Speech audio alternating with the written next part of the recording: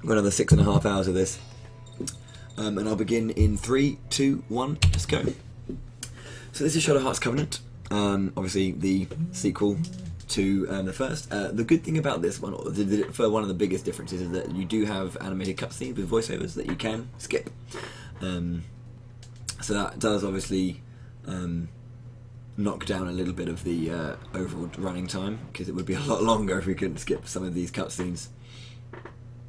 So yeah, let's get straight into it. I was practicing some of the rings before Garrett finished, because I need to just make sure that all my ability is still there.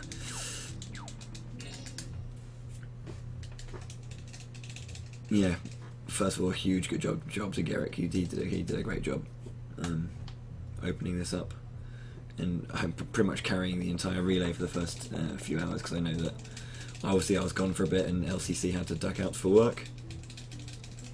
So we're going to begin in this tower. Two new characters here, Nikolai and Karin. Karin is a German soldier, and Nikolai is I guess, for lack of a better word, a priest. So the first kind of 3 fights we're going to be doing, we're going to be running away from everything, because we're chickens, but also because it's just much faster, and we don't really need to do many fights, really. There are the majority of the fights we do are all mandatory, bosses, etc, etc, but I will kill a few random enemies. Cool. The speed of this early kind of segment depends on whether or not you can get away. I'm going to try not to split as well, because I'm pretty sure I'll want to split throughout every single boss fight. But when I get to fighting, we'll see one of the huge differences that this game has, and one of the reasons why I say that as a game to play, this one is much more enjoyable, and actually my favourite of the games to play. But I would say that Shadow Hearts 1, as a narrative experience, is a superior game. So, of course, just running away. But, oh, I can't get away. Fantastic. There we go. You can lose a lot of time if you don't get away. Many have been in prison. But I've been quite lucky here. So, as you might have noticed in the first game, every character had 3 attacking Judgment Ring slots. But this is a little character here called the Ring Soul. And he, basically, what he does is he gives me attack boosts. So what you can do is you can actually customize the ring a lot more. So for instance, Karin doesn't actually have 2 Judgment Ring slots to attack with. In the beginning she has 2. But you can give each character up to a bonus of 2 more attack areas. So Karin can go up to a total of 4, Yuri can go up to a total of 5, etc, etc. That's wrong. Ring custom. But I'm going to bring it down to 1 and give myself a technical ring. So we have different types of rings as well. The normal, the practice, the gamble, and the technical. They do different things. Practice ring has no perfect slot, so it's easy just for hitting and just getting used to playing the game. The normal is the normal one, where you have the perfect areas and the non-perfect areas. Technical makes it harder to hit, so it thins out the areas, and if you miss anything, you do no action whatsoever. And then the gamble ring puts all of your hit areas into one tiny hit area, and if you hit it, you get everything done for you.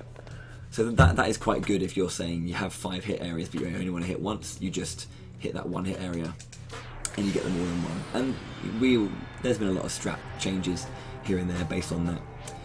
So let's just get underway. Perfect to begin with, very nice. So the technical ring, what's good about the technical ring, or kind of why the technical ring is really good for, has been a big part of this run, is that the technical ring obviously makes it harder to hit, but the bonus for doing that is it actually increases the amount of damage that you get when you get the perfect. So the normal hits are exactly the same, but the perfects are a slight percentage stronger. I bet you I'm going to hit him by 19 now with Karin. So Gargoyle has 140 HP, and you can hit anywhere between 49 and 51 with Bright Light, and Karin can hit anywhere between 19 and 21, and he's got 1 HP left. So he's dead. There we go.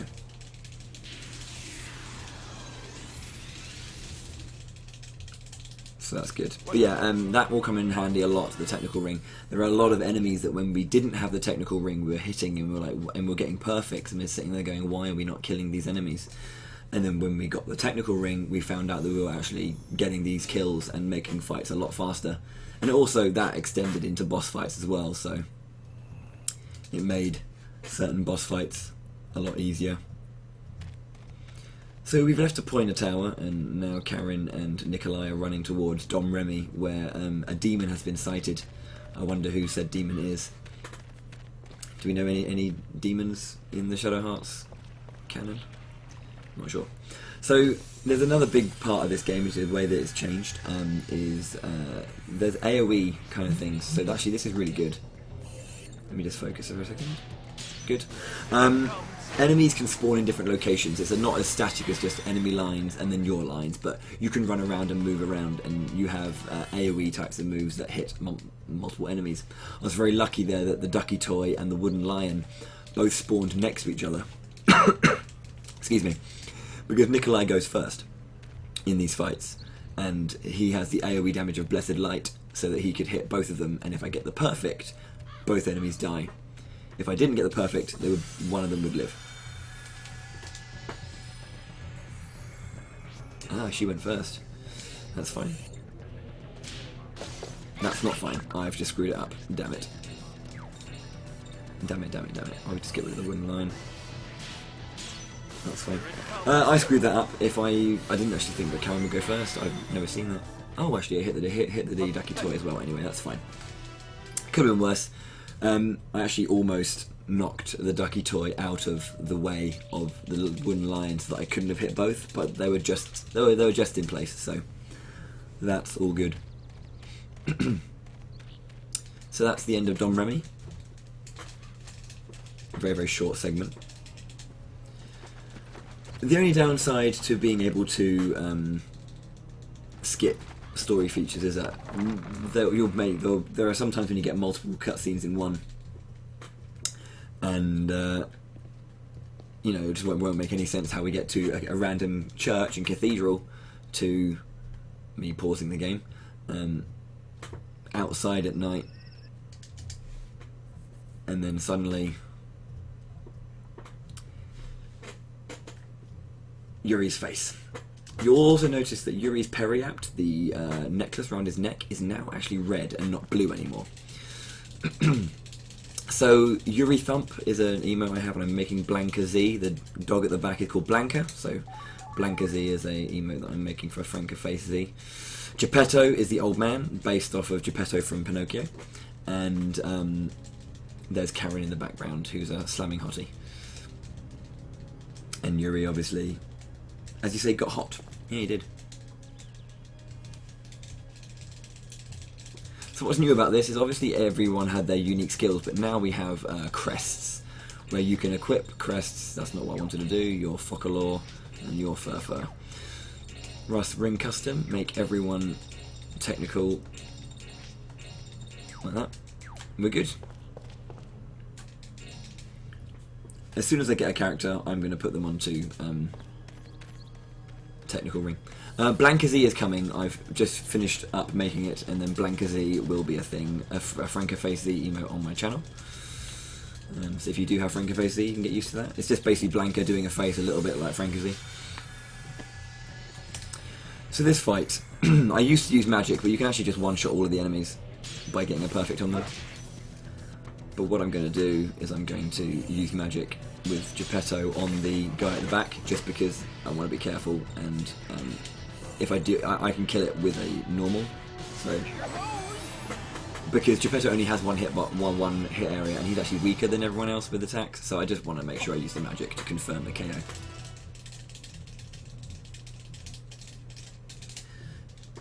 So actually, you know what? So far, I wouldn't be against this run. It's going quite nicely. I've only missed like a couple of rings. Well, I've only missed a couple of perfects.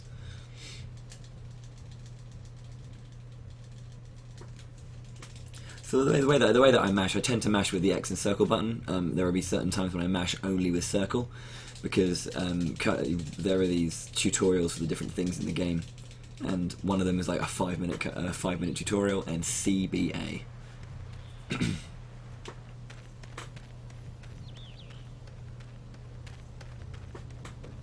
just realised that I have my own personal sound down.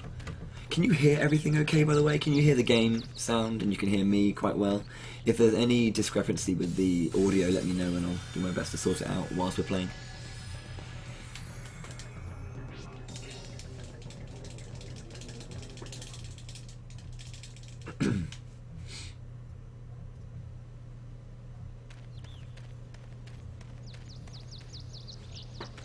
Excellent, thank you guys. I always make sure this game has amazing music. I want to give an early shout out to Yasunori Mitsuda and Kenji Ito, who did the music for this game. Obviously Kenji Ito did Final Fantasy Adventure. Wow, shite, that's bad. And Yasunori Mitsuda did Chrono Trigger, obviously, so a hugely talented music set of composers went into making this game's soundtrack. So the European village theme is just fantastic. Absolutely beautiful. And don't worry guys, for those of you who watch my stream and know a little bit about me, I am wearing my bandana right now. It's all good. Always do. It's just a part of it.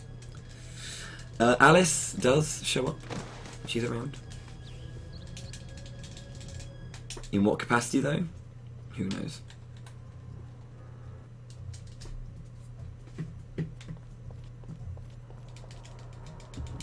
So the graveyard's changed a little bit from the first game, as you might have noticed.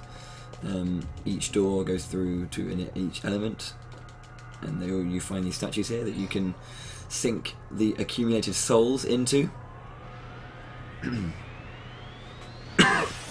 Excuse me.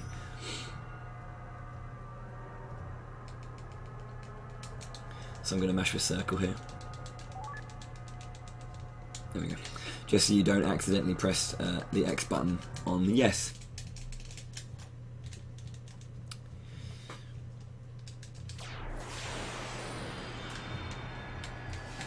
Okay, so first like actual tough boss. So I'm going to transform into Carol. The reason I get the fire spirit or the fire fusion monster, we'll see when we get there, but it's a physical based monster, and it's very, very strong. So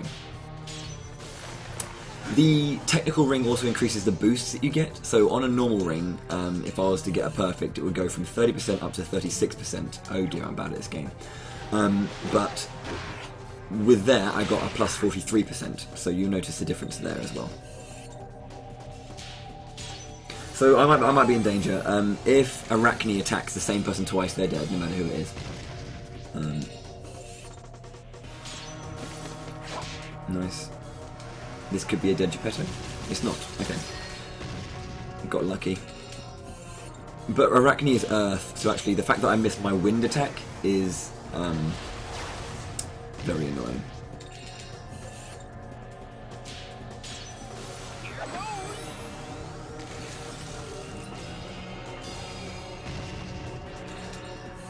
I'm going to have to suffer one more hit, but it has to go after Blanca. If it goes after anyone but Blanca, I'm wasting a turn. Defeat. Yep, and that was on my big hitter as well. And I can't...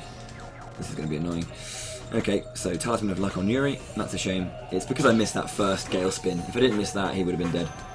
So that's my fault entirely. And I can't do that either. This is bad. Terror Leaf, Yuri. So I'm losing a lot of time now. This is not the ideal fight.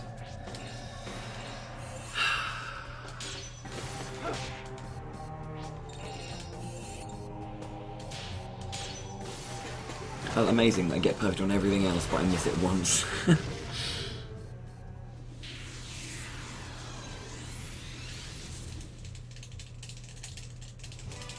And if you could, guys, it would be awesome if you would shout out the stream and let people know that this is happening as well. That'd be great. It's kind of been the community's dream to kind of get this series out on a wider scale. So I mean, obviously it means the world to us that all of you are here, so thank you very much. Especially Garrick, because he is the community pretty much. Because ages ago I was looking for a Shadow Hearts runner and LCC pointed me in the direction of Garrick, and he was running Shadow Hearts 1 fantastically, and then he and I routed this, and then LCC got on board and did all of 3, just worked on 3 himself pretty much. He did a brilliant job there. So it's nice to kind of do this for you after the last few months of the community building. So Jeanne is a young girl who died in Dom Remy, and she's basically trapped inside Yuri's soul, and she'll be the one who is kind of like she's Yuri's Jiminy Cricket, for lack of a better word, really. And in terms of deciding whether you do get the good ending or the bad ending, it comes down to the Jeanne scenes. So Karen's now a slamming hottie with whatever that attire is on. Great. And let's just skip through all of this text.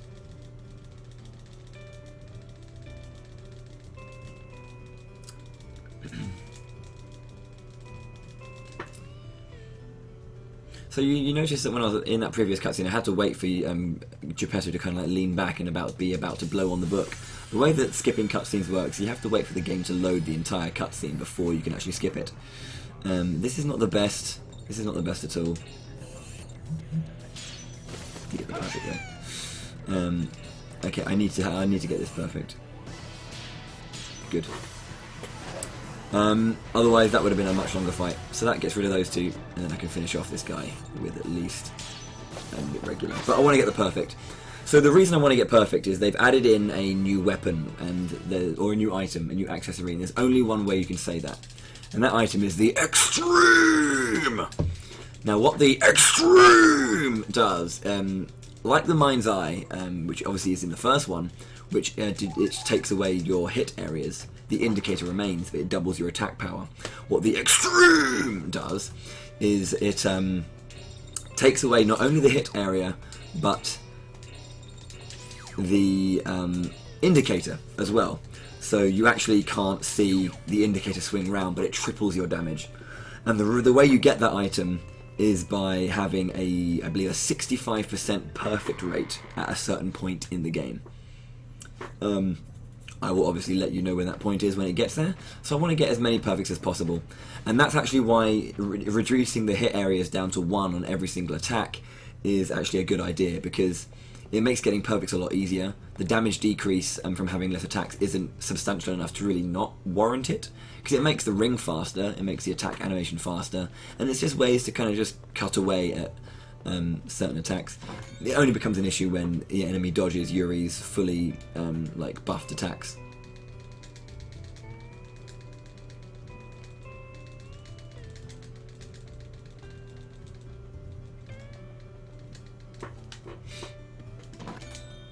So we're in Paris, and shout outs to the village music, it's just amazing.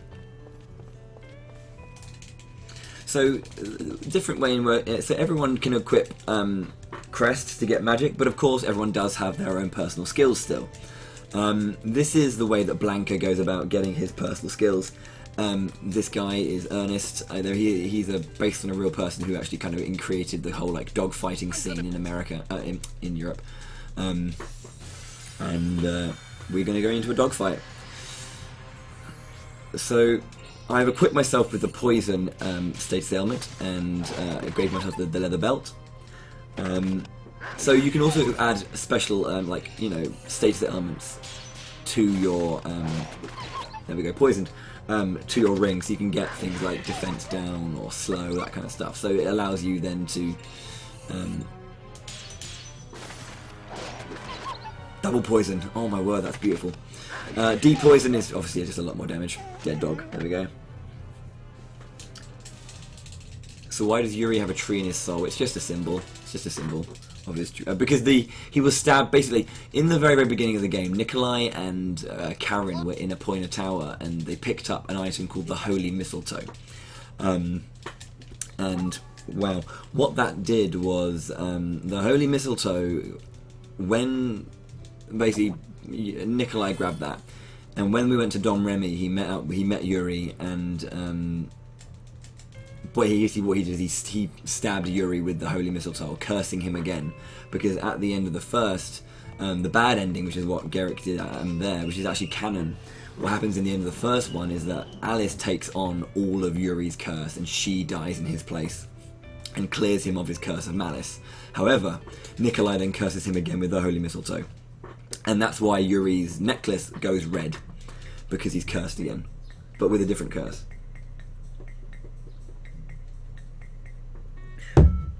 And that tree represents the holy mistletoe and his stranglehold on Yuri's soul. So this is Pierre and Gerard.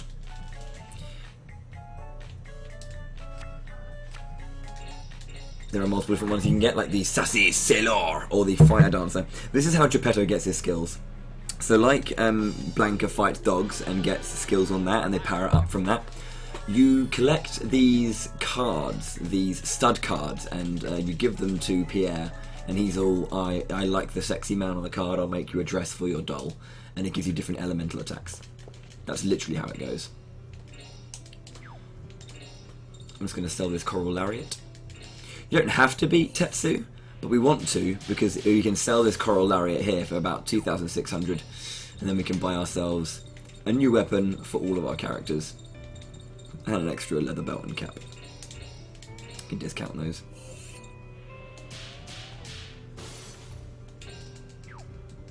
Actually, I will equip them now, just to get everything sorted.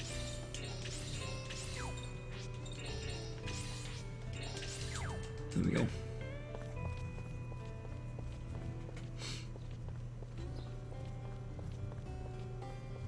Yeah, they were shown on Scrub-a-thon, the stud cards, and I almost lost.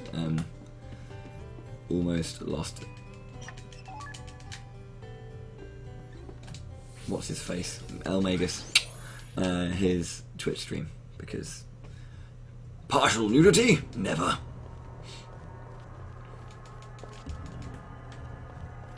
So I'm just going to level up my Fire Soul to level 2, so I get the level 2 Fire Soul. We used to get the third one, but actually we've created new strats where we just completely skip the third Fire Soul, which saves a lot of time, about 10 minutes. So that's Barbaria. Barbaria is a level 2 fire fusion, and this is the reason that this game is so quick. Is this fire fusion. I'm actually going to just going to use a Terror Leaf on Blanca. I'm actually going to take the belt off him and give that to Karen, because she's more likely to do any physical damage than Blanca will.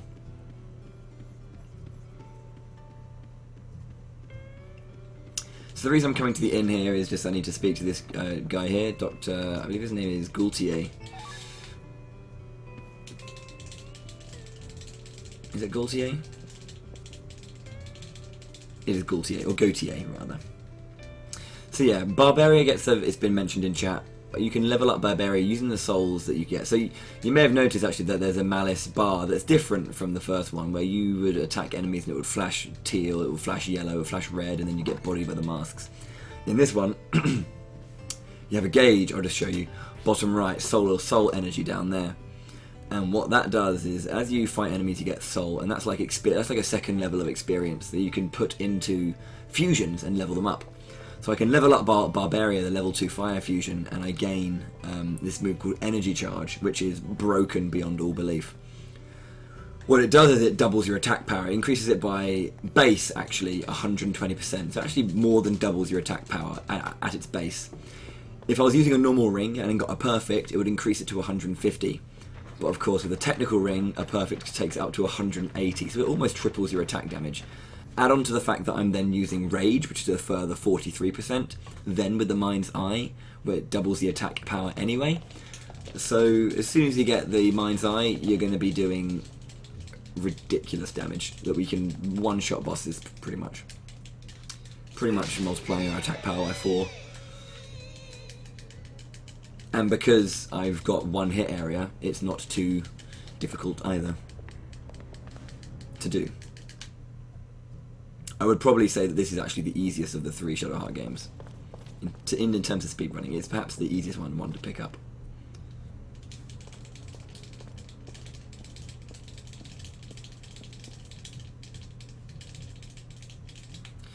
So this is the first potentially dangerous area in the game as well. If you get surrounded by the enemies, they do AoE damage, which can just wreck you. So you got to be careful.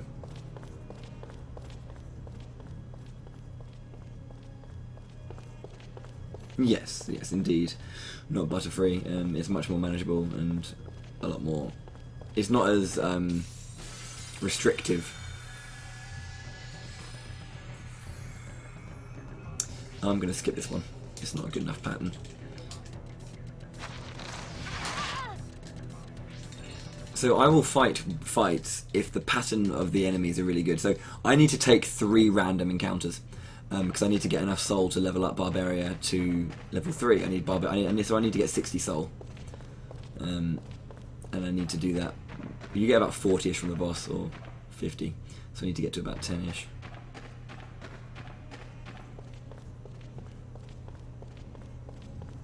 The ideal situation is that when I get a fight, I surround the enemy and they're all in the middle, and I can just AoE them myself. That's the ideal situation. But if I get this, for example, this is a fantastic layout. That'll kill them all. Good fight. Good fight, boys. You get a bonus soul as well if you get a ring perfect victory, so... Well, depending on the fight and depending on the conditions you gain when you win, you can either, if you get a ring perfect, if you don't take any damage, if you do it within a certain amount of turns, you get different bonuses.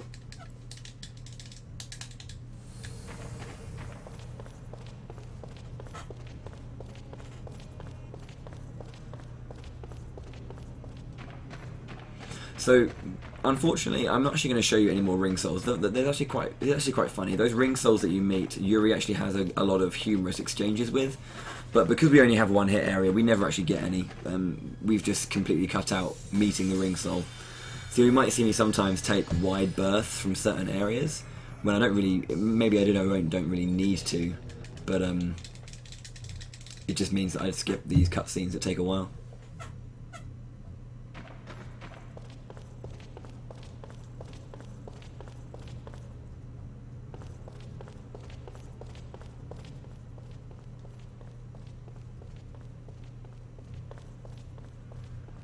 Yeah, Jeppetto is very cool. He's very, very cool. He's got a fantastic voice as well when he's doing some of his things. When he uses an item, he goes, "What happened to you?" I would do it normally, but my voice is knackered, so... But it's very cute. It's not a good enough layout. Don't like it. It'll take too many hits. I wanted to have a fight that I can do in 2 attacks max.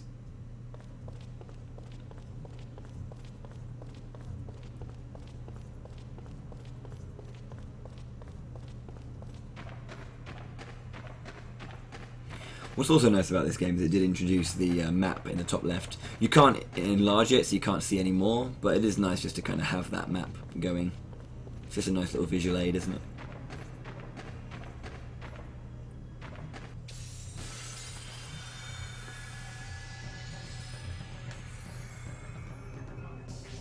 How's that?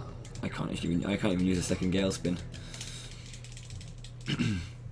I wouldn't have minded that fight actually, it wasn't so bad, as long as I could get rid of the Akimu worm quickly.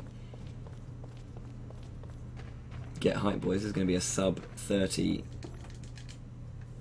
fuse. So the reason I've come all this way is because at the beginning of the subway I was blocked off by a minecart, and I wanted, it's basically had a broken fuse, so I was getting a fuse from this side, and then gonna get the user fixed fuse to move the minecar. Or the subway train, rather. Minecar, please.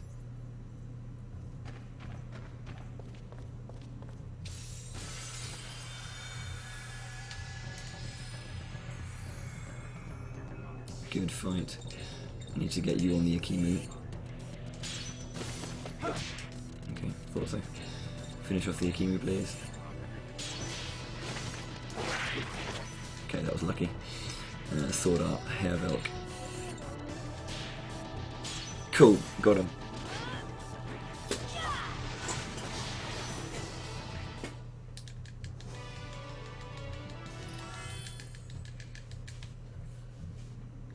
Nice.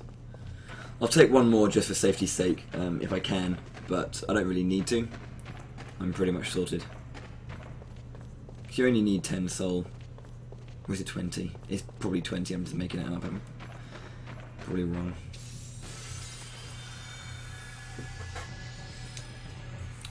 Perfect, got this around. You are going to attack that one because you haven't got any MP left. You're going to attack the clawed soldier and get rid of it.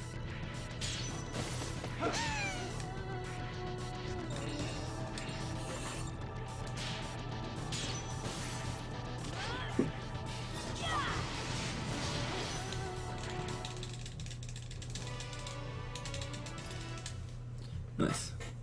Thank you for the fights. Basically, the reason I want to get about that much is because I'm going to be having a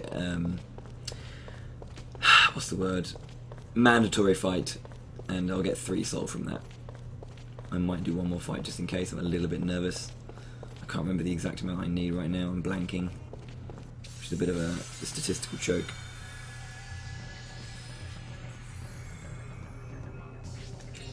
You know what, I'm going to go for it. I'm just going to take it.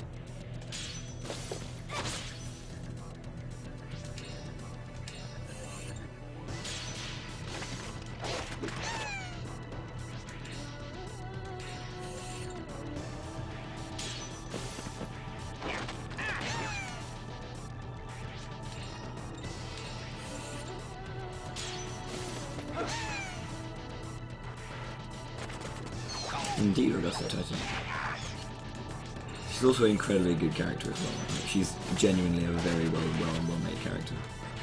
I took that just for safety's sake because I wasn't quite sure. I'm just brain farting on the amount of soul I need. I think it's 10, but I'm guaranteed to get at least 20 now, so yeah. I'll take the brain fart, it's fine. There's a lot more game to come, so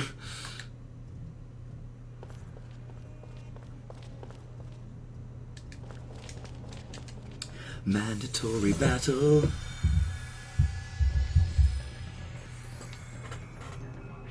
And I'm in a really good formation as well, but I don't have any MP, so I can't do quick kills.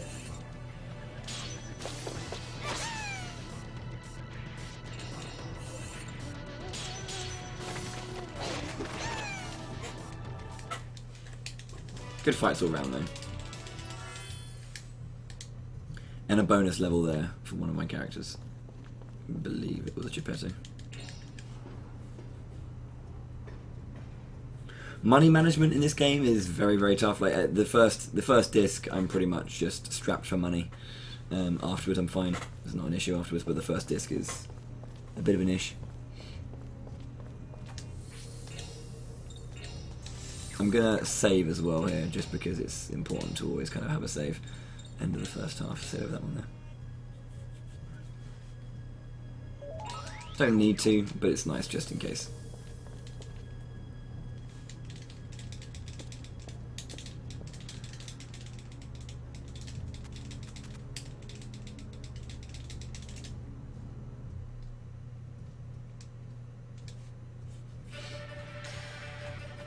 So, the difference between Shadow Hearts 1 and 2 is that 1's a lot darker. 2 is still fairly dark, but you can see that they changed a bit to the kookiness, and you'll see that here.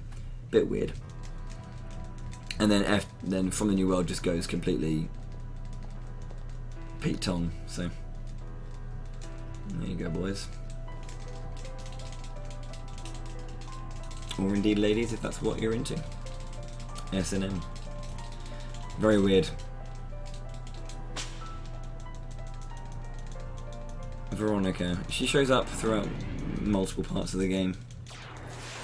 Interesting. Interesting.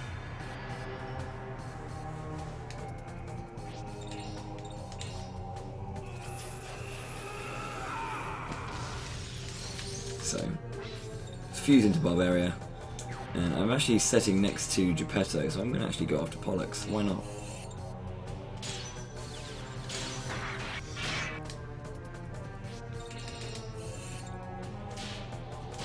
Ooh, got a good. That's bad.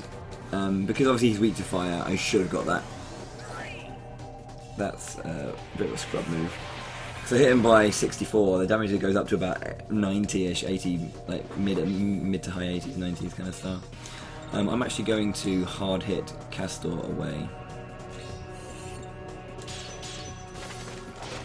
rather than use any magic, because then he has to waste his turn by doing that again.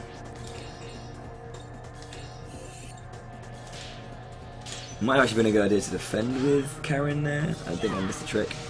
Because if they go after Karen, she'll be able to take the brunt, because someone's going to die.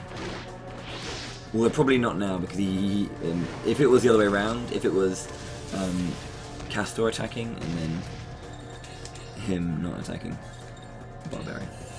If it was the magic used by Pollux, Yuri would have died. But it went the other way around, so actually that's really, really good for me. Let's get rid of Pollux.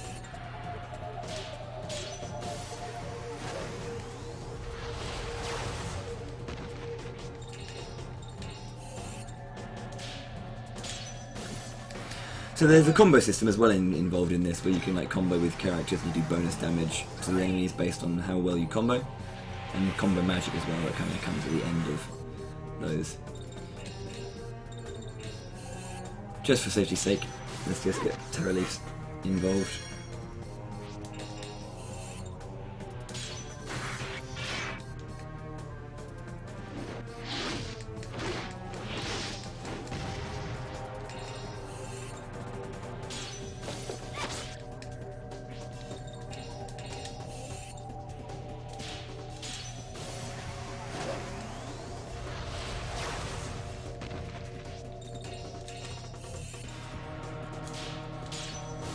The thing with marionette moves is they take up a lot more time, but they're worth the extra damage on certain fights, so you want to take it if you can.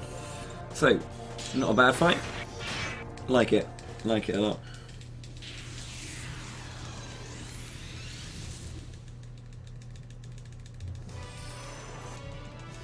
You get 50. You only need 10 then. Only 10 soul. I need to remember that.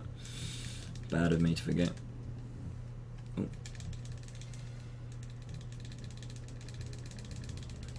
So what's going on, obviously, Yuri's been poisoned, been attacked by the holy mistletoe, and he basically knows that he needs to go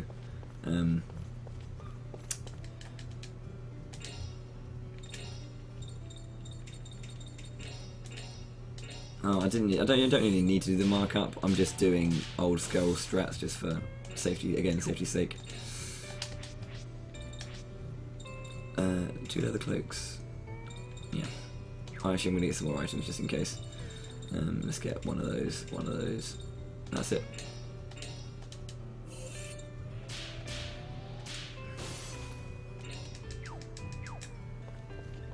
So yeah, we basically wanted to escape Don Remy, and then we were making our way back to Wales because we're hoping that Roger Bacon, obviously from the game you just saw, he might be able to help get rid of the curse. Grab the wool coat there and the tent. Maybe recommended.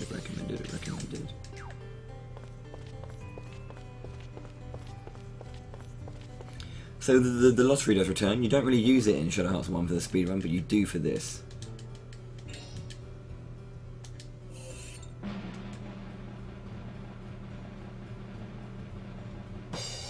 Reason being, we need these tissues at Constellation Prize. We get the tissues and they basically help us to do a mini game to get to the Mind's Eye, which obviously is the most important item in the game for the speedrun.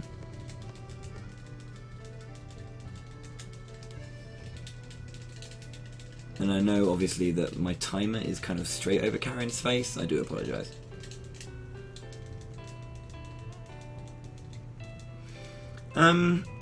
Barbaria is pretty overpowered, and Lucia can do some ridiculous things.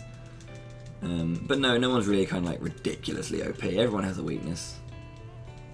Apart from Yuri, really. Yuri is just the best character in the game. But he's not like stupid OP. It's my favourite animation where he just kind of like walks over, waddles over, sits down, and then gets back up immediately.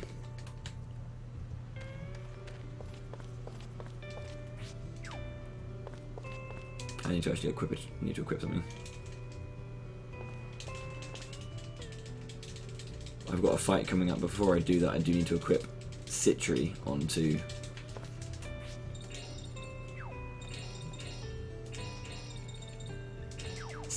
Karen, and I need to build up Barbaria.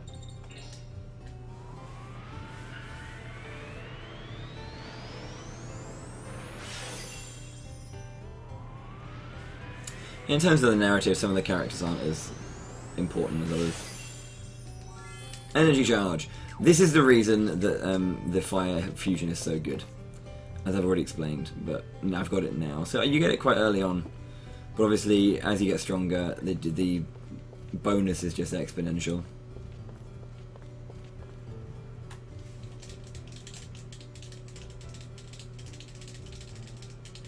That fat guy in the party.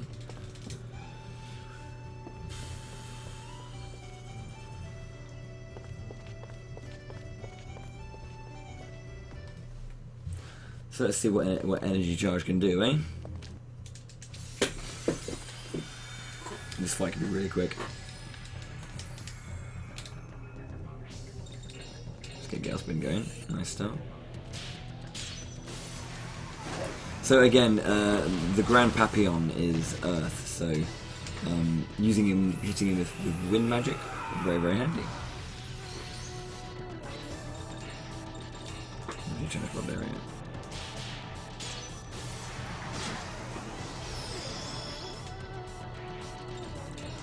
Press Magic Rage Barbaria. So now he's been raged and energy charged. So he's going to be hitting for 223% bonus. So I've already tripled his magic, his damage. So GG.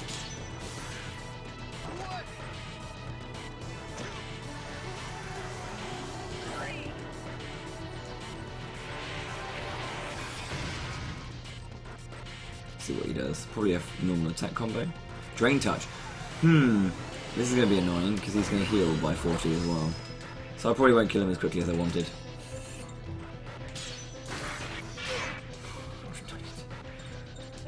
I mean, for now, that's a lot of damage.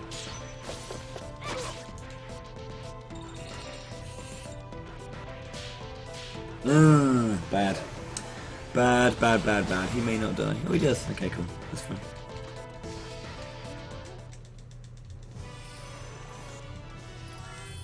I'll take it. The old guy in the trench coat, Gatling Goon, is Jeppetto, so he's kind of inspired by the Jeppetto from Pinocchio. And so that's a little puppet, and that's the puppet that he designed based on his dead daughter. So there's a bit of a dark beginning behind it, but obviously that's his way of attacking. His weapon is like pitted of different puppet strings, because she's an enchanted doll.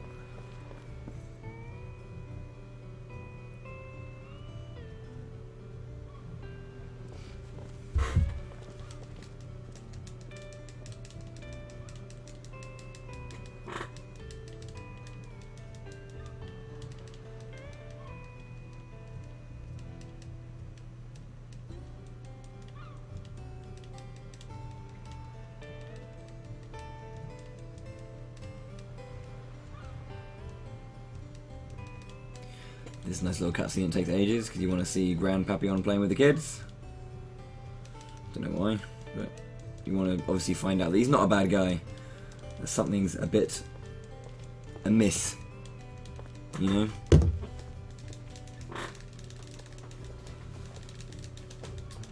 Something is amiss in this village. So obviously we were doing the mayor's bidding. We were patrolling and fought the Grand Papyon because he's the baddie in this village apparently. But everything's not as it seems.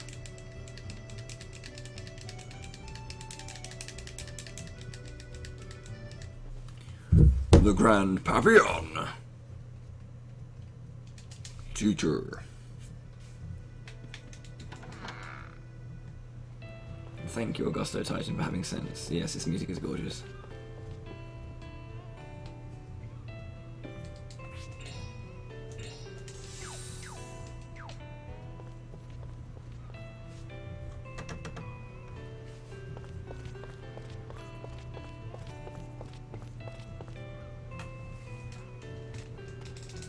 Oi, Asda, I ain't gonna be your bitch. We're basically gonna fight the mayor because we realise that no, he's the baddie. Basically what's happening is the mayor's trying to get the property where that old lady's living, that bar on the south side of town. He wants it because there's like treasure there or something. So he's trying to bully her out of being there. And we're like, you guys are douchebags, we're gonna beat the balls off you. Unless you give us a shitty, excuse my language, I'm very, very sorry, oh my word, I'm so sorry.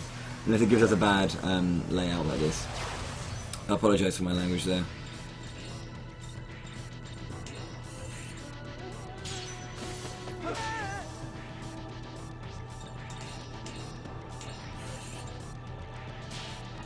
It's been a long day.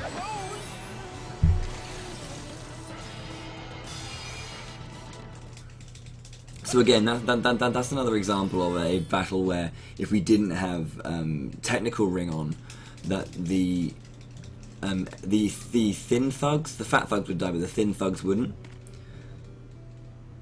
So with the technical ring on, every enemy does die from a perfect hit. You still have to hit the perfect, which is harder to hit, but the payoff's worth it. And hopefully you'll be at a skill level with the judgment ring that you can hit those regardless. Every time that woman gets in the way.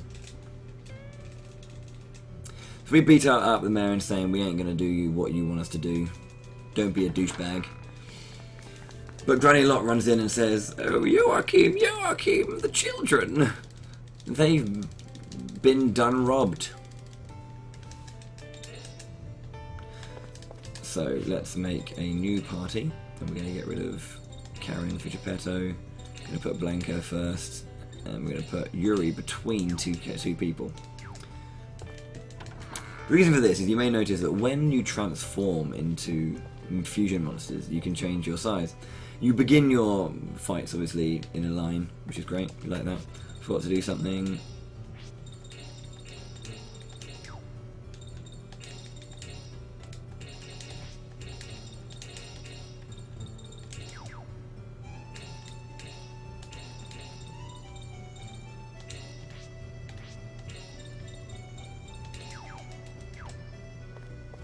So yeah, you change size obviously to a bigger monster when you change into Barbaria.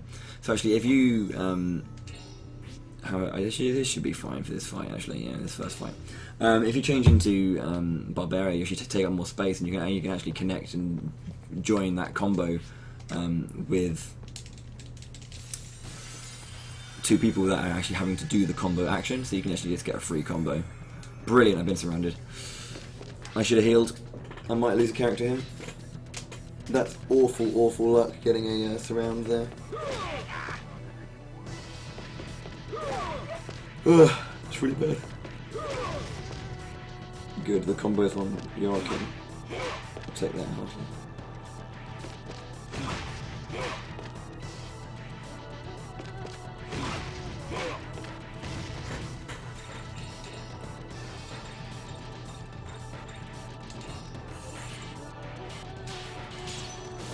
So you can see how dangerous a surround can be if enemies have AoE damage.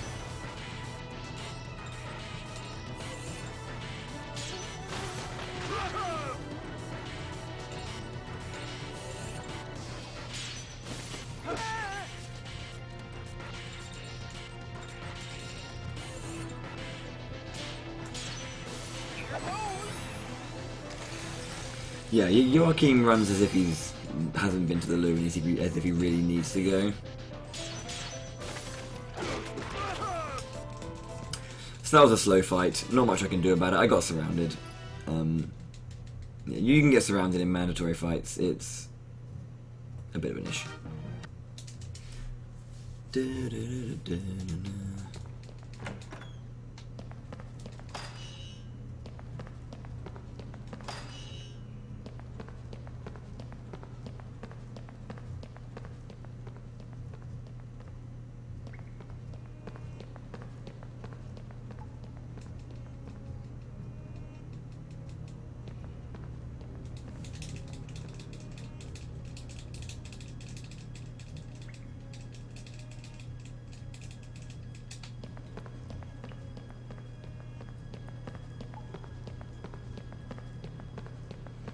So you can get through here without getting a single fight. That was very close. The F is that run. That run is the best running animation in video game history, my friend. Yeah, exactly. Manly. It's a manly run. I'm on my way! From misery to happiness today.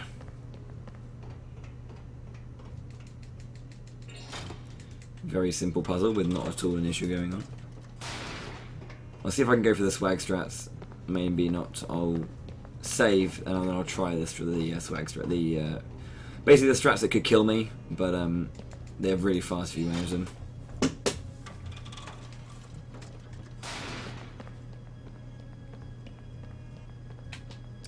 Good. I always get caught on one of the invisible walls when I'm doing this bit.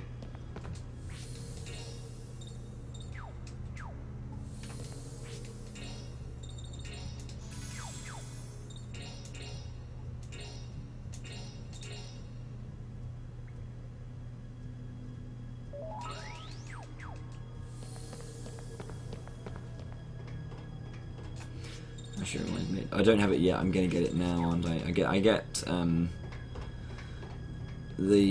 get a crest that has Gale. Now Gale's a really, really good skill that basically increases your movement, your like turn action, so your speed in battle by a large amount. Especially when you get the tech perfect. And getting Gale just makes Yuri go really fast. An energy charge has got a low cooldown move, so you'll notice that the attack pattern, or like the turn order, is kind of like Final Fantasy X. You can see what's coming up, and you can obviously see how each skill affects the upcoming turn order.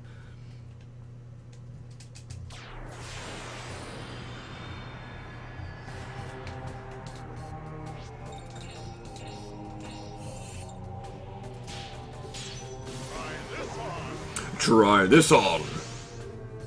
I will certainly try it on. I got the crit again. No, brilliant. Wow, I'm bad. Okay, no swag strats. You need to get double perfect. I could survive this actually. I did say for this reason. If she's a hail beat, I might die. I might not. 32. I'm in there. I'm in there.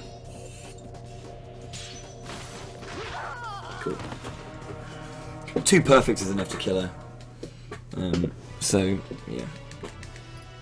Joachim now has no HP though for the next fight.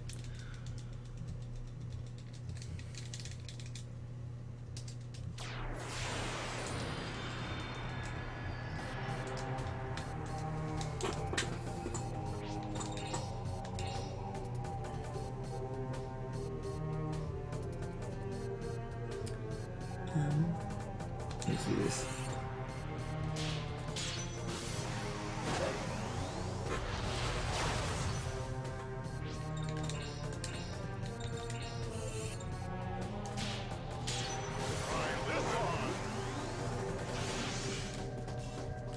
Let's try not to use that word. Paralysis. Outrageous. That has a very low chance of hitting.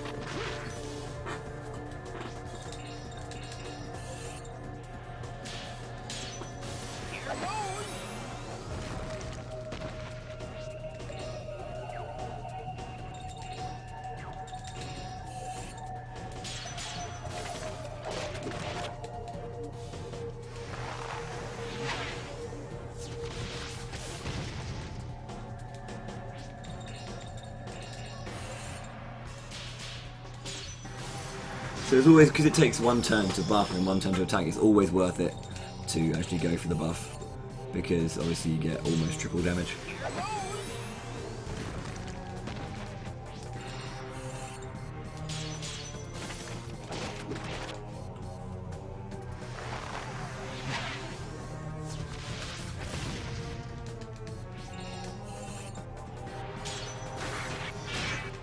good, good fight.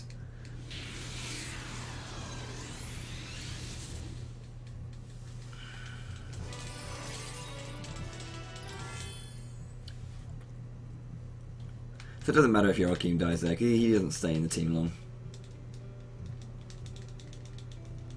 So now that we've saved their life from being killed by Veronica, like, right, do as we say, we will literally just punch you into the nether. So they do as they say, they don't want to go bother Granny Lot again, because we'll just come back and nail them if they do. Simple.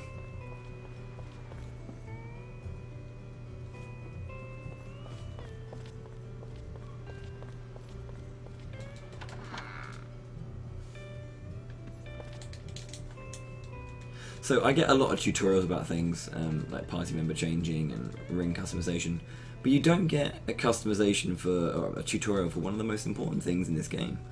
There's a wonderful little, not a mini game as such, but like a puzzle called Solomon's Key, where all of the crests you get obviously have names and they're based on certain mythologies.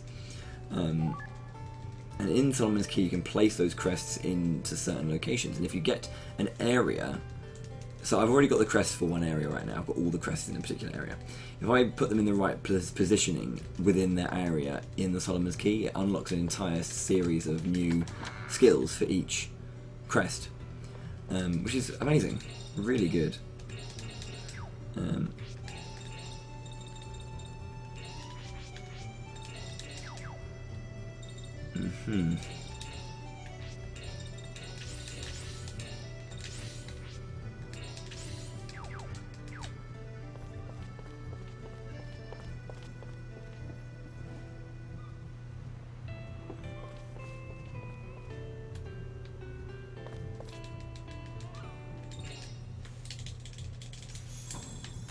So we made our way over to Southampton, which of course, because it's England, is raining.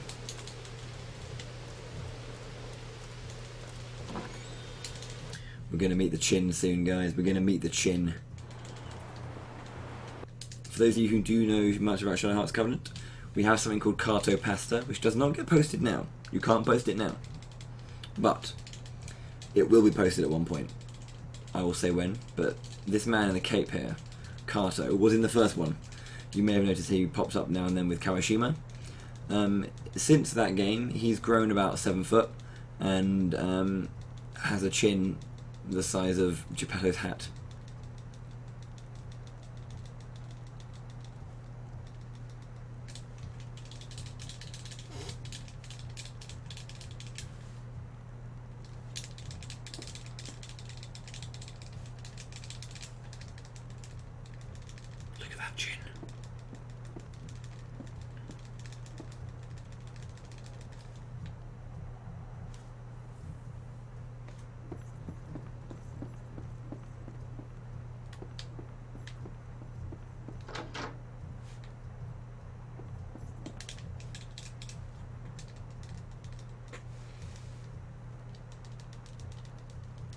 Sloshed carrot in Jeppetto, hangover tomorrow.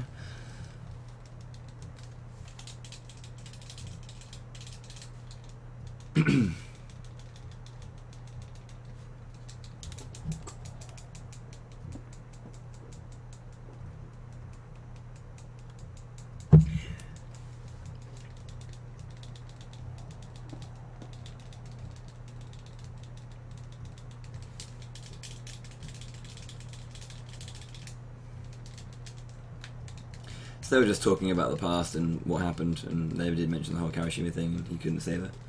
Sad face.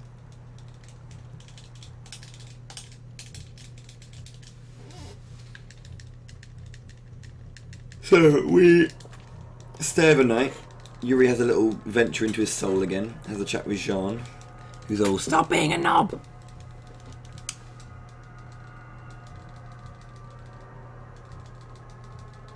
Mate, that chin can't just break glass, Sinful Heart. That chin can cut diamonds, mate. Can cut diamond.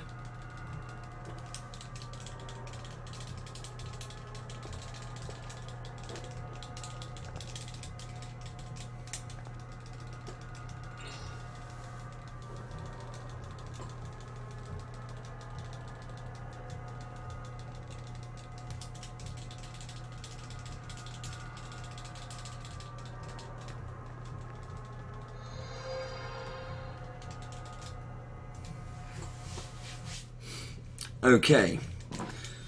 It's a new day. It's not really raining, but it's overcast as hell because England. Right, I'm just going to run up here first of all, and just on this little instep here, I don't want to go too far because I'll start a cutscene with that person there. But I'll grab a Leonardo's bear. As you know from the first one, it makes the instant death status effect, renders that null and void. But it's much better idea now to sell it because I need to buy some items. I could try not selling it and trying a different strat, but we'll see.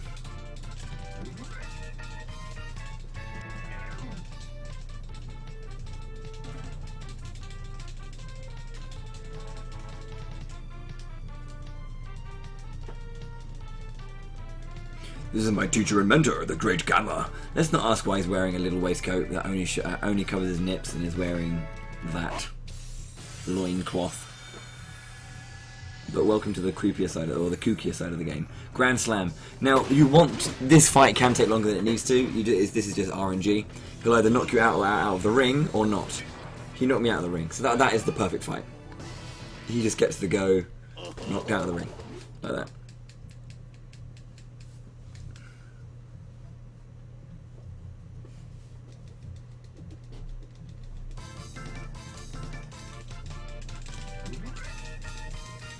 If he doesn't, it'll probably just be a knock into the wall, and then you have to basically just die. Because we don't want to actually build up douche nugget over there, so we just kind of kill him off, and it makes the thing faster. I'm going to try just selling the Bodhi bracelet, and see if I have enough money.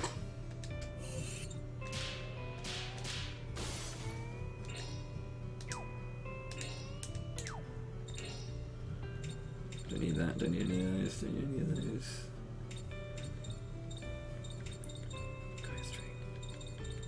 Fine rapier.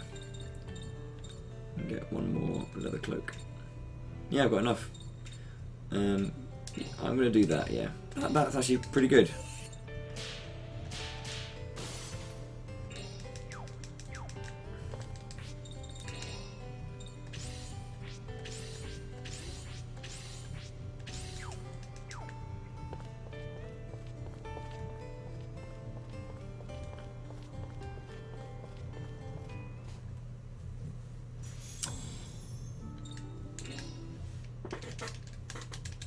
Yeah, you don't have to buy his weapons.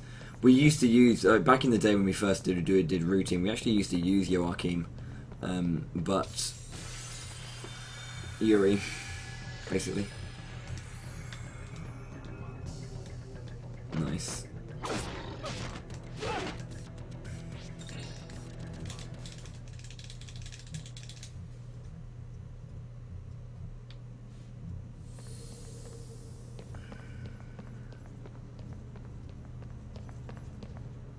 Where am I going?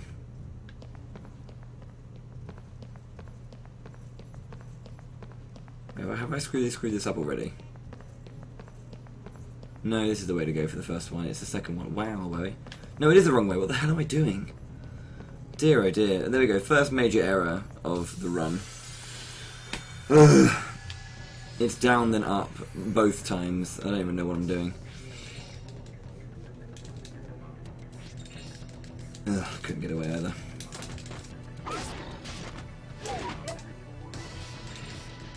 Please.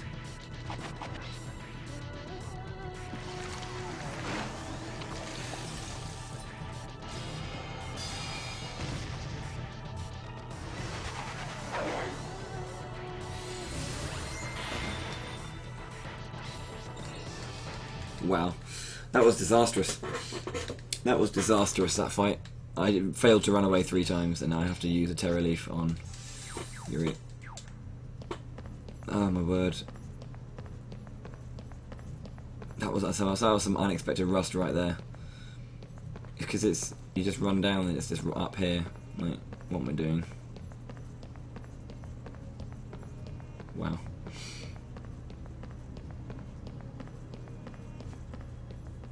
Oh well.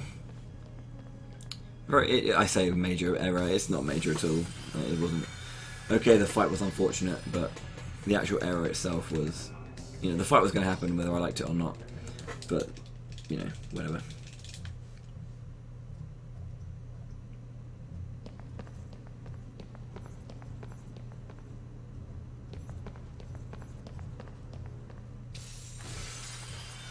So you might notice that I didn't buy a whetstone for Blanca. And the reason I don't buy a whetstone is because I'm just going to find one in a chest to the right here. I've considered maybe buying it is a much quicker idea than just kind of nabbing it here, but in terms of money, it's much more money efficient to grab this. So I actually haven't, but I didn't sell that Leonardo's bear that I had, so it means I only have to buy 2 later on because I'm going to get a second one at some point. So I think that overall might be the fastest strat. So I can, well, better in terms of money.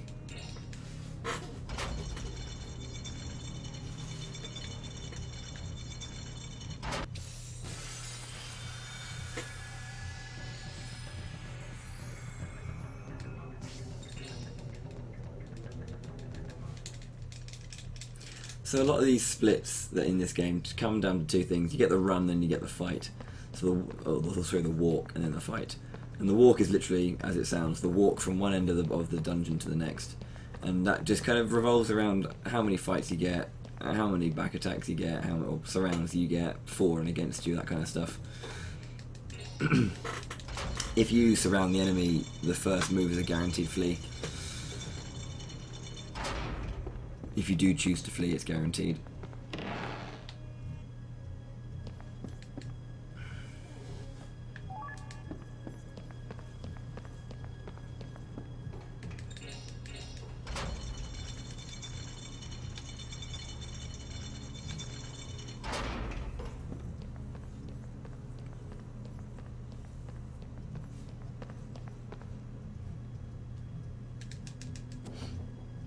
So I went down to a lower part of the mine just to grab this lantern. Very nice looking lantern that we actually use multiple times throughout the run. Well, I mean, it happens normally, but like it happens naturally. But it's just kind of the narrative insists that you use the same lantern. Quite a nice little thing.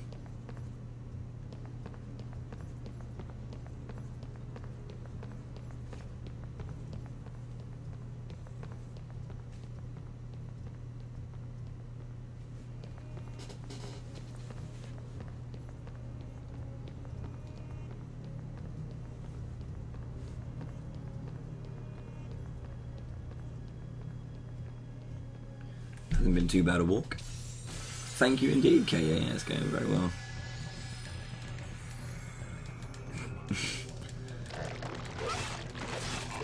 Good job, KA. Good job.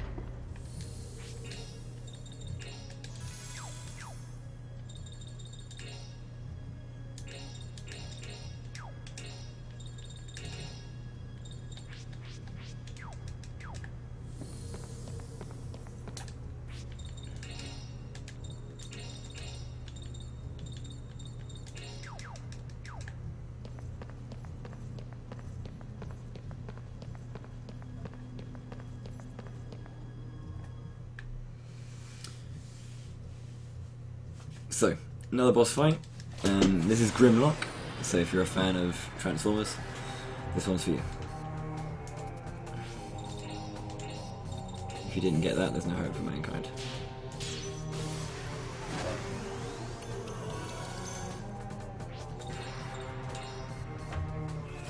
So I can get a free combo here, so I'll take it.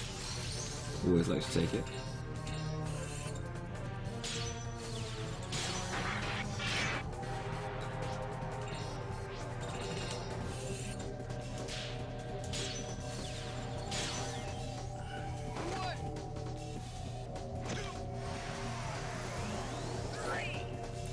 1, 2, 3. And then I'm going to use Karin's last move just to rage Barbaria.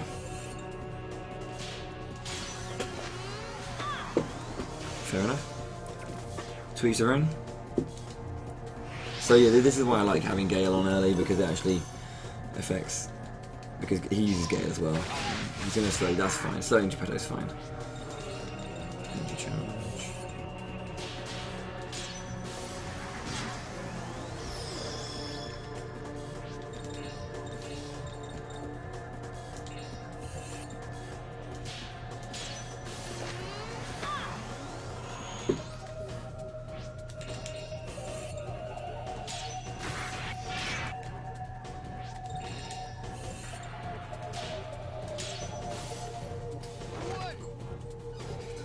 The transformations are a bit different, yeah. They kind of mixed it up a little bit in how it looked. Don't go after Jeppetto again, please.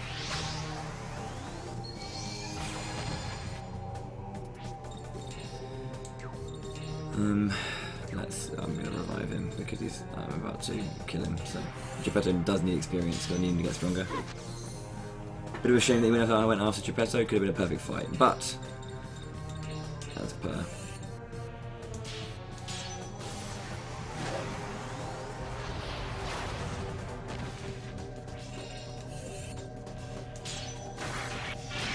Good fight. That was a good fight. The only issue is that he attacked Jeppetto twice. If that had been different, it would have been a much better fight than it already was. Very good, but it would have been much better than that.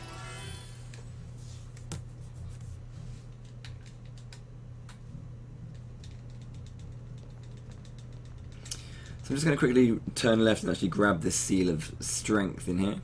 So when you level up, you get usually 1 or maybe 2 points into each particular stat. If you perfect a seal of strength with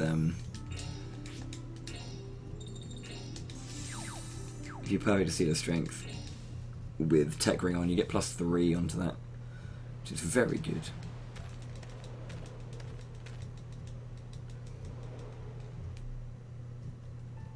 This is...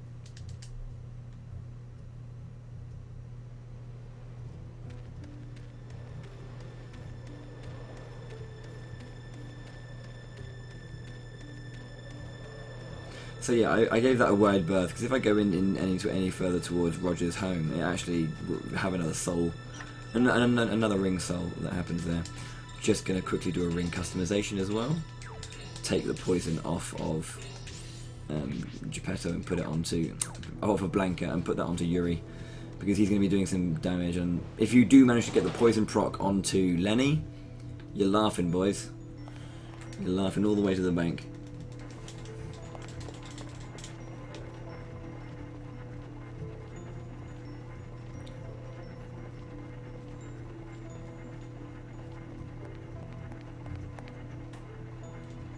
I didn't save. Oh, whatever.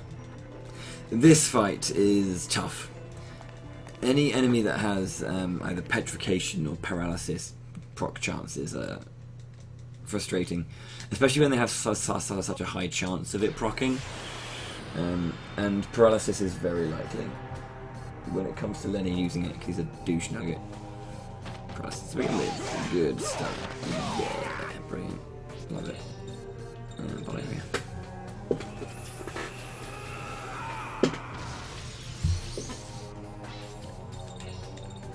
Oh, I've already got an attack. Excellent. I'm going to go after Lenny. See if I can get the proc. Get the proc, come on. Yes! Got the poison! Beautiful! I'm actually going to use a Soul Benediction on Jeppetto. Just make sure he's free. I got the poison proc though, that was beautiful. Getting that early is really, really good. Gale on Barbaria.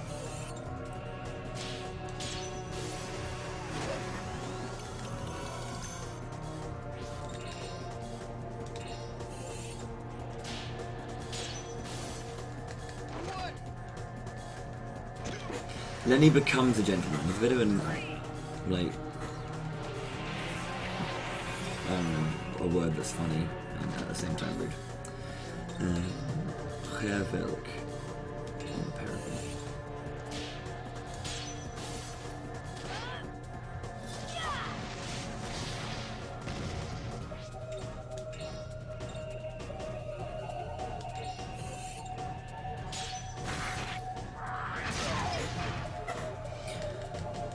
Okay, what are you going to do with your poison buff, dude? You didn't use poison. You didn't use paralysis, that's lovely. Nice, and bonus damage.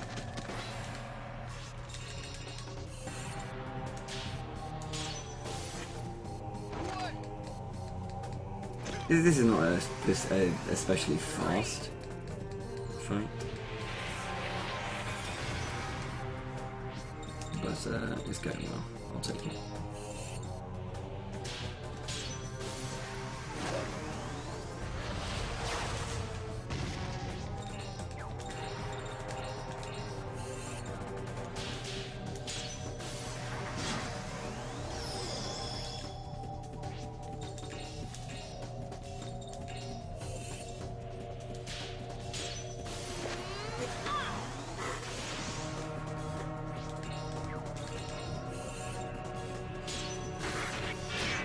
Nice, good fight, actually, yeah, I like that.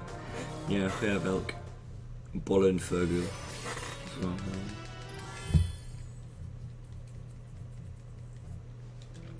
Yeah, I like that fight a lot. I got the poison proc first off though, so that was quite lucky there. When there are fights, not every fight I have where I really worry about procs, but that particular one is handy if I get it.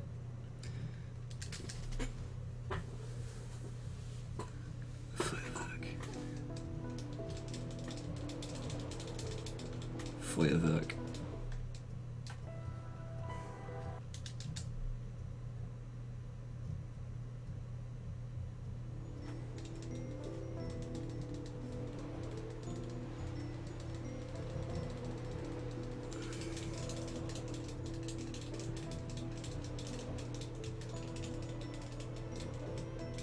These squids do.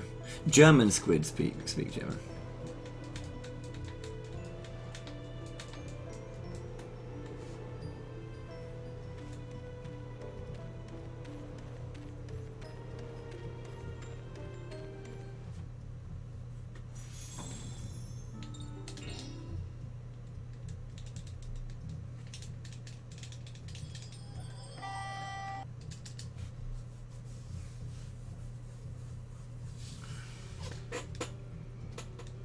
I'm going to change up the strats a little bit here. Normally I'd go and buy armor now, but I'm probably just going to skip it. The next two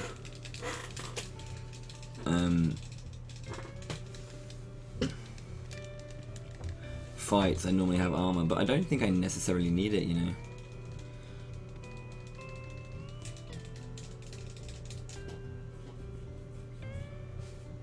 Excellent, okay, yeah.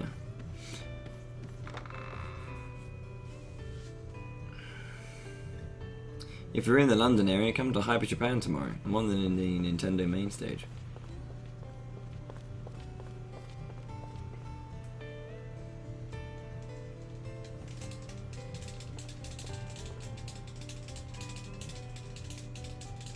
Not the old lady, not the old lady, but Lucia we do get.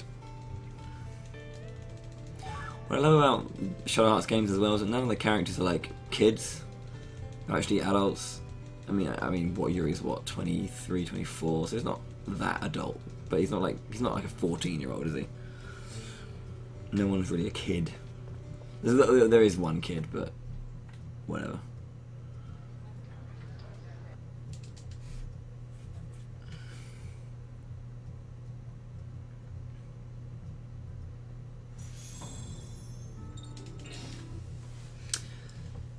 So obviously, when we went to Wales, obviously we're trying to see if we can fix the Holy Mistletoe curse.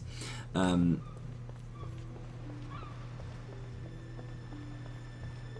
went to Wales to see Roger Bacon, but he's not there. He's been captured, and that's when we met Lawrence of Arabia, Thomas E. Lawrence, and he said, so the Sapientis Gladiators are what you're looking for. Well, they might be over here. So we go down to Florence, because there's a lead down in Florence, and that's where we meet these people. Just to keep you up with the basics. Have we updated the title stream, by the way? I'm not sure if there's the title update. I think it still says Shadow Hearts.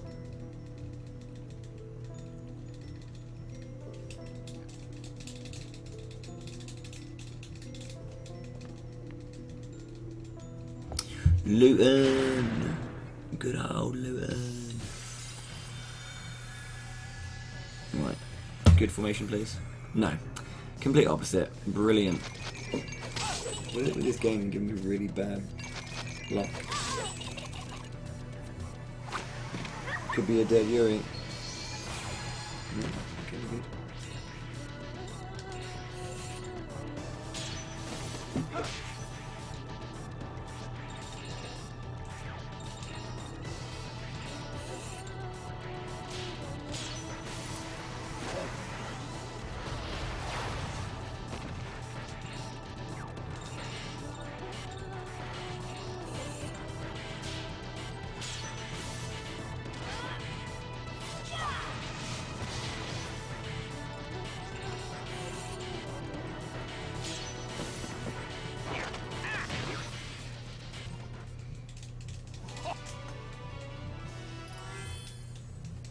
So quite an annoying fight. The surround is never really what I want to have to deal with.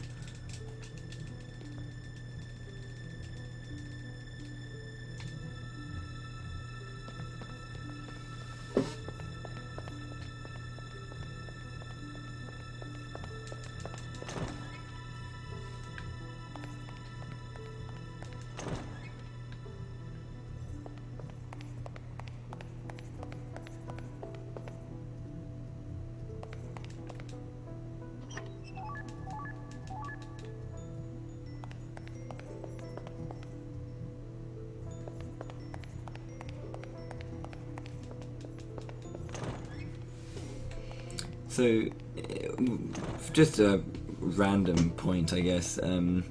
Shadow Hearts, you don't really get any breaks apart from the 40 seconds at the end. You get 2 breaks in this game. Well, technically 3, but the third one's not as big, and it's pointless because it's before the final fight. But you get like about a 2-minute cutscene that's unskippable when you fight Nikolai twice. So he'll be like, you fight Nikolai because he's obviously a baddie. I won't tell you the form in which he's in, but you have to fight Nikolai twice, and you get cutscenes that take a while between those. The first one's about just under 4 hours in, and the second one's about 5.5.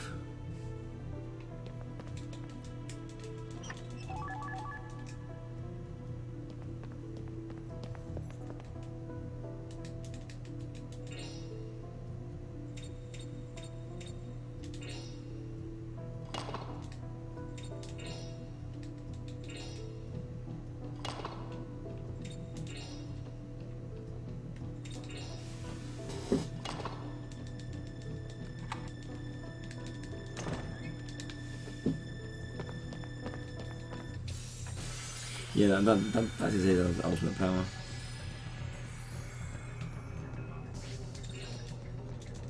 Well, no, like we get breaks, so you don't really need anyone to mash for you, unless you've got like the bladder of like a 2-year-old. Then different story.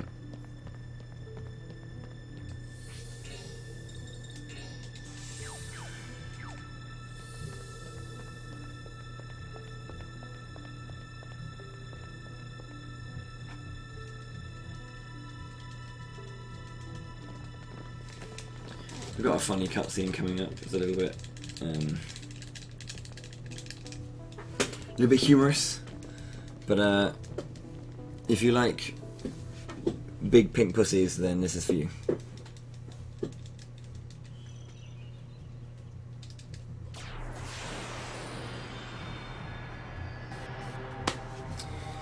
Because there he is, Andre the Giant.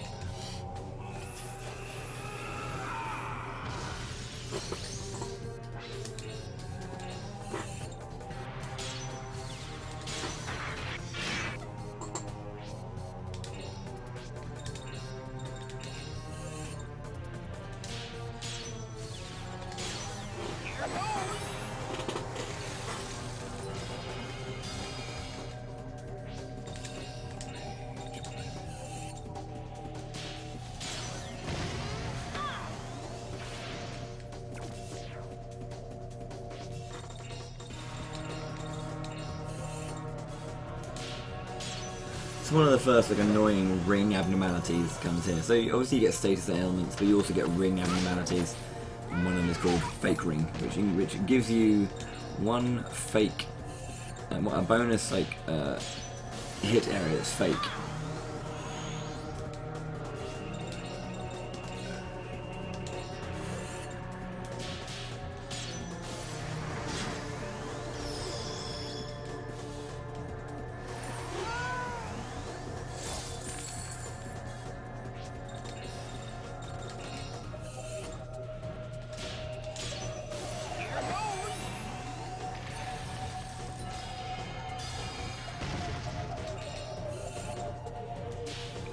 Flip.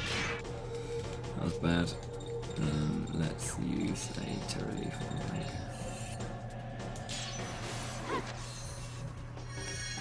Yeah, this fight's annoying because when he uses cash steal, it's like, why? Why even be alive, you silly dog, silly cat? He's flame as well, so.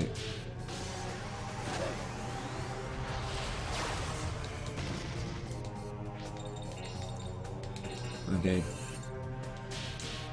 Trying to get too lewd. I know I did bring up that. The joke was just make sure it stays as family friendly as we can for the RPG Limit Break channel. Don't want anyone getting timed out.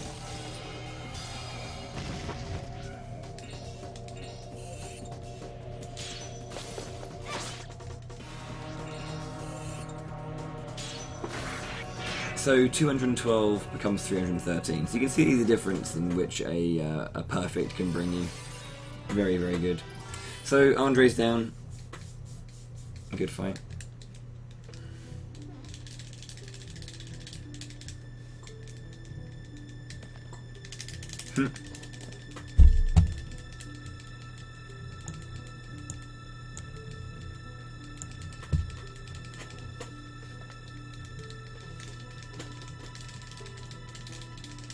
Yeah, I mean, to be fair, it was my bad. I did bait you into talking about it because of the joke I made, but sorry.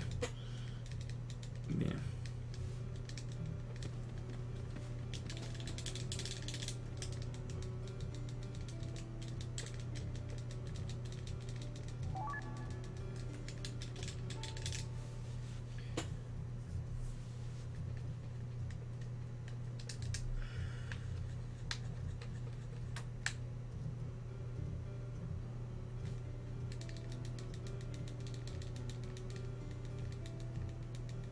I know. I know it's fine, Happy, just saying.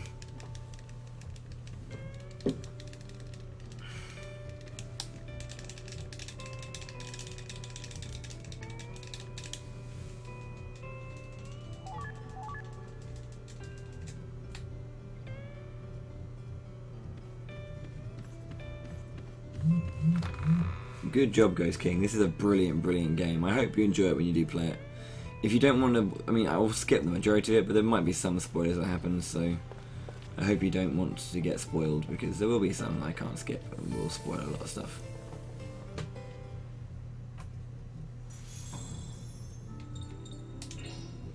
So we know now that the Sapieto and Entes Gladio have an Italian branch HQ, which is where we're going now. Because we're in Florence, and we might as well see what we can find. Shoutouts to door sound effects, by the way. It's just gorgeous to hear.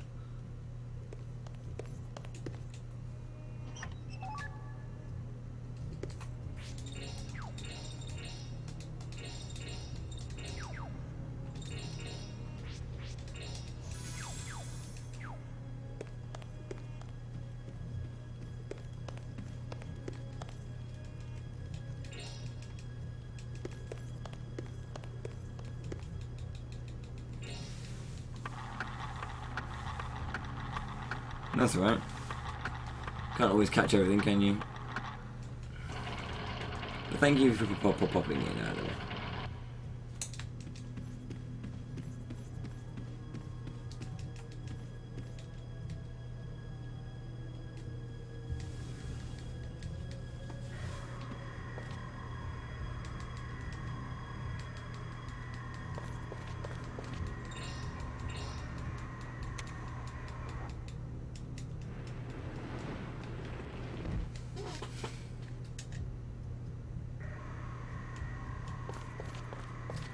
Well, yeah, I guess they are both like kind of timing mini games as such, aren't they? No, that's not what I did at all. Thanks, game.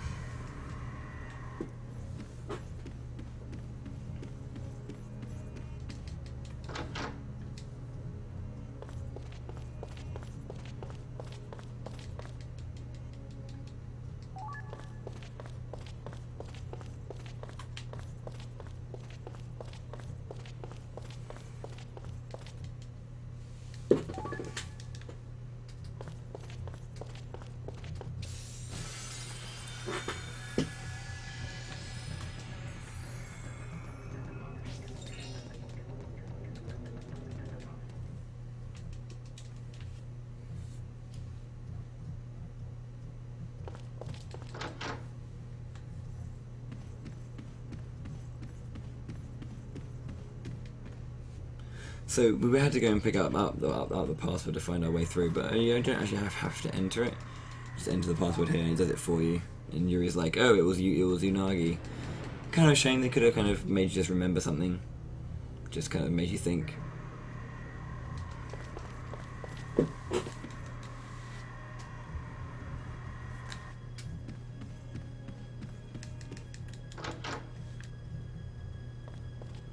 Garrick just doesn't want to speak to me, that's all. He's like that bloody Bowie, being all British and whatnot. And I'm like, yeah, sorry man. This is what I do. Shout out to 12 minutes past 2 in the morning.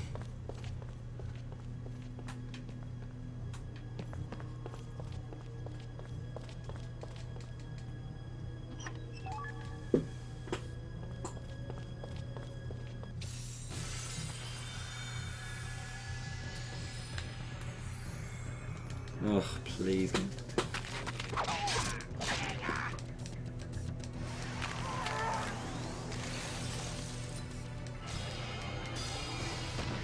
This is where the lack of armour that I bought comes in really big.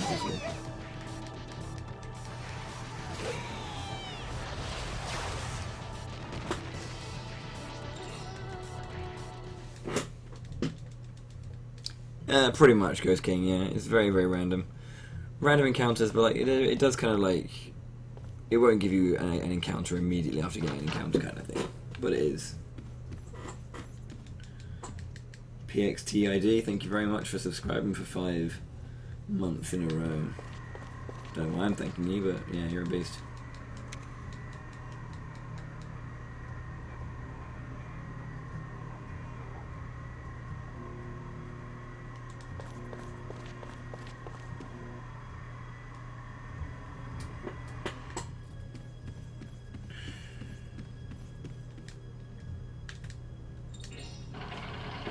Shoutouts to door sound effects.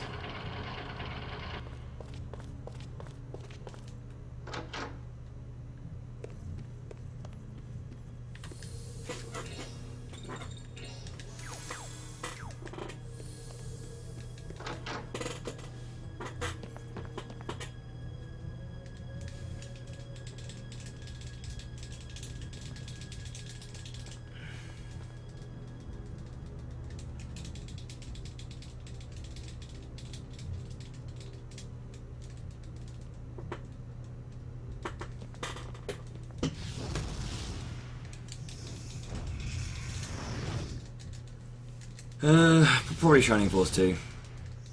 I love that game. Final Fantasy Adventure gets on my tits sometimes.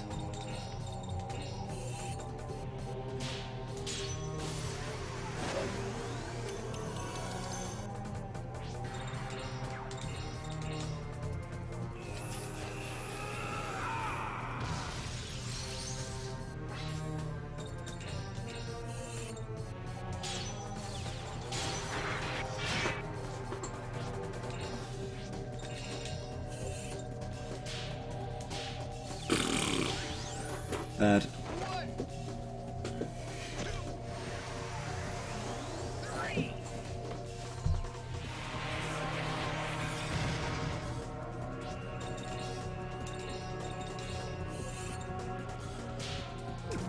Wow. Holy hell.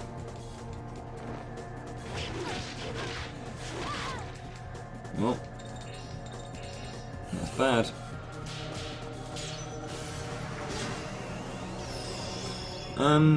There's no really best element as such. It's more a case of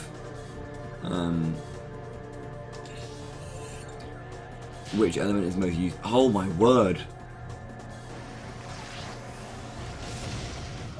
Which element is most useful in the run, and it's fire for the most part.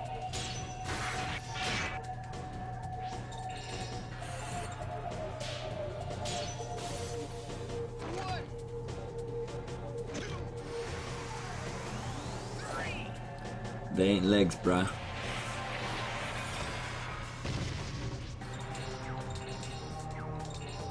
Actually, do I need to cure rage? Come on, Barbaria. Thank you.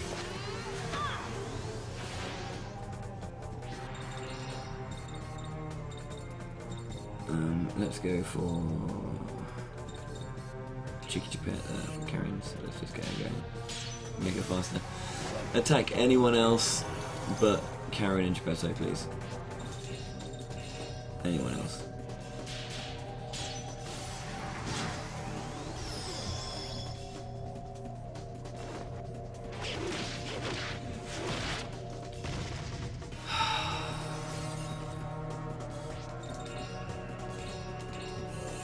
Wow. That was bad.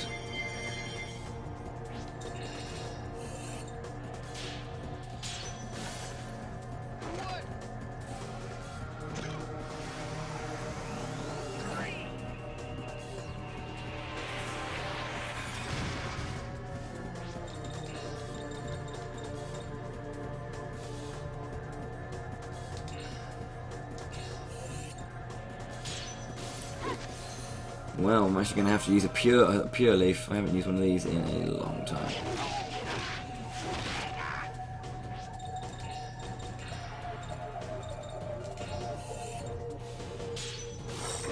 If I'd missed that, that would have been the worst thing that could ever happen to me.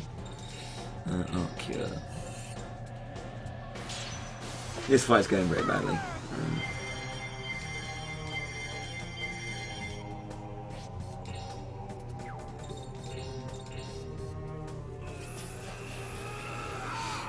The fusion system works a little differently as well in this one than in the other.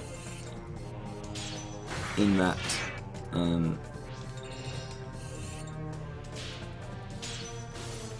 you normally have to expend a large amount, 8, 16, 32, or is it 16, 32, 64 SP, as like a down payment. You send it out, I'll spend this much SP to fuse, and then after that, yeah, that's it kind of thing.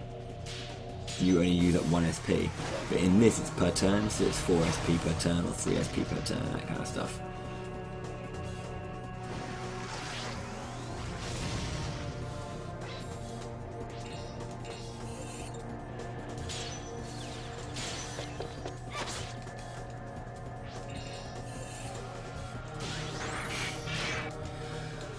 Right, hopefully I can stop being bad now. That wasn't a good fight. I missed 2 rings from Karen, and a lot of perfects with everyone else. So, I mean, no one was dead when I completed it, but a 139, I don't know.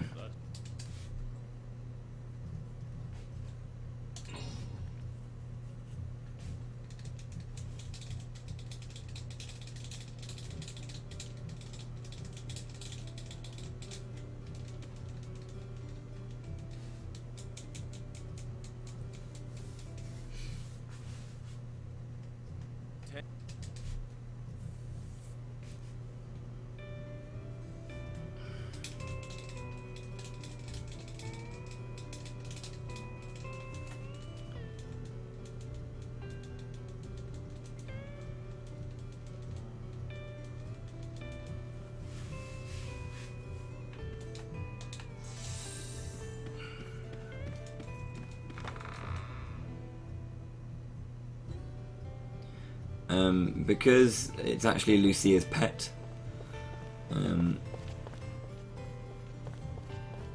So you know, pets don't die.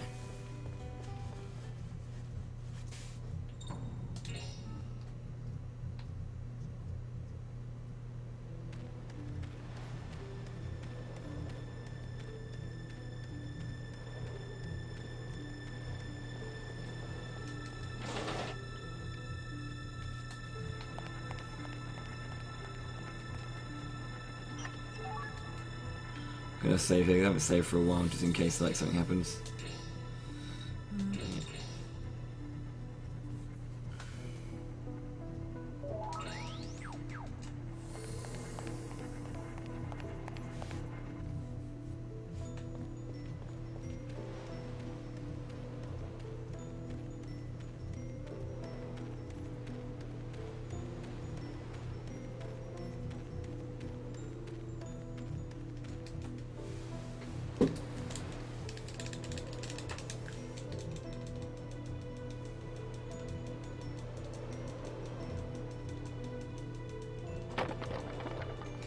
So, this is actually where Garrick was at the very, very end of Shadow Hearts 1. We're actually going down to the Neem ruins again. They've changed a little bit. This is why I call this split, interior decoration OP, because look at the decoration. The music in here is lovely as well, so I'll be a bit quiet so you can hear this music. I'll explain the puzzle afterwards.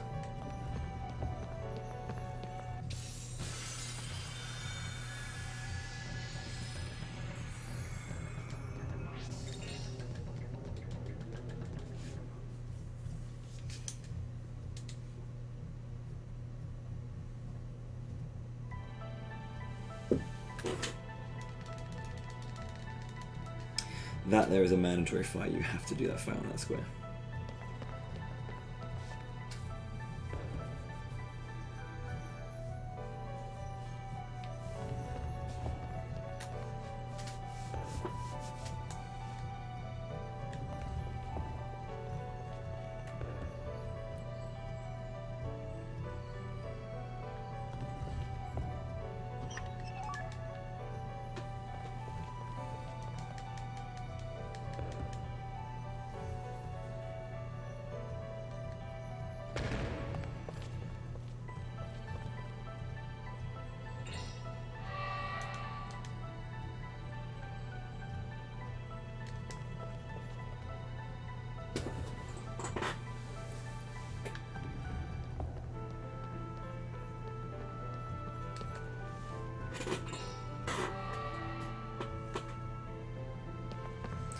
It can be quite confusing, this, not because it's inherently hard, it was just when Garrick was routing it, it's more a case of what's the optimum way to go, where exactly is it you want to go, what can you skip out kind of stuff.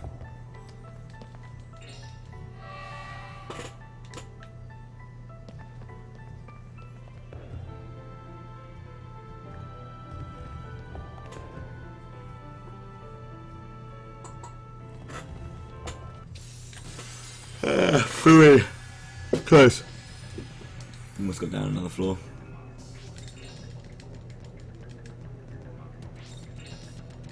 Nice.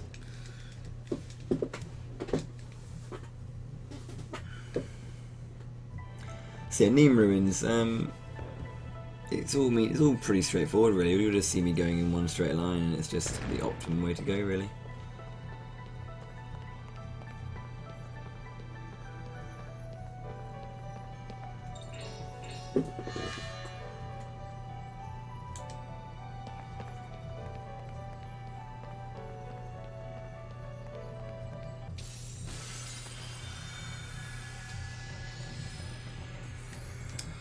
Yeah, so the plot is when you, I'll just go back to do the whole why did you fight the cat. You went down to Florence to kind of figure out what to do next, and basically Carla and Lucia were testing you to make sure that you weren't just like bad people. They wanted to make sure that you were good, so they took you on that thing and fought against that thing to see if you weren't baddies, and they found out you weren't baddies, so they then went onwards and took you down to the old SG Italian branch HQ of Sapientis Gladio. I believe is like, what does that mean? Something of the sword.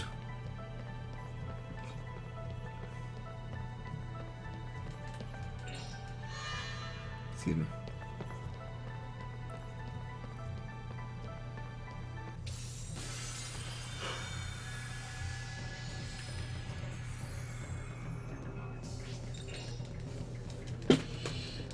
I hope my voice is holding up and the audio quality is still of a positive level. Hello, sir. Hey. Garrick's back, everyone. Hello, everyone. Welcome back, Garrick. I'm back. How are you, sir? How was dinner? It was fantastic. Great. Great, I'm glad. I'm quite good at like life in general, so being able to cook is just something that comes naturally to me. No, look at that. Well, all right. So Yes. since Bowie is just like dying because he decided to push this back until 2 a.m. his time, time for me to pick up the energy and get this thing back on track. Yeah, I did notice that my energy was low. I am sorry. I don't know. This isn't my usual energy. It's just hard when you're by yourself, you know, for 6.5 hours. You're gonna have lulls, you're gonna have highs.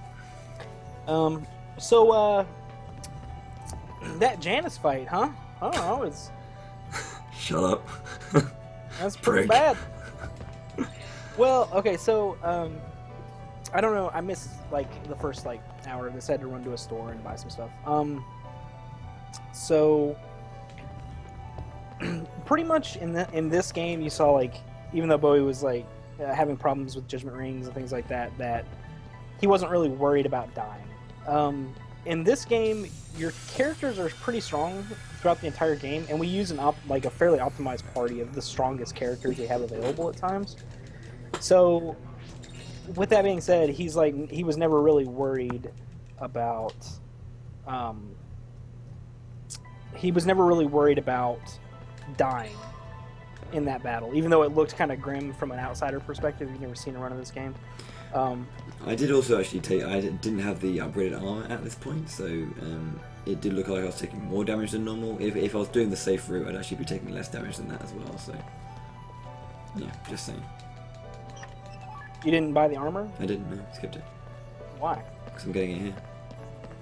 One less shop. Fair.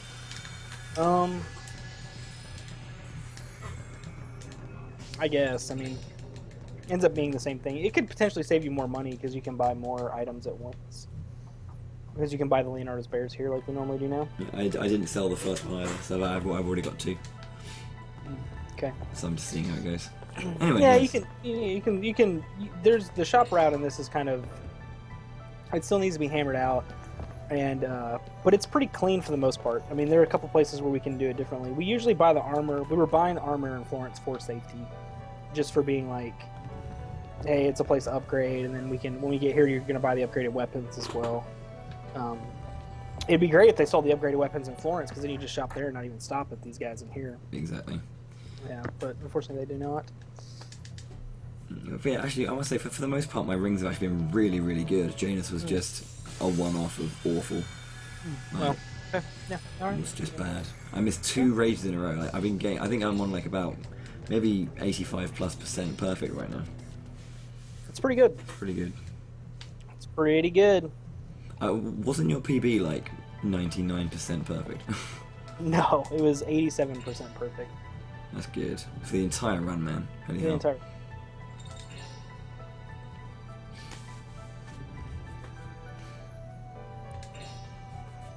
Okay. Please open.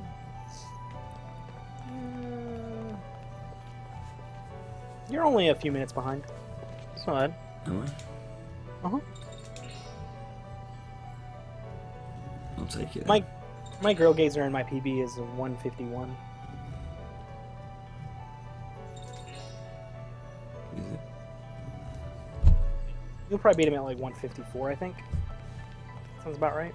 Yeah. Because Sounds the good. fight's not that bad. Now that we get the Leonardo's bears, we used to not get Leonardo's bears before this upcoming fight, and the boss has 2 minions that can instant death, and you're always going to lose one character every now and then, and it's just really annoying. So we buy them here. Let's just see if I can actually sell anything. I can sell a couple of weapons. So there's the officer's coat, fluorite, whetstone, that and that.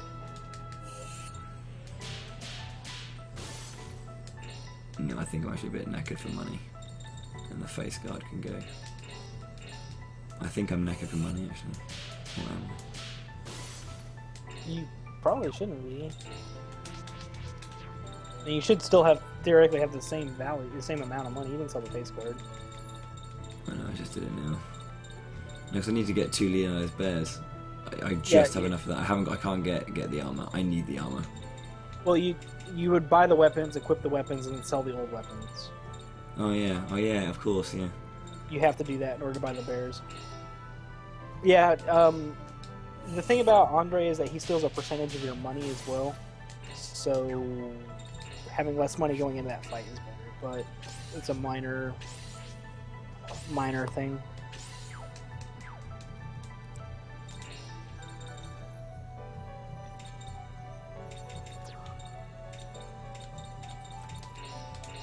Did forget about that.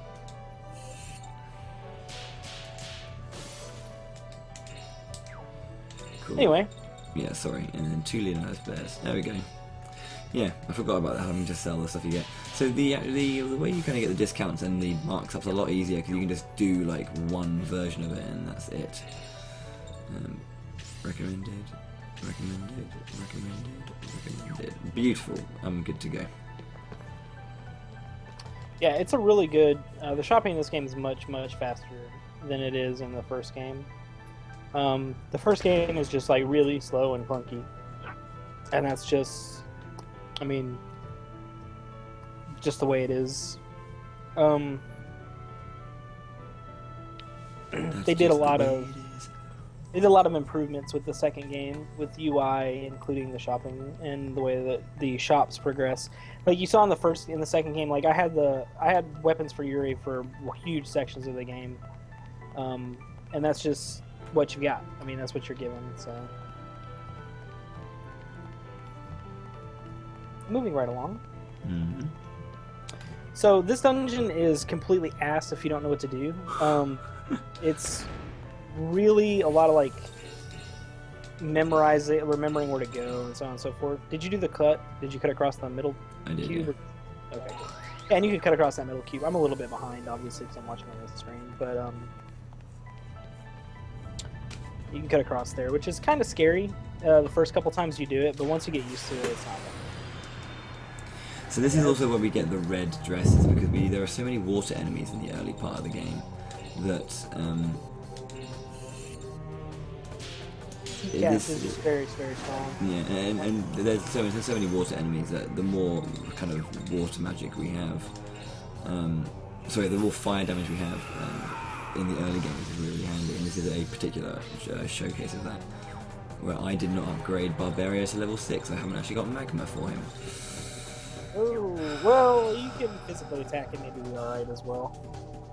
Because remember, he does 25% more damage. Yes, indeed. So he still hits really hard. You don't have to have magma for this fight. It's helpful because there's really good damage. I don't know how much he's kind of talked about the route.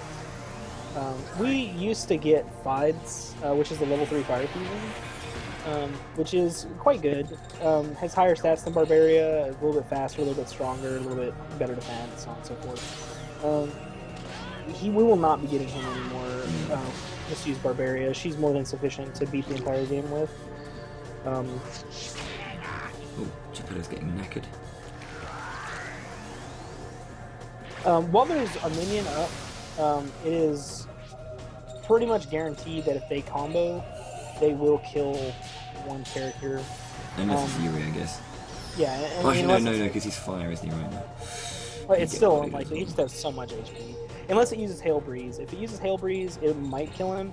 But if it uses Icicle, it's not even a problem. Should have raged you. And the minions each have 320 HP. This is the first boss where the game really just like throws a lot of HP and upgrade kind of damage at you. He just has a lot of HP for a boss at this stage, and there's the minions. The minions themselves have a lot of HP, considering the fact that stuff you're fighting doesn't have that much HP. That's a good Hail Breeze you threw at you. Yeah, cheers, man. Yeah, I mean, I don't know. Whenever you use a move, like your characters will end up in a random spot on the map, and that just happened to be the worst position ever for all my characters. It's really not a big deal because he has Art Cure. This game is super generous about giving you like two Art Cure spells like really, really early. And while it doesn't fully heal you, it still heals you enough to where, like, once you get down to where it's just the Grail Gazer, it's almost impossible to die on this fight. He's just way too weak by himself to kill anyone, and you have way too much healing, and your characters are way too strong. Yeah, I mean, way too strong, and we're in the middle of speedrun as well. I've only taken experience from bosses pretty much, and this is how it's going. Yeah, and the thing about this game casually is that it's a very enjoyable game to play casually because there's a lot of content and there's a lot of things to do. But you get so strong in the course of a casual playthrough that by the time you fight the final boss in a casual game, if you've done like all side quests, you're so strong that he's just trivial. He just can't possibly even combat you. It's hilarious to watch him try because Yuri, for example, last time I did a casual playthrough and got my New Game Plus file, Yuri was like level 50, which is almost the max level in this game, or level 49 or something ridiculous or whatever.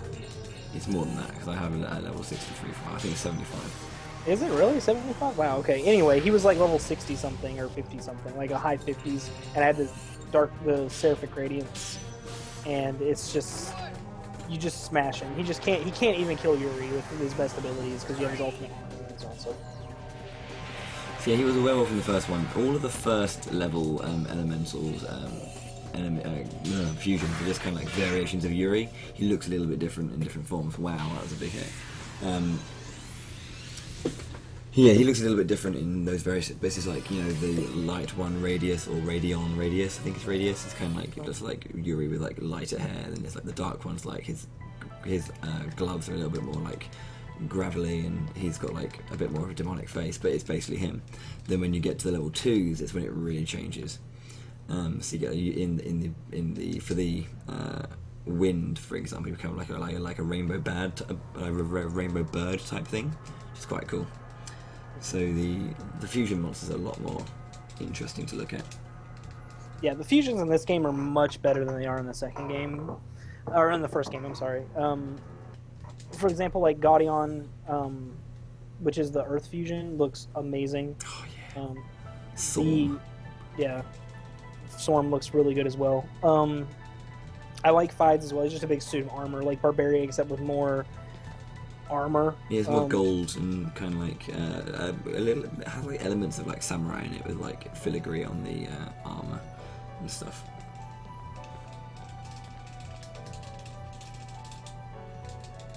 Don't know what a harmonixer is. A harmonixer is a made-up word for someone who transforms into demons.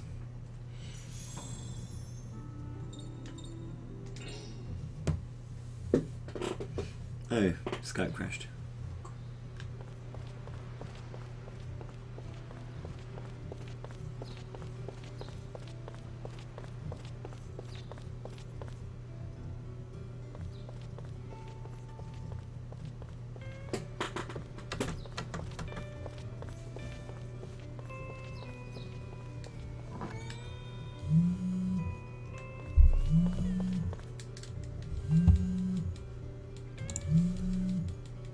That was weird.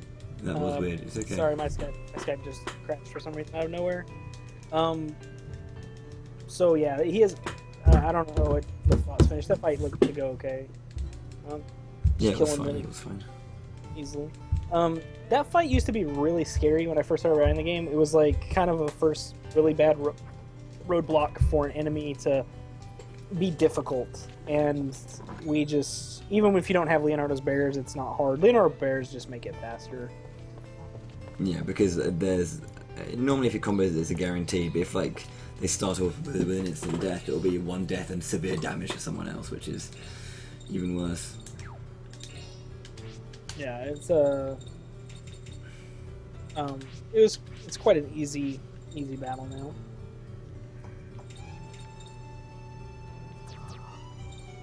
Well, I can't get any more. What do you need? I can't get any more armor. It's not good. You really only need it on Blanca and Yuri. Oh, well.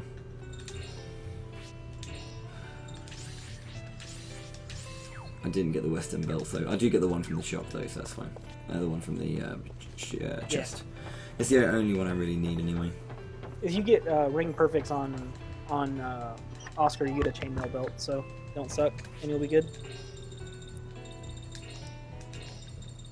Don't suck. Fantastic. Yeah, Nice. do perfects, bro. I'm trying to help. Okay. You are. You're doing a great job. Thank you. I know I am. So I know you talked a little bit about the route before, and I kind of want to just reiterate some things just from what I heard while I was lurking and making dinner and stuff. When we first started writing the game, we thought that there were certain characters that were good, and certain characters that were bad, just from looking at their abilities and from the casual playthroughs we'd done and things we discussed. And originally, we thought Joachim was going to be very, very useful, just because you never really have to spend the money on his weapons. You can always get weapons, and their upgrades come at a time when other characters don't necessarily get an upgrade sometimes, and so on and so forth.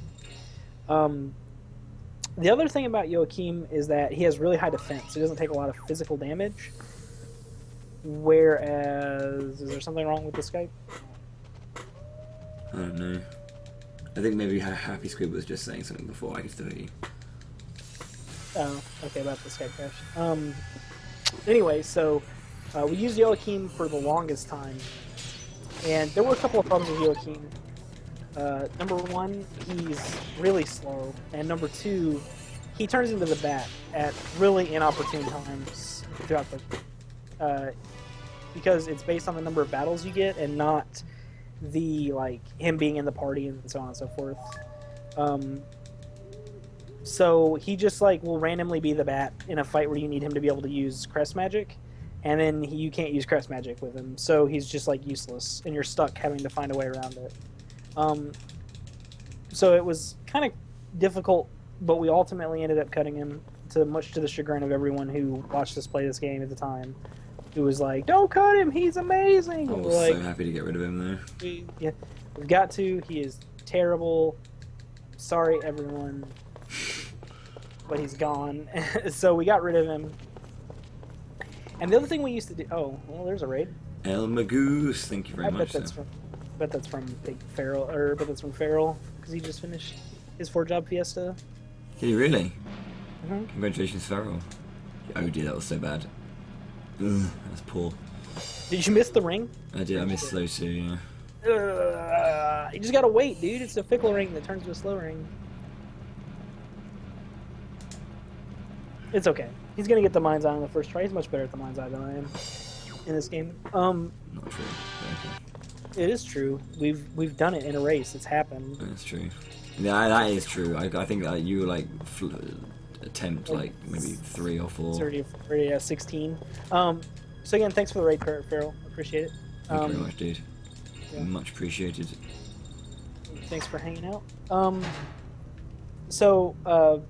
Real quick to talk about what he just got. He just got slow 2, which is a status ring effect. It has about I would say like between a 40 and a 50% chance to happen, but it's probably not going to happen even that often because this game hates us. Yeah, I was going to say 40-50 chance, please. Yeah, I wish. Level 1s are like 25%, and level 2s are between like 33 and really between 33 and 40.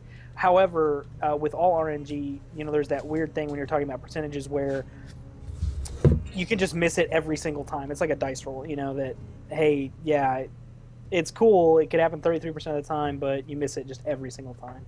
Slow is really important in, like, the next 3 fights. The fight where Blanca does his next dog fight by himself, the fight where he fights Oscar by himself, and the fight where you fight God Hand. It's important that you get the slow trigger, hopefully, because it's the fastest way to kill bosses, because then Blanca can just beat the hell out of the bosses, and then Yuri can just destroy God Hand.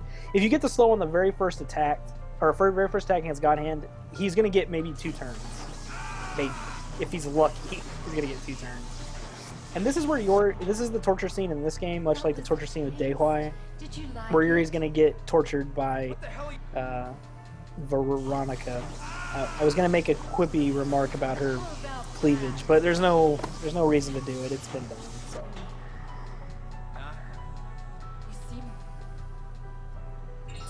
So he just again, we select the first option. What this does is this gives Yuri his upgrade weapon, which is called a Phantom Claw, which means he's going to hit like a freight train in the next couple of fights. He hits so hard, and if you manage to get the chainmail belt, which is actually quite difficult because you have to get perfects against Oscar and get ring perfect bonus, but if you do get it, it makes Yuri hit so hard. He just destroys God Hand. It's ridiculous. Not that he doesn't kill God Hand anyway, eventually, in a small number of turns in a relatively difficult boss fight, normal. He just really does just crush him. Also, shout outs to Joey Caps for his voiceover for Yuri. Yes, I'm not sure if I actually said it, but thank you very much, Farrell, for the raid, dude. It's very kind of you. You have said it about 4 times. Brilliant. Well, I hope you enjoy the rest of the run, everyone who has joined from his channel. It's very kind of you. Continue with the amazing stuff you were doing with life. Oh, well, you can chime in at any time, and I'm just trying to help you help yourself. Yeah, you know what I'm saying? yeah. I know what you're saying. I feel you, bruh. Take it or leave it. I mean. Hello, Keeley. Welcome. This is a Shadow Hearts relay race between Garrick, who did Shadow Hearts 1, which is the time you see below my timer. I'm doing Shadow Hearts Covenant, and the LCC, Shikuku, will be doing From the New World later on tonight. In about 7 hours, Kevin. Please, I wish. I have to leave.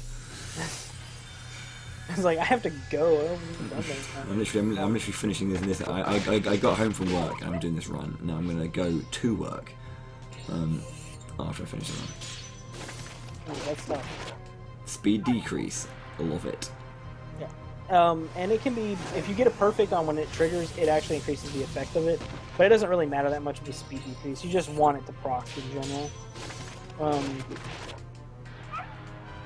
Pretty easy boss. Hail Breeze actually does more damage than Blanca's physical attack does on this. If you get a perfect, it does about 90 to 100 damage.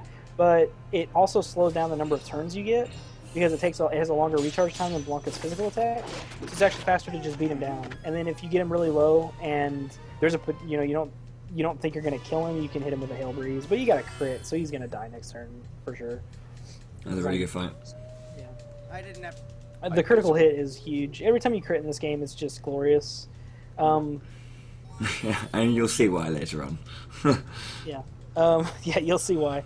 So again, back to the routing, because we're just, he's going to do real quick, he's going to do a section here that we both kind of joked that it's like Metal Gear Blanca or Tom Clancy's Blanca Cell, where he's going to go through this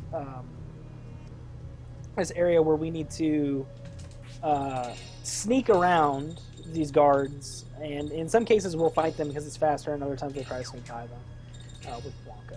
So that way we can get him to catch up with the party and save everybody because he's the greatest character in the history of video games. It's really sad that Blanca has more character development in this game than Keith does in all of the first game. So back to this routing thing, what we discussed. We used Joachim for forever, and we just kind of determined that he's just poop, so we cut him. Then we used Corando in the second half of the game, and the things about Corando are that he's really fast. He has good weapons. He has good, he does everything really well, and he can fuse similar to the way that Yuri can. He fuses into an infusion called Tsukiyomi, and that weird dog horn thing you see there in Bowie's picture on his layout. The problems with Corando is that he's a lot like Yuri in that he really just does physical damage, or he can in magic. His magic just really isn't that great. It's good, but it's not really very comparable to like having another person with press magic. So the other problem with Corando is that he really needs to have a Mind's Eye. So if you were to use Corando, you'd have to decide between using the Mind's Eye on Yuri or using the Mind's Eye on Corando. And that's not acceptable because you need to use it on Yuri because he's got energy charge, which makes him infinitely better than anyone else who can physically attack in this game by far. There are multiple Mind's Eye you can get, however, getting them just adds like 5-10 minutes to the run, and it's like the time gained from doing extra damage is not does not make up for the time it takes to get an extra Mind's Eye. Yeah. Got to make and Oh, nice. That room right there is RNG. You can either find the keys. I found the keys as early as the second try before, and that's as far as it's ever gotten. I've never gotten best one. Like the very first try. So luckily he found it. If you don't find it, you have to fight 2 guards, and then you get it. So what we determined was that we shipped Corando and decided that we were going to look into other people's abilities to see if we can get another crest magic user in there, because we have a lot of really good crests. And lo and behold, there's this character who we thought was completely useless. I always wanted this character, but we thought they just weren't useful at all. Yeah. And we get her, and you get her, and she's very underwhelming. She has absolutely terrible stats. Her speed is okay, and her defense is terrible. Her magic defense is terrible. Her magic stats also all right. And we get Lucia, and Lucia has this. She can combine. She has an ability called aromatherapy, which allows her to combine these oils together, and they give specific additional bonuses to the party. And one of them is 100% chance to critically strike on your next attack until her next turn. Until her next turn. Not until the character's next turn, until her next turn. So, what happens is, Yuri will eventually... The goal with the way we have to set up, I don't know if I'm sure he went over it, is to get the extreme. Yeah. And, No, what? Sorry? The what? The extreme?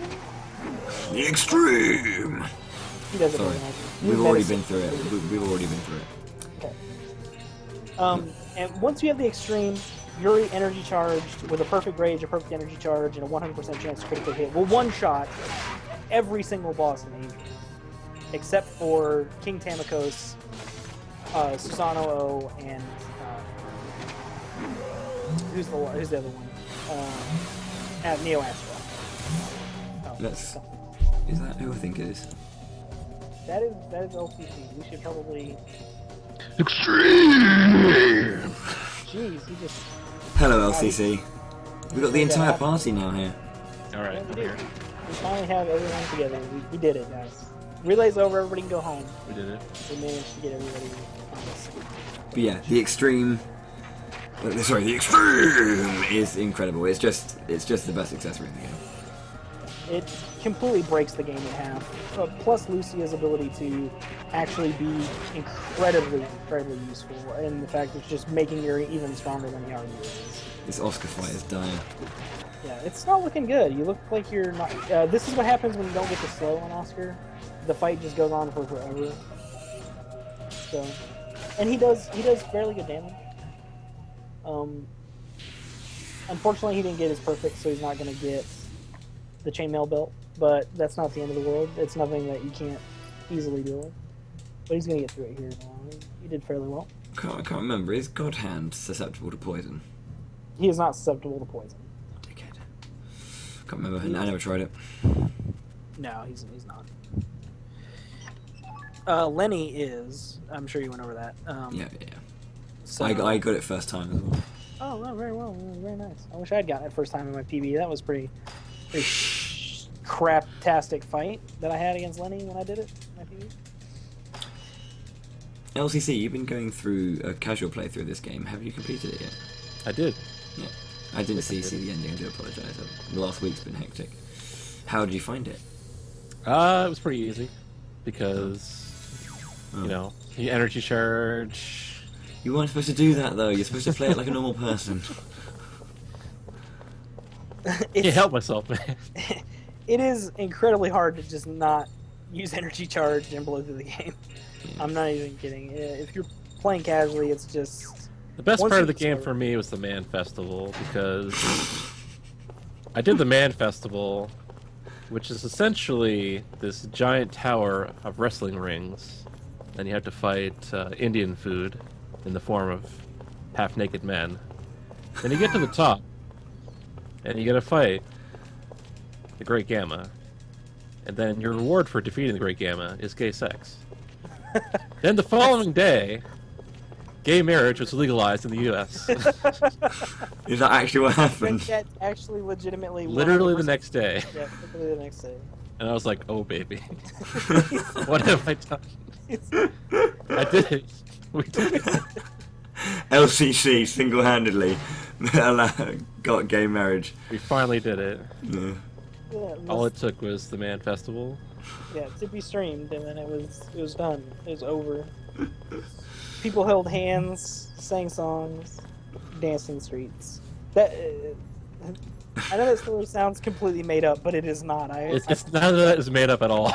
That is, I mean, it's toned down in the game, like it doesn't actually show anything, but it's definitely implied. It's definitely implied. yeah, it's definitely implied.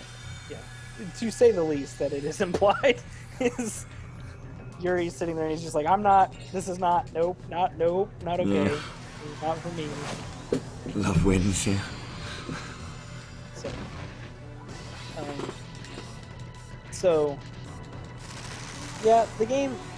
If you know how to exploit energy charge, which it's hard to not just like accidentally figure it out. It's a pretty easy game to defeat. I was gonna say, LCC, you probably watched like a bunch of our runs anyway, so you know exactly what's going on and where to go. Yeah, more or less, yeah. Did you get the Seraphic Radiance, though? That's the question. Hmm? Did you get the Seraphic Radiance? No. That's a shame. I got the sexy outfit though. Oh, right, yeah, You good did. man, good man.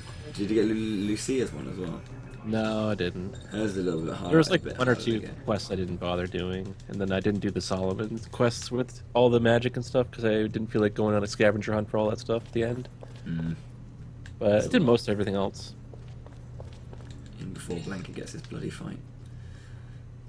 This room amazingly has a very high encounter rate. All you have to do is run to the friendly wolf and run back. But the amount of times I've gotten fights in this room. Okay, we're done. Good. You can run into the dogs again there. So one of the the interesting about the route, we ended up cutting Corando for Karen, or for not for Karen, but Yes. for Lucia. Yeah, well, actually we had Lucia in anyway, and then we put in Karen for Corando because Karen's overall stats, she's probably the third best character in the game if you wanted to go that route. She's just really good character, and she has very few drawbacks. So she has low SP in the start, which was a concern, but we kill bosses so fast we just don't care. Unless you're me and you screw up Janus, then you have to use a pure leaf. Failure. Cheers, mate. I mean, you did say it yourself. I did. No Kudelka here, sorry. There is one or two runners for Kudelka, but they're not very active. I would like to see a run of that, but There's one on speedruns.com or speedrun.com. I always want to say speedruns.com, but I would link it, but you guys should be watching us, so well said. shameless plug. Always. No, it's if you go to the speedrun.com page and you go to this series, it has all 4 games in the series and links for everybody's runs. I think all the world records have videos up for them if you want to watch them. The guy who has a world record for Kudelka is French, though, and he speaks not American. So Not American. Do you mean English, dudes? what? No. Oh, right, sorry, I'm bad. Who says that? What? No. No, he did. I think he speaks some. I haven't watched the entire video. I watched like the first 15 minutes of it, and then just moved on with what I was doing. But that game it seems to me like a very painful game to try to run because there's a ton of RNG involved. So, or I would guess there is because your weapons are random, the damage you deal is random. Yeah, the damage rolls in that game are worse than FF4. I was just saying, I'm pretty sure I've seen 17 and 640 in that before. Same Yeah. attack. Yeah. Same attack. So, you know, What? You go from one-shotting a boss to like struggling to defeat him for no reason, so it's not something that I. What's really weird though is like the experience levels can they really jump up when you get to disc 2. Like you'll get bollocks all experience and you got like 3 levels in one fight. You're like, what? Yeah, and you're just like, what? Yeah, or you kill a boss and you gain like 15 levels, and you're just like, and that's pretty good. I don't know why. I just do that in the first place. Why don't we just skip everything else? Oh, well, There you go. I've been proven wrong. So we've come to save Mr. Bacon. Because we finally found him. That's why we're here, by the way. Sorry. We went to this prison island because we found out that Mr. Bacon is indeed here, and we want to save him. When you defeat Janus and bust his balls, the wall gets blown away, and for some reason, Nikolai and Lenny are on this airship, and they go through and just tell you where Roger is and say, bring us the Omega manuscript because we want it for reasons unknown. And Nikolai's like, I'm trying to be menacing, and we're like, dude, you're just a douche. Nobody likes you. You're not even just irrelevant. Yeah, you're just like a jerk. I don't even feel the need to kill you. You're just whatever. Anyway. And they tell you where Roger is. They bring the Omega manuscript to Barbaria Island, which is why we went and got it in the first place, and now we're here to save Roger, who, for being a very powerful warlock, cannot defend himself in any way in any of the games at any level. This is going okay so far. Yeah, this little section right here is all about your enemy formations, and these enemies are fire, which means your fire spells do less damage, but perfects with the technical ring is still global. Barbaria is just, the fire fusion is just by far the best fusion in the game, as far as like ease of use and allowing you to just use it. The Radiant and Seraphic Radiance technically has the best stats. It puts Yuri to just these ridiculously high stat levels, but it's just, its abilities are just good, and it's just not really good enough to bother trying to get. Plus, it would take several hours to get instant done. This is wow. What did I do that for? That is so bad. Why am I alive? That's a really good question. That is a doll. Jeppetto's daughter died, so he made a doll. He made Cornelia for her, pretty much. I believe, if I remember right. He made it after she died, one of the two, and it's enchanted and magical. And really, Cornelia is the character. She's actually the one who wears the armor. She's actually the one who wears the accessories, and she's the one who takes all the actions. Jeppetto's more like a dude with a beard. Yeah, it's got a beard. It's important. Yeah, because like, the only thing that he does is the weapon that he equips is the strings that he controls her with. So, I've got no strings to hold me down. Yeah, so the strings that he uses that are enchanted to bring her to life increase her abilities. And she uses like his items, and it's really funny because he's like, "What did you use?" As if he does no idea what the doll is doing. He's just a drunk old man. He really is. He's literally just walking around, and what he should have done is had a flask and just be taking shots out of the flask throughout the entire game. Okay, let's do Seal of Strength on. And his connection to Yuri is that he's Alice's uncle. So, yeah. I don't know if it's gone over the... that's really late to use that Seal of Strength, but it's not too bad. I know, yeah, I haven't used one, mate. I just realised I hadn't used them, so I was like, just use one. Just use one. Those Seals of Strength are really, really useful. You use them in battle to give hopefully +3, so you get Yuri +6 Strength, which actually makes a huge difference in his damage ranges. Yeah, it's like 4 to 3, or 3 to 4 level up size. Yeah, that he gets just for free from that. So it just makes him like just really, really strong. He becomes this really powerful just beat stick, which he already is. But why not? We want him to be as strong as possible. So this is God Hand. You just want the slow to proc. Once the slow procs, you just want to beat him to death as quickly as possible. He's Earth Element. He's incorrectly labeled in a lot of FAQs as Wind Elements, Good, which got it. makes no sense. And the common strategy is he'll fuse into Barbaria, so he'll attack, combo into Jeppetto usually to do a magical attack, and then he'll combo to Karendin's Rage, or however he does it. It just depends on how you want to do it. Yeah, I do that. That's what I did. Yeah, that's pretty much the best way to do it. I just didn't want to call you out, because I can't see if you've done it or not yet. No, I've just done Rage, but I got the slow down proc, so. Yeah. And And he didn't use Petrify to begin with. Oh my days. Oh, that's really good. Yeah. This boss can use Petrify, which is just, you know, it is what it is. That's what it does, and it's annoying. You have no chance of dying to it unless you forget to buy soul benedictions, which we've both done on multiple occasions, which is hilarious and sad at the same time. Yeah. And I have run out before. yeah, and now comes the pain. The pain train. 505. Yeah. Oh, Sure, Jesus why Christ. Oh, I love this game so much. Like you could like, I can just tell when a hit is a genuine chunk of damage. Like, not just me. Everyone who runs this can tell. But like, yeah, it's just the damage is huge. Yeah. Wait until he gets the extreme, and then you'll definitely start to feel you'll feel bad for the enemies that we're fighting. So Because Godhand it's doesn't just- get another go for 5 turns still, so I might actually be able to defeat him before he gets another turn. Oh, this is guaranteed. Mate, yeah, guaranteed. But he's got one attack. 600. So what he did is he surged and buffed both Jeppetto and Blanca. Blanca does a lot of damage to this boss, relatively.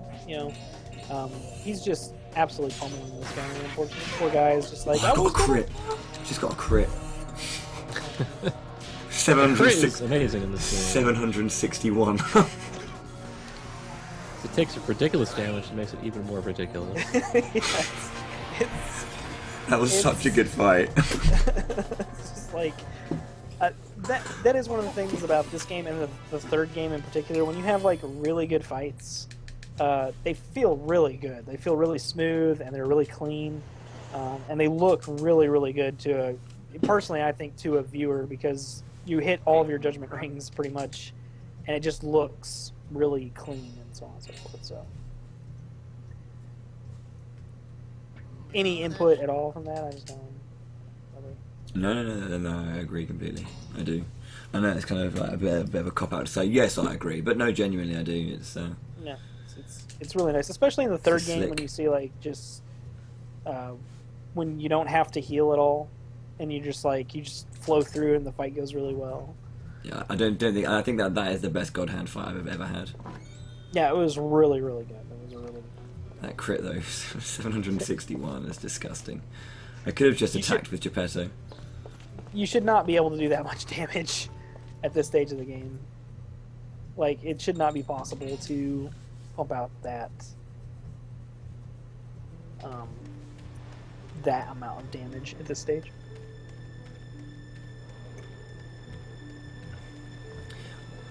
Yeah. That was a particularly fast God Hand. But yeah, as Garrick said, when we get Lucia and she's just got the like 100% chance of crit, it's murder. It's like it's bad. It's pretty offensive, because you'll notice that we're not actually using her in our party, and the common idea would be, oh, we want her to get levels so she can be strong. In fact, we don't want her to be strong. We want her to be as weak as possible through the entire run, so she's slow as molasses.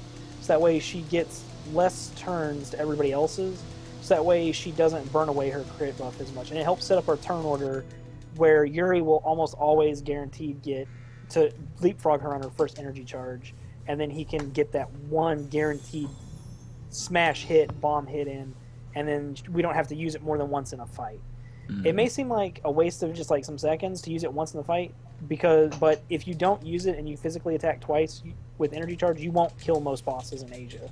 You have to have that crit buff to make sure that you kill them either in 2 turns, or in most cases, after you get the extreme, in 1 attack. So, just in quick story update, we've saved Roger, and he was basically saying that we need to go and try and do something about this. Let's go back to Wales, and he basically tells us we have to go make our way to Russia. So airship time, and we've flown all the way to Russia. And this is Anastasia. That Anastasia, yeah, this is exactly how her life was. It's a real story. This is point for point historically accurate. Again, I want to give a shout out to door sound effects. He just drools over these door sound effects. If we just be quiet for 1 second, I'll let the audience enjoy. So door sound effects. Oh, so good. Okay, cool. I don't even know what to say about that. No, they are really good. So the this little section is kind of annoying because you run around as Anastasia. Interestingly enough, I've done some just minor timing stuff where I just every character in this game except for Joachim actually runs faster in overworld travel than Yuri. Especially Blanca, who covers a lot more distance than Yuri when he's moving. If we could find some way to just glitch it where we're Blanca the whole time, we'd save like 2 or 3 minutes over the run just from overworld. At least. It's quite obscene how much faster he is, and it's like, why is that not an option? Yeah. So Anastasia is was obviously a girl behaving suspiciously. So she's basically just been spying on Rasputin because, you know, he's a bad man. He's a bad man. And obviously, because he's a bad man, he's a baddie in this game as well. There's many other things. So he's basically been abusing mystical powers to kind of take over Russia. Is the basics of what's going on. And Anastasia knows this and is trying to figure it out. There was an item we used to get down here, physical defense down 2, which we used to get, but we never use it. Hey, Burning X Dragoon. Glad you're looking forward to this. So, what's going on today? We're doing a Shadow Hearts relay. Garrick, 1, myself, and LCC are the Shadow Hearts, the most active bunch of the Shadow Hearts community. There are the odd. I saw Nero Takanoko running today. Indeed, he did. He did, yeah. Did you see how that ended up, LCC, or? No, I didn't. He does a very different route to us, a very different route, but he was like 19 minutes behind his PB. I think he was just derusting. But yeah, so yeah, we're doing a relay of all of the games.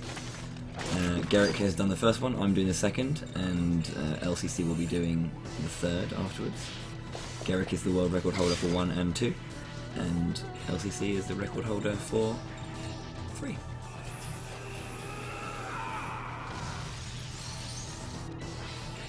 At the time of organising it, I was the record holder for this, but Garrick decided that what he would do is bop me severely hard. By about 13 minutes now, isn't it? It's 6:17. That's exactly what went through my mind. It wasn't that I needed to practice for Scrubbathon and make sure that everything was good. Nothing to do with that. No, it was good. It was good. So yeah, we've really been pushing this recently. So it's Shadow Hearts 1. It used to be like, when you got the 70000.13. Yeah. Yeah. That's because I saved before the final boss because I was like really nervous. Mm. And then it's now 6:15, isn't it? 6:18 something. Mm. And then 6:17 for Shadow Hearts 2. And what is it, LCCC for? LCCCCC for Fallen New World? 4:23. 4:23. So, very quick for these games.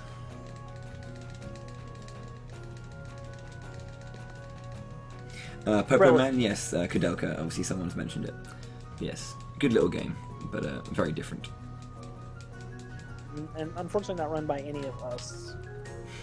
I have no plans. Although LCC did say that he was hugely interested in it. Yeah. But running Kudelka? Learning it next week is what I heard. Yeah, he's doing his first run next week. Sure. Just gotta go pick up a copy at my local GameStop and instant speed run. There you go. They do sell retro games now. That's true. Now, I never did. Yeah. Back in the day. I'm gonna pick up. Is it Horrors? No, we've already got Horrors. Furcus. And the thing about Anastasia is that she's terrible. She's the worst character in the game. She's got a camera. She's got eggs. Come on. I love Anastasia. Come on. She's cute whenever she's around Karando as well. So, if anyone in chat can tell me a blue excluding Final Fantasy V, A blue mage that's really good. Just like a character that's a blue mage that's good. Nobody? Nothing? A blue mage that's good. Yeah, like that's useful in a speedrun or a gameplay through in... Enemy skill. Quistis. Enemy skill is BS, and Quistis is terrible, and I will fly to England and slap you in the face. Just... He mad. Where am I going? I've gone the wrong way. I can damn never it, get to Garrick. that castle. I mean, look at it. It can go left or right. Like, how do you choose? Oh, I know. It's so hard. Characters from the Gaia 1 don't count as blue mages. That's BS. That's a cop-out. Don't sell me that. Get out of here. That's not true. I will slap you in the face. That's not true. That's not the way it works. They... No, stop. Everyone just stop. You're just making me angry. No. Garrick can't take other opinion. How dare you say something that isn't what I said? No, no. Her abilities, unfortunately, her best ability is called Nightmare. It reduces enemies' HP to 1, and all bosses are immune to it. Secondarily, her other ability, Power Cannon, you can get only from Mechalord, and there's no way you would possibly use her in the Mechalord fight and waste time getting the ability, because it's completely useless against the next 2 bosses anyway. She's absolutely awful. Yeah, she is by far the worst blue mage ever. Like, I can buy Quina and I can buy Quistis if you're playing like those games, but you know, her abilities are very hard to get, and you don't get any of them none of the good ones early. Like, for example, you're supposed to take a picture of the pendulum in the battle that Bowie just steamrolled through with that boss monster. The problem is that ability does poison, and every boss from this point on in the game is immune to poison. So, there's Good that. ability. Yeah, it's great. Yeah. Strago's Strago's bad. Strago's terrible. He's slow and old people are generally bad in video games. Wow. Christ. They Yeah, are, cool. dude. It's not my fault. It's the Japanese people. You should switch Blanca and Anastasia, by the way. I need to get... Just That's trying to help fine. you. That's fine. That's fine. That's all fine. Good, I'm done. Yeah, if you want to do 100%, if we were defining the 100% category, you'd have to use her and go through and get all of her blue magics, but for all of her snapshots. Yeah, because she does use pictures. She just throws a picture up onto the onto the screen and cockroaches suddenly. It's pretty good. I mean, and her stats are just bleh. They're very average. They're not great. She's not really good at anything, so we don't use her at all, other than this mandatory time we need to. She also comes with no offensive magic. She comes with high-level crests that have no magic on them, and they have terrible arcs. They're like arc do nothing. Arc Barrage. Yeah. The best spell ever. God. Arc tickle the enemy and do nothing. It's just... Okay, let's go with Steel Rasp.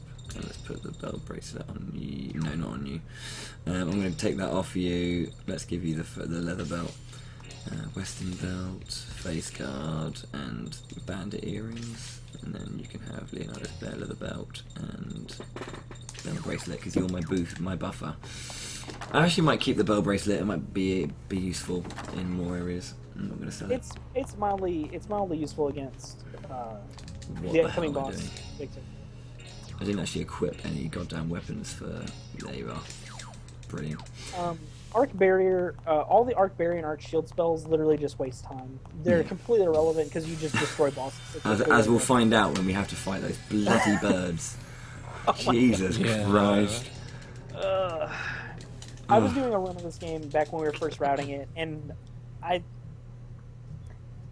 got to that point. I was like 3 minutes ahead of my PB, and I was like, "Oh man, this run's going so good!" And I lost 4 minutes on that because I got surrounded twice, and that was it. Just lose time. And it was I like, really hate when you get the fight before you get the mandatory one, because every fight in that area is mandatory. So even if you like get that random fight, you can't run away from it. So you just get a bonus fight. Or when you open a menu and you exit it and you just get a fight because you're in a spawn point of like an automatic battle. It's terrible. Okay. So this is Victor and a Pendulum. Victor is fire element. He's pretty easy. There's not really anything special about this battle. Once the pendulum dies, most of Victor's offensive capability goes away because he really relies on the pendulum using his ability to poison everybody. And we don't care about that because we just kill the pendulum as quickly as possible, which is water element, which is why he used red blaze on it, so he can just beat it to death really quickly.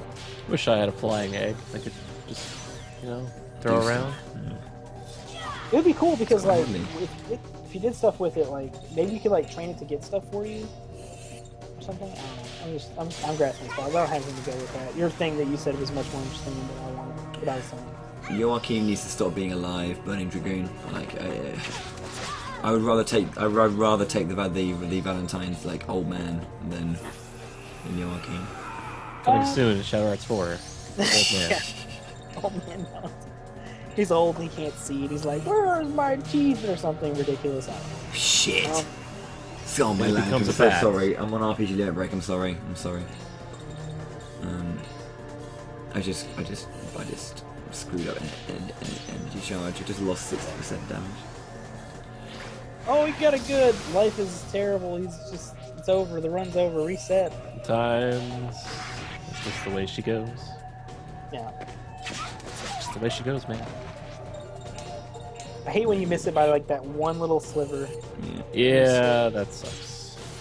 Cause you know that you know you've done it earlier. You're like, I can just let me correct it, please, game. Yeah. Anyway. This fight's going kind of mediocrely, but he'll be fine. He has Barbaria, he has Rage. He's going badly now. It's just gonna take a little while.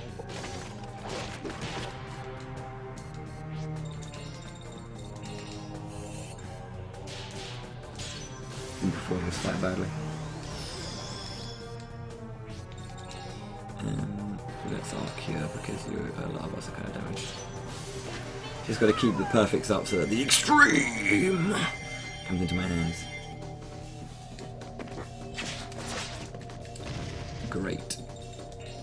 Let's just seal me, shall we? Soul benediction. I don't want to be sealed with Barbaria. He needs to use an energy charge.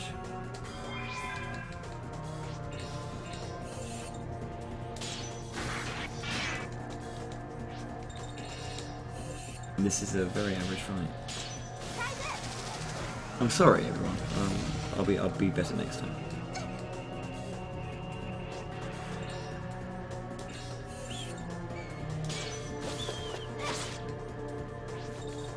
Welcome back, sir.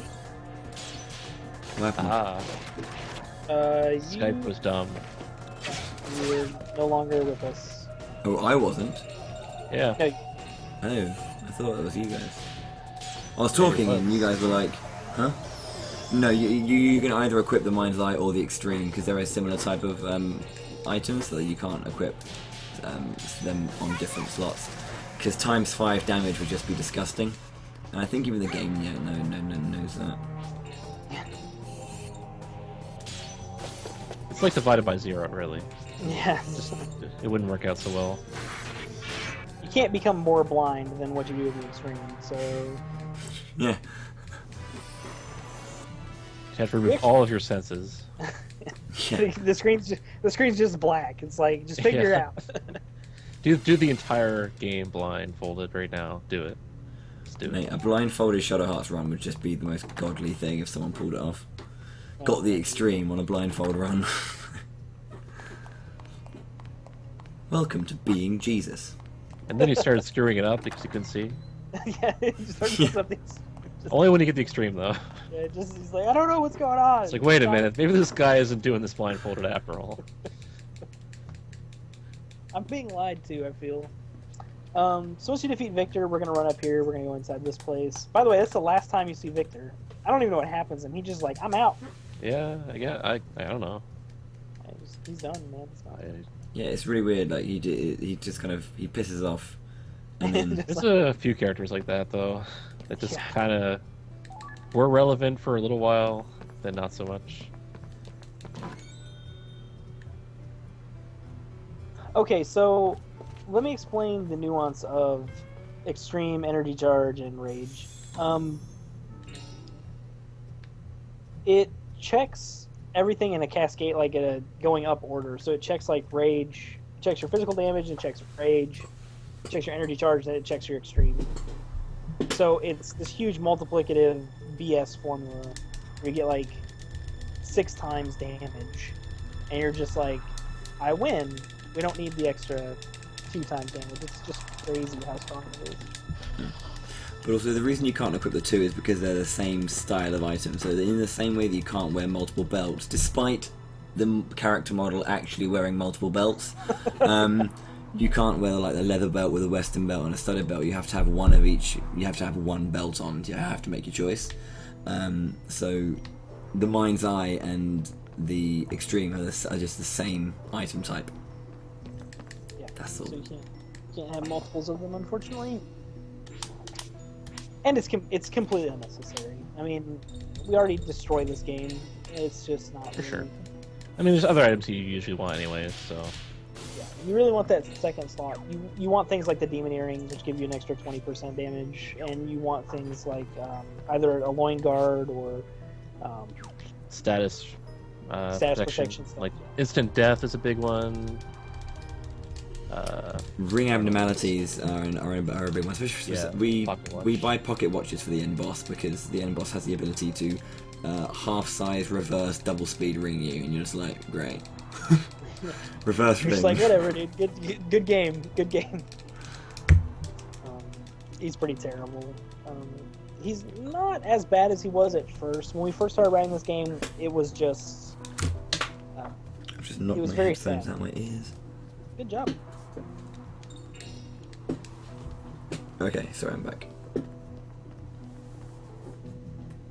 So, what we're doing now is we're gonna. The whole point of this game is that, as far as the story is concerned, Rasputin was afraid of Amon. He's afraid of Yuri being Amon and having access to that kind of power. So what he wanted to do is use the Holy Mistletoe to steal Amon away. So what we're going to do is we're going to meet Bishop Jovis, who's the original leader of Sepion's Gladio. Because they're actually good at using bodies. Yeah, and of course there are. There's never just like one side of it. So what he's going to do is he's going to help us unlock the power of Amon, and then we're never going to use him. So You must become the ultimate demon And never use it. and use Barbaria. There is a cutscene which it happens story-wise, which is very, very slick. But of course, speedrun, so... It completely explains why Simon did what he did, and it ends up being like a reasonable... Or, not a reasonable thing that he did, but it explains like the character. And the character has more depth than most villains, so...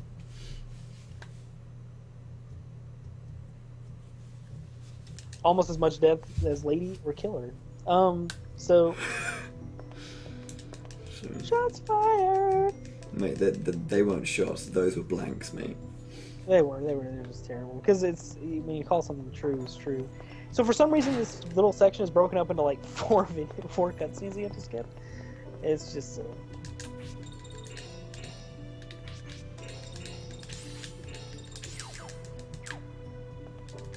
Alright. So, again, we skip Ring Soul. There's a Ring Soul around the side to the right there that you can get, but we don't. And then he's going to make sure that he has some upgraded equipment on. He's going to make sure he has the right crests on, which I assume he does. And It's just Rage and Arc, yeah. That's all you need. The only attacking magic I give Karin is Red Cradle, because it makes the fight against Lieutenant Tada sexual. I use Furcast in here on her because it allows you to kill the doppelgangers pretty quick, but whatever. Yeah, I used to do that. Susanoo. Nice hot dogs. I was gonna say.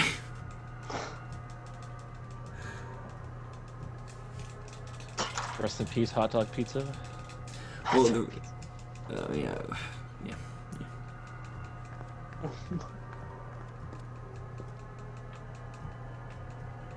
I really want a pizza now. Well, the faster you beat this run, the faster you get pizza. That's true. That is true. Insta world record. The pizza world record. Yeah. He wanted the pizza so much. Mate, He beat the I game think in I 3 got hours. Domino's pepperoni passion, man. That's what it's all about.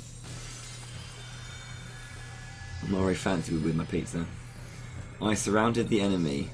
You have a chance to destroy them. Run away. You can't run away from this fight, can you? This first one. No, I don't think so. If you can, whoops.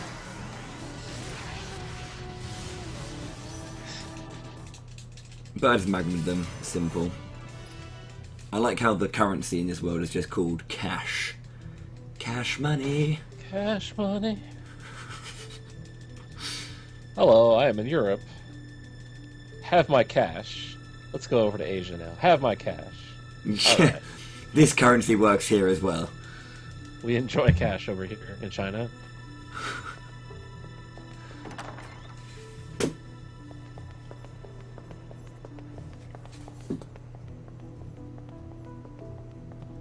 So this is Mirror Tower, which is full of mirrors, hence the name. What on earth was that? I squeaked like a... something. Yeah. Okay, No fights yet. you did. Ah, close. Close to the door. Close to the door. So this little area is all about not getting hosed by bad encounters. Everything in here is really fast and can just beat you down and just slow you down. Nothing really spectacular to say about that other than that.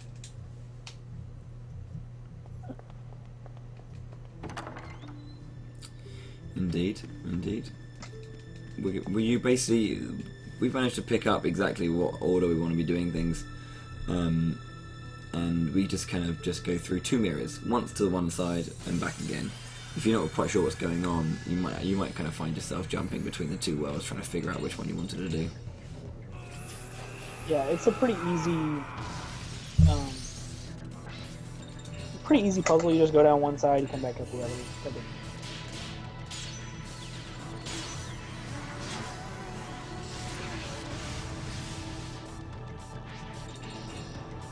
Okay, so these doppelganger fights, they give you approximately nothing.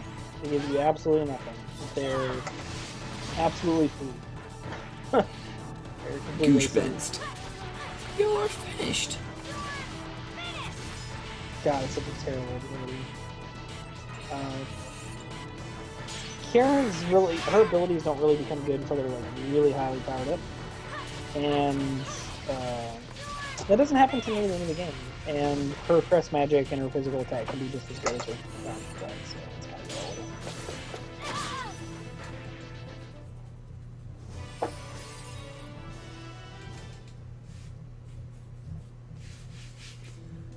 What's very nice is Bishop Jovis will heal me now as well when I do this, so I don't have to worry about healing, which is good. Yep. And then we're going to pick up a third key, which we're going to use to just completely annihilate a boss later. Yeah.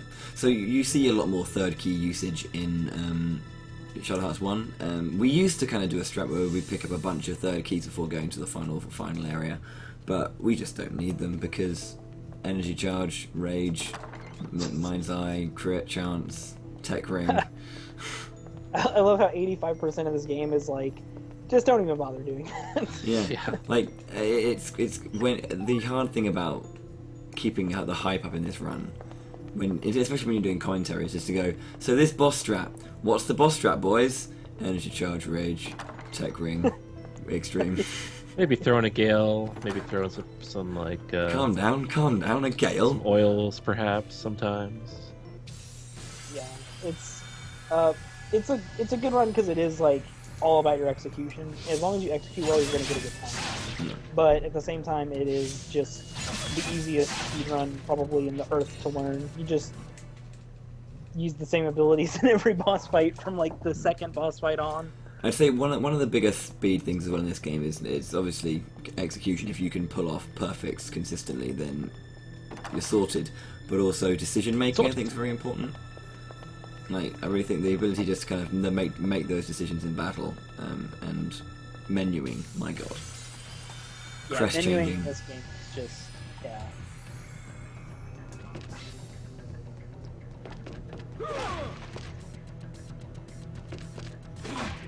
Yeah, I mean, it's long enough that it's basically routing, execution, and stuff like that.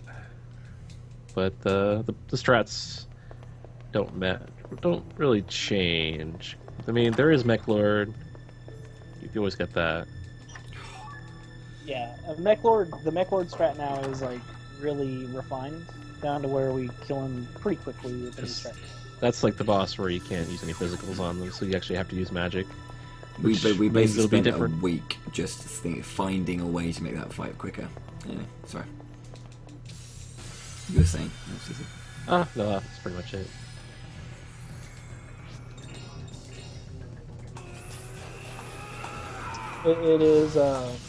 It is pretty basic. It's just when you're given a gift of something as pretty amazing as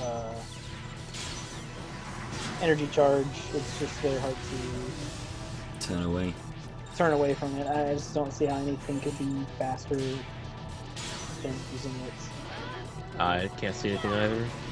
I mean, you've got 180% damage, and then you've got the attack buff with rage, which does like what, 46% or something? 43. 43, whatever. And then you've got tactical ring, which does another 44%. See at the strike area. And then you've got demon earrings that give you an extra 20% physical damage. Oh god, yeah, the demon earrings as well. Forgot about those. And then you've got the mind's eye, which does double damage, or the extreme, which does triple damage, whichever one you want to pick, really. And you can add on like a belt, which adds a little bit of strength, stuff like that. And then you've got the oil later on in the game that gives you automatic crits. So It's disgusting, isn't it? It's just utterly brutal. you add up 10 strength buffing things. Yeah. How can you go wrong? It's just, it is very fun. It is really fun because the bosses at the end of this game, if you play this game casually, could be challenging. They have decent abilities. There are several of them that are like instant death. They have instant death attacks, things like that. If you don't know how to deal with them, they can catch you off guard or things like that. But with the strats we have, the bosses are trivial and they like to think they're cool. They usually have like some kind of like cool little "I'm going to destroy you" monologue before you fight them. But then you have Yuri, and then the fight's over. Starts off with the end, good stuff. Yeah. That's fine. This Spirit Bomb! Yeah. At least it's a cool animation. It does take a little while, but it's not even a thing that's a problem. Amazing music, by the way. Oh yeah, this fight's awesome with the music. It's like my favorite song, I think, in the whole series. Or, yeah, I'm thinking of a different one. Well, you're probably thinking of the Astaroth fights. They're brilliant. Yeah, I think I'd probably think of that. Oh well, whatever, close enough. There's one later, I think. Yeah. Not this one. A later one. I like a lot. Yeah, there is one downside to the strat. It's that you have one strike area, meaning you only hit them once. Which means if that attack misses, you're out of luck. You have to do it again. But That's true. That's like literally the only downside to this. Yeah, and the reason for that is that I don't know if Bowie went into it, but whenever you do a ring, whenever it starts the ring, it determines how much damage that ring is going to do, essentially, based on your stats and things. And then it breaks that up into the number of hits you have. So if you have 5 hits, it reduces the damage of each individual hit, but kind of increases the overall damage. Increases the overall damage. So you don't really lose a lot of damage for doing it the way we do it. Plus, you're cutting out a lot of ring animation times. Plus, you're getting more consistent. Yeah, the strike area is much larger than if you had multiple hit areas. So you're condensing it all into one strike rather than trying to do 5 that are really small and then having to press the button multiple times. And then, yeah, the ring, because it's on the right side, you complete the ring faster. Whereas if it was at like the top left, you'd have to wait for the full rotation. Yeah, and we actually use that now with when we do the mutant apes, which is one of the biggest wastes of time in the history of any video game. You'll see him do Raiden, where Raiden still has 2 hit areas, and it's the same thing we do with Blanca. because the 2-hit areas are actually still faster than doing 1-hit area of those particular characters. Yeah, because they're like all the characters' hit areas are unique to that character. So some of them, a single hit area might be at the top left, whereas if you put 2 on, they might be like 6 o'clock and 3 o'clock or something. Where's it gone? Fucking. Oh, excuse my language. Oh my god, I'm so bad today. Please. It's been a long day. I'm sorry. It's been a long day. It's all good. I just know that it's a PG-13 stream. Well, you can say it once. Yeah. Just say it once every half hour. There you go. That's PG-13 nowadays, to be fair. Yeah, it's pretty PG-13. The amount of time I've gone into like a film like that's rated 12 and the S word just gets dropped. It's just like whatevs, brevs. Alright, time to go get the mind's eye. This is the hardest ring in the series. Yeah. Without competition, I think. Because there are some fickle rings that I'd say go faster, but they're fickle, so you can just wait and it will slow down. But this is a very tough ring, and that's the only speed. Yeah, it's really, really hard.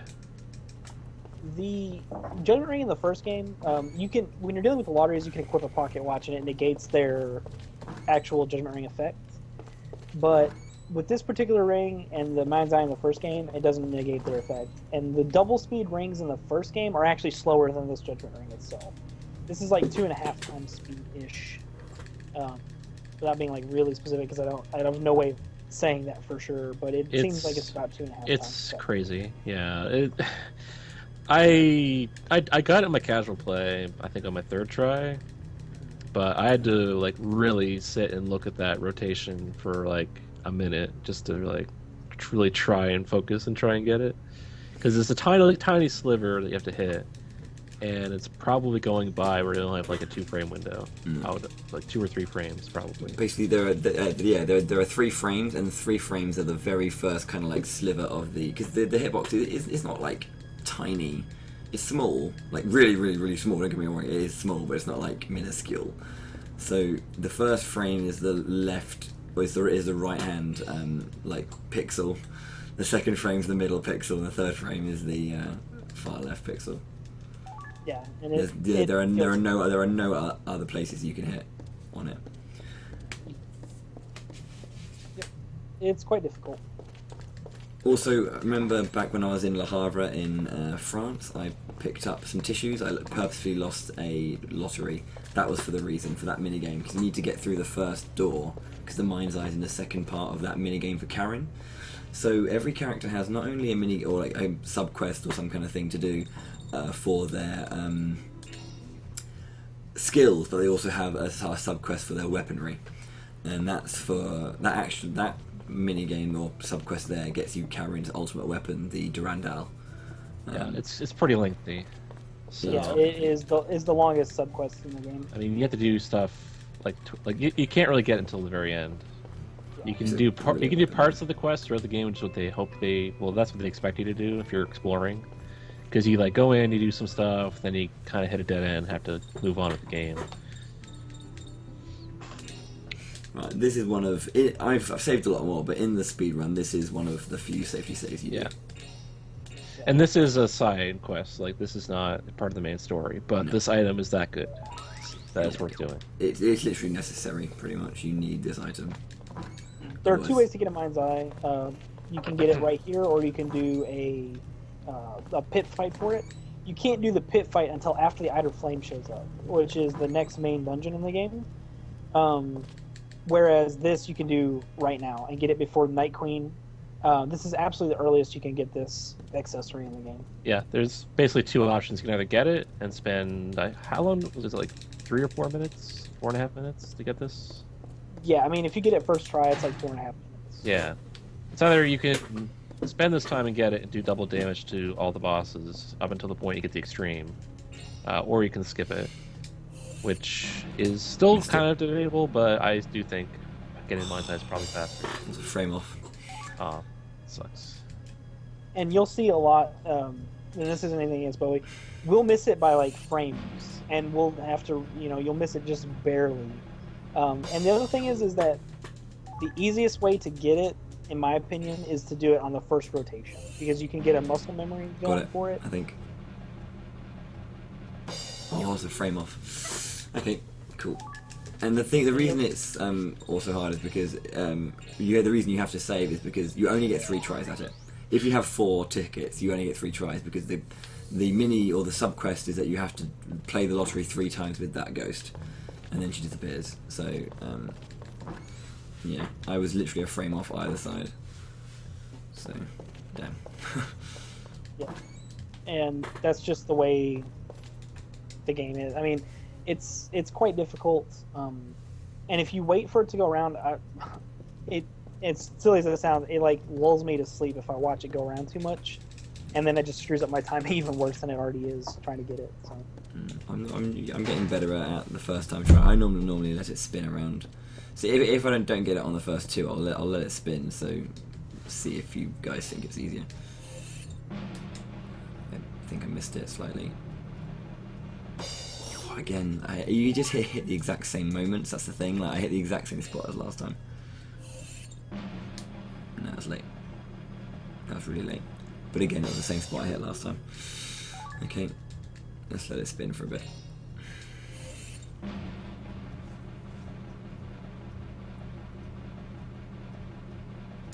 That was far too early. What the hell was that? Awful. Okay, that's 2 attempts failed. And again, you have no way to affect this judgment ring. It's just going to go this fast regardless. Ah, dear. 2 fails. This is not good. If ever I was to run this in a marathon that accepts 6.5 hour runs, this would be the hardest part of the run. Oh yeah. Just because it's so much pressure to get it.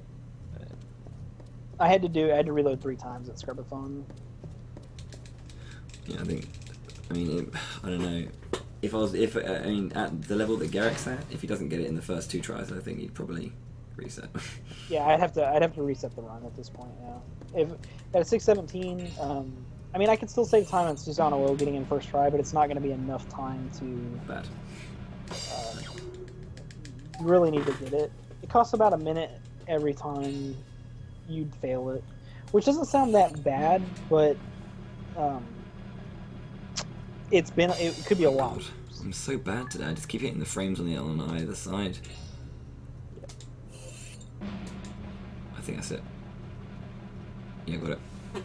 Cool. Good. And yeah, this is completely normal. That it is taking this long. Yeah, and that's the thing. Like that's why we always save before this particular section, because that's the last lottery we have to play in the entire game. What? Oh no, I'm sorry. That's right. Aloysius. We had to get Aloysius too. We play one more lottery after this, but it's much easier than that is. And that's it. That's really it. I didn't quite get the first time after the first retry, but third time, second retry, or 2 retries is okay. Okay, now normally I'd go and get Fides at this point, or Fides as Garrett calls him. I don't know why I say Fides, I just do. I don't know either. Yeah. But I'll buy it. I'll buy it for $1. Fides. I got nothing. I got nothing. But yeah, normally we'd go and get Fides now, but obviously that would cost me having to. Yeah, basically after this cutscene over here, there's like a cutscene where you walk up here and like Yuri falls to the ground, clutching his chest, and that unlocks the soul drop, so you can get Fides. So you have to kind of leave Petrograd, go and get a soul drop, go and defeat the boss to get Fides, run back, and it's like that can take about 2-3 minutes. So it's just free time. More longer than that. There is one soul drop that's live that exists in the game at this stage. You can get the one from T. Lawrence, which is what we get normally when we were doing it with Fides. But it doesn't do anything until you watch this cutscene. It just sits in the inventory and does nothing. So there's really no point to get fights. All he does is do a little bit more damage. So Just more stats, really. Yeah. The main thing we did is we wanted to kind of check those main kills when we were using, because you get 3rd and 5th keys. We get 1 3rd key and 2 5th keys throughout the entire run. And we wanted to just basically check that the bosses that we one-shot with those, can they die? The main one being the end boss, because if you don't one-shot that end boss, the fight's over. Yeah, he was. And we found out that you don't need Fides for that, so Barbaria it is. And I don't mind Barbaria. Yeah. I mean, Fides does look beast as hell, like really, really cool. But it's just not necessary.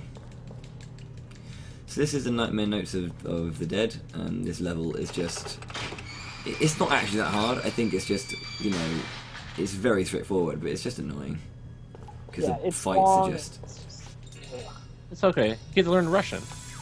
Yeah, or you do get a lesson in Russian, so... You know, that's good. It's really funny because halfway through Yuri just starts complaining about the fact that you're having to do this. And Anastasia pretty much tells him to shut up, he's learning, and he's like, I will slap a child. Slap you in the face. But like, I also love how he says, he's not mocking the language, but he's like, why does it look like a P? And she's like, it's an F. What? he's like, I don't know. He's like, and at some point he's just like, yeah, whatever, let's just go. Because he's, you know, he's Yuri. That's what he does. I'm gonna get surrounded at one point in this dungeon. I'm just calling it now. The real danger in this dungeon is that Jack and Jills are the worst enemies ever. They're not the worst. So enemies fast. They're pretty terrible. And they just can kind of beat down on you a little bit and put you in some critical HP. And if you don't escape, it can get kind of hairy. So we want to avoid that happening. Now, with the Mind's Eye as well, we mentioned obviously that the hit areas disappear. When we kind of, you know, considered the idea of the one hit area, it was all a case of, I know that the strike area is literally just after the 5 o'clock mark, which is there's like a little like triangle on the edge or corner of the Judgment Ring. Yeah. So I know that that's where it is. You can use the artwork to really memorize where all the strike areas are for various moves, if you need to. Also, you can use it allows the strike expands to be incredibly useful, because if you use like 2 strike expands, it makes that area so large. It's actually hard to miss at that point.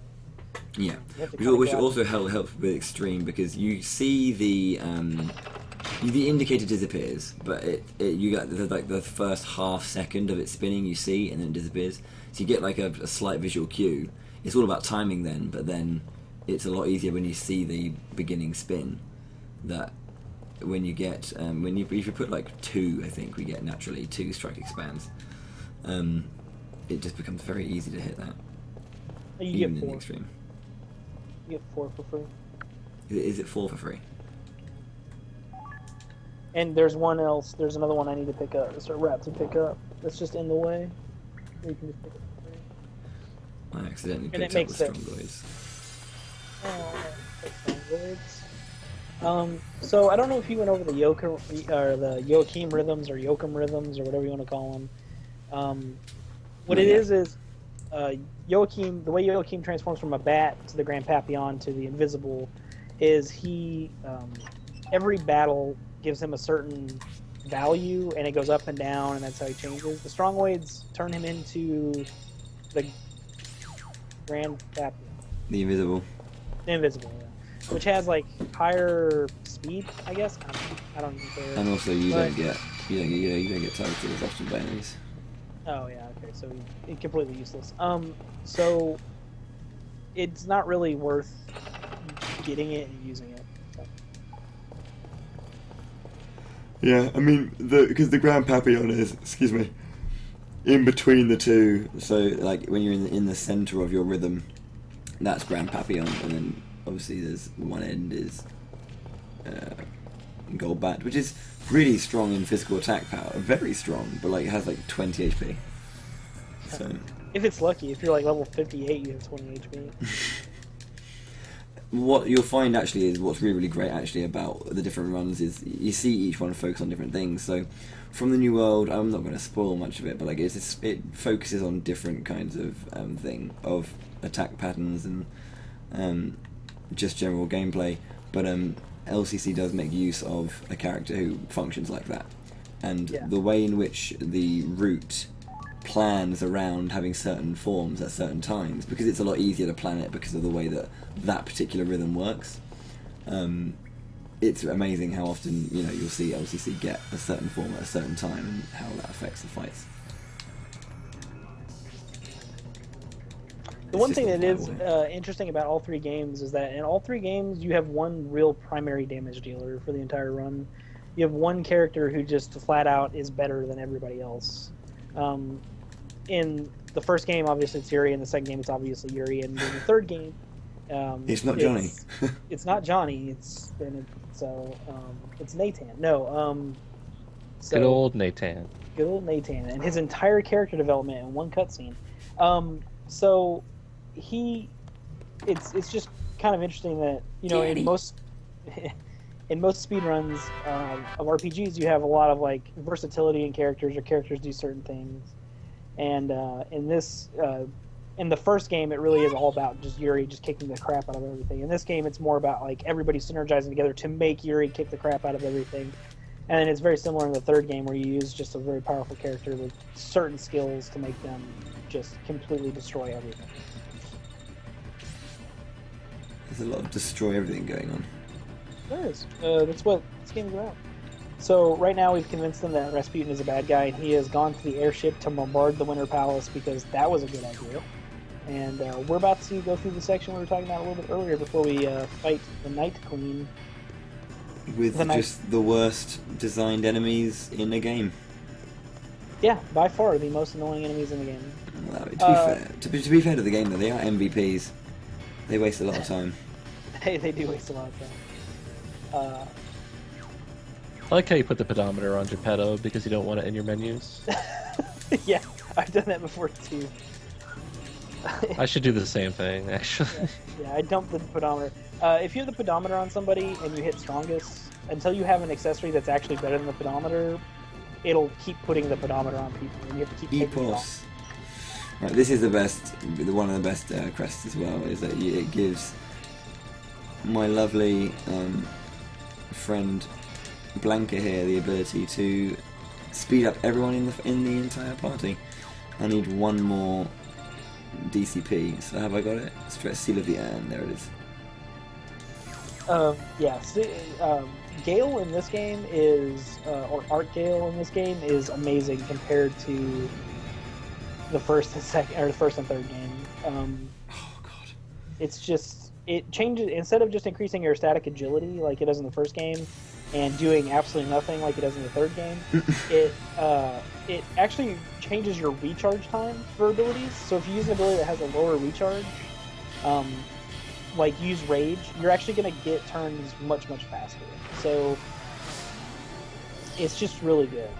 I don't know what else to say. It's also like a ridiculous percent. It's like 143% extra speed and recharge. So I know exactly what's happening. I don't even have to look. So these guys freaking are deer bat winged. The thing is, they aren't even using shield. They've used barrier 3 times, which is the slowest of them all. Yeah, Arc Barrier takes forever comparatively to Arc Shield, or them just attacking you. They really need that Arc Barrier, though. They really want it. And then they've all moved into positions where I can't defeat 2 at once. Then you have to sit through it all again because you're not killing all of them. There are 3 mandatory battles, and if you get a 4th random, it's like you can't run away from it. Yeah, it's terrible. It's really funny because even with Arc Barrier, you still completely destroy them. It's just completely irrelevant what they try to do. So.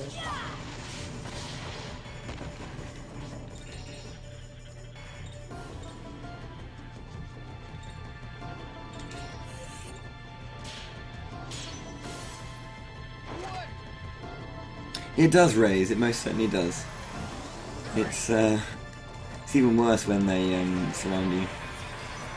What sucks is it's like not even a cool animation, it's just literally there just to waste your time. I honestly do wonder what they were thinking whenever they made this game and they decided that was a thing they wanted in their game. Honestly. Yeah. It was Let's just give them a 90% chance to cast Arc Barrier. Sounds good. yeah. The least menacing enemies ever. They won't even bother trying to hurt you. And what's funny is if they just all did like Evilborn or some other spell that they have access to, they would actually do pretty good damage to you. Someone said these enemies are MVP. It's not for the actual fighting. They do bollocks all in terms of fighting, but they just waste so much time. I once lost 7 minutes to this segment just because of this. Yeah. I've gone through this where I've gotten 3 surrounds, where I've gotten surrounded 3 times. Always my favourite. Always a good option. Yeah, it is just absolutely putrid. And one time I got an extra random battle where I got surrounded in the random battle, and I about threw my controller across the room because it was just like... I'd reset. I could be 20 minutes ahead and I'd reset. I'm done. I have a weird superstition about this game and the first game. If my first starting area in this game, I would count it as the underground. Well, not the underground, but the actual Ardennes Forest. Usually, I count as Ardennes Forest. Sometimes I'll take Apponia Tower based on what happens there. But if Ardennes or the actual plains in the first game are just terrible encounters, just horrible encounters, I just reset. I don't even bother wasting my time trying to get a run going because it generally means the game is going to troll me. Which, if you watched my run earlier today, that's what happened. I had a bad plains, and then I had a horrible Yamaraja Earth fight, and then just everything just fell apart. So, yeah, good stuff. So out of the 5, 4 use Arc Barrier. Ugh. You want them, if they're going to be annoying, you want them to use Arc Shield because it takes less time.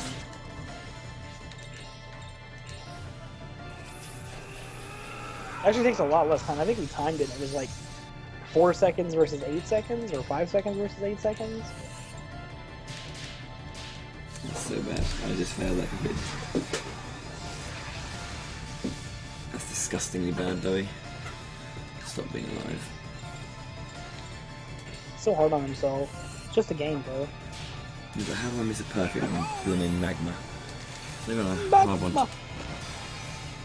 So, as frustrating as he is right there, I missed him perfect on Magma against Mechalord, which cost me like 30 seconds. So I don't want to hear it. This is gonna cost far more, dude. Ah, it's not. Calm yourself. I mean, that one physically attacked you. That's good. Hell, the second one physically attacked you. Quit whining. I've got another purple in my second seal of strength. Very nice. Plus 6.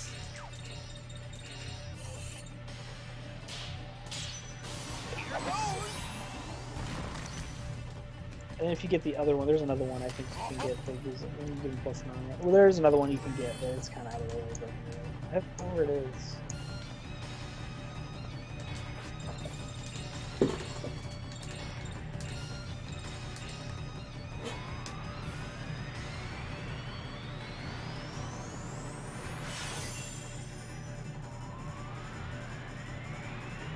So in this game, everybody gets the same amount of experience, even people who are not in the party. And what he's doing right now, he's soul charging Barbaria to level 4 or level 10, which is going to give it its maximum amount of stats. And that'll be the last time we have to see the soul charge animation. Could have sworn characters not in the party get half experience or 75% experience. They get less for sure. Is it half? Is it 75? I think it's 75. I think. Because you'll find that Joachim's a lot weaker, and so is Anastasia by late game. Oh, that's true. That's right. They get one shot by show. They still get experience. They still get experience.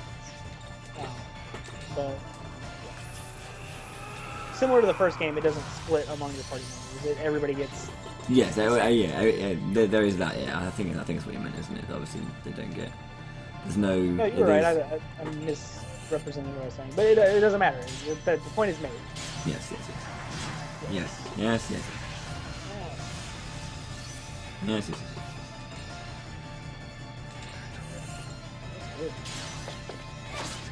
Oh. Balls.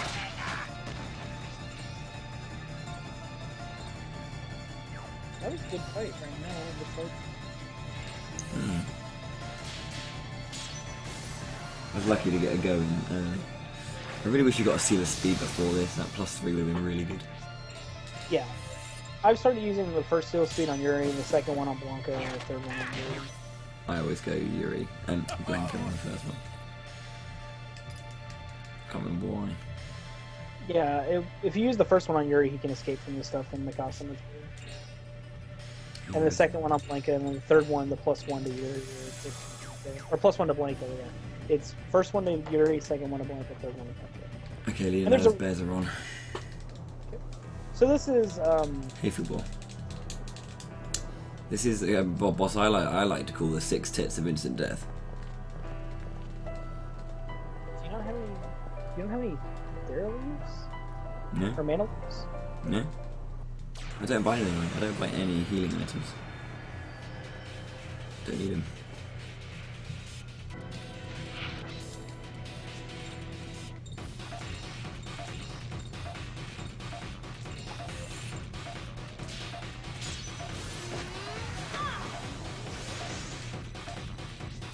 So this boss can do an ability. She can do instant death, but you don't really care about it because you have an of bears. So she can do instant death, and it's just a moderately damaging attack. It's not even really that bad.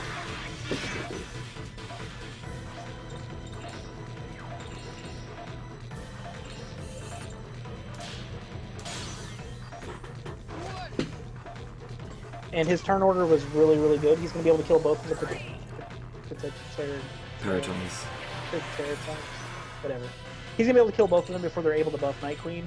If they're able to buff her with Arc Shield and Arc Barrier, it makes this fight slightly slower. Oh, and it wastes more time. Not just because she's buffed, but because they're doing the buff.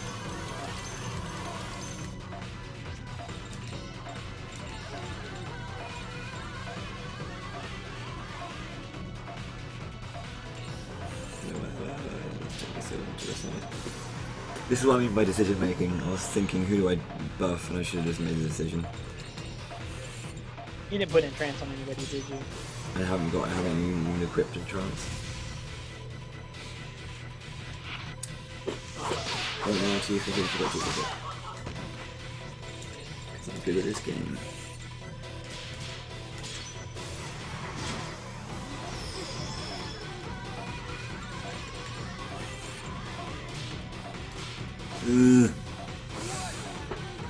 I'm good. The Fire Dancer is putting in work though. Yeah, this boss is water element, so of course Jeppetto just continues to do what Jeppetto's been doing, which is be incredibly useful power, as far as magic's concerned.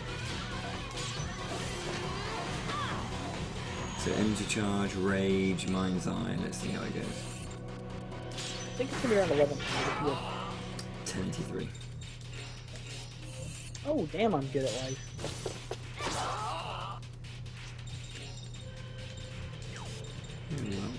No MP for Blanket.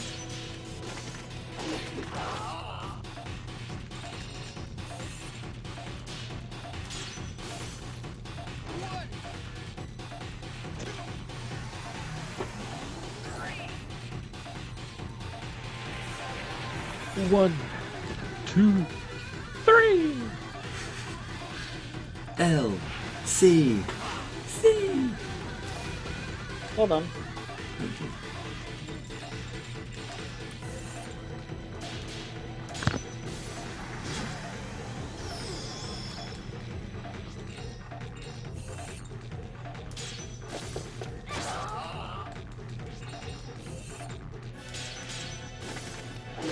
Shouldn't be attacking this lot. I should just be defending to get to Yuri's turn quicker.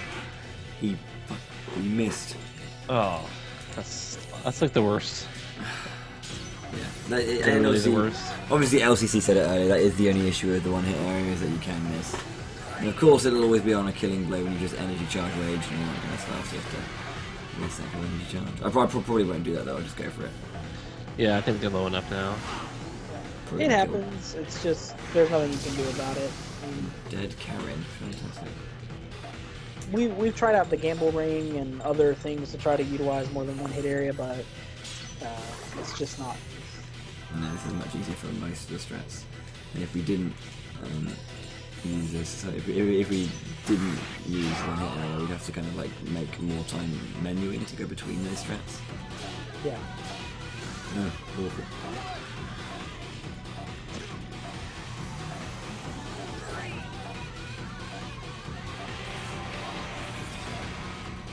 You used to love this game. You don't love this game anymore.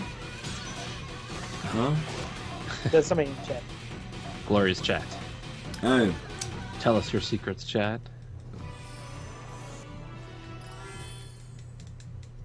Alright, Night Queen down. Mm-hmm. There's an awesome cutscene that I'm gonna skip. Yeah, it's actually really cool. It's actually a really cool cutscene. If you haven't seen the cutscenes and you don't want to play this game, you're more than welcome to visit YouTube and watch them. Thank you very much for letting us go onto YouTube. Yeah, I do what I can. I've allowed permissions for everyone on the internet. Secondarily, also, like I said, if you don't want to play the game, but if you do want to play the game, feel free to play through the game and play it. It's really fun. It's really good. It's fun to watch the cutscenes. The cutscenes are really well done for the time. They hold up pretty well even now. They're not the greatest thing in the history of the world, but they're also not... What's a game that has bad cutscenes? Somebody chime in here. I'm falling apart. Hold on. Scare me. Hold on. Musashi 2. There you go. There you go. Yeah, Musashi 2. Musashi 2 does have terrible cutscenes, terrible voice acting, and it's just... Actually, it's not a bad game. It's not a bad game. It's alright, Flan Kitty. It's alright. We appreciate the support anyway. Seems like quite a few people are doing that today, actually. Just Yeah, playing Forge FPS and watching this. Yeah, I'm cool with that though. It's fine. Yeah.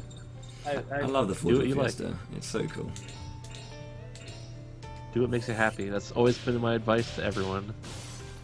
Unless what makes you happy is hurting other people. Don't do that. But yeah, don't do that. Don't take his advice to the extreme. Be reasonable. So now is the time to bring Lucia into my party. Because we've now got the Moon and Night Oil, so we can exploit her disgustingly good moves.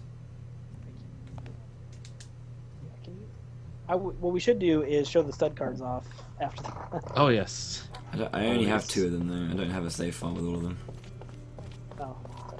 You don't have a save file with all of them? I do. This is, remember, NTSC version. All my stuff's on my PAL version. That's right. Based PAL.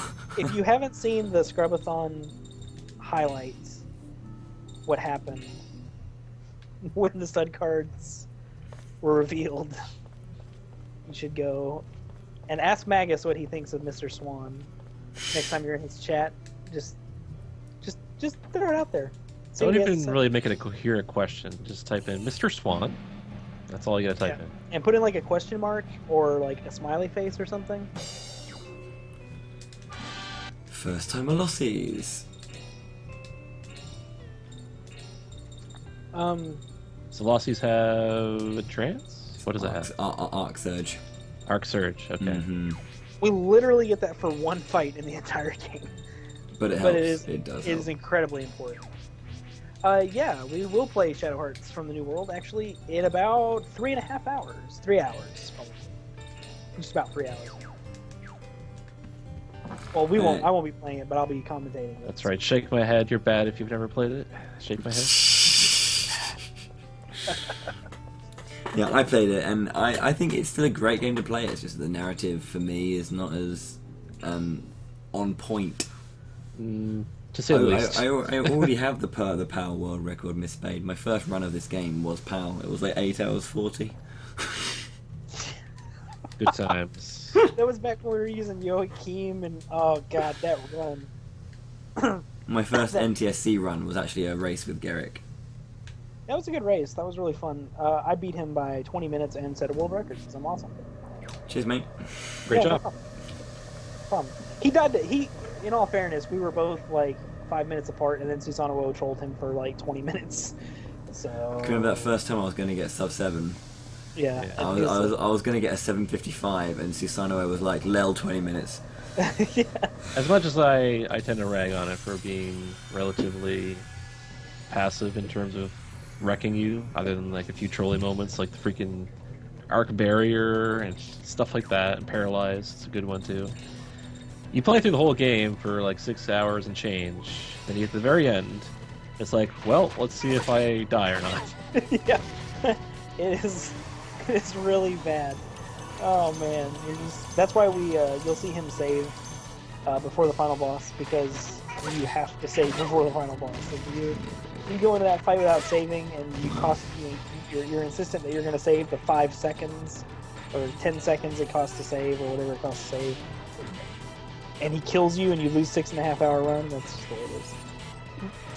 These Gigafalaria always attack the person with the lowest HP. Yeah, they're ridiculously annoying. Because I realised I haven't got any, because they're fire element as well. Yeah. So actually, only one person has. Weirdly, Blanca didn't go first. Karen did. Yeah, that's. Sometimes you get really weird turnovers in this game, just like you do in the first game. I'm getting knobbed right now, to be honest. Quite literally, they're literally knobbing you with their knobs.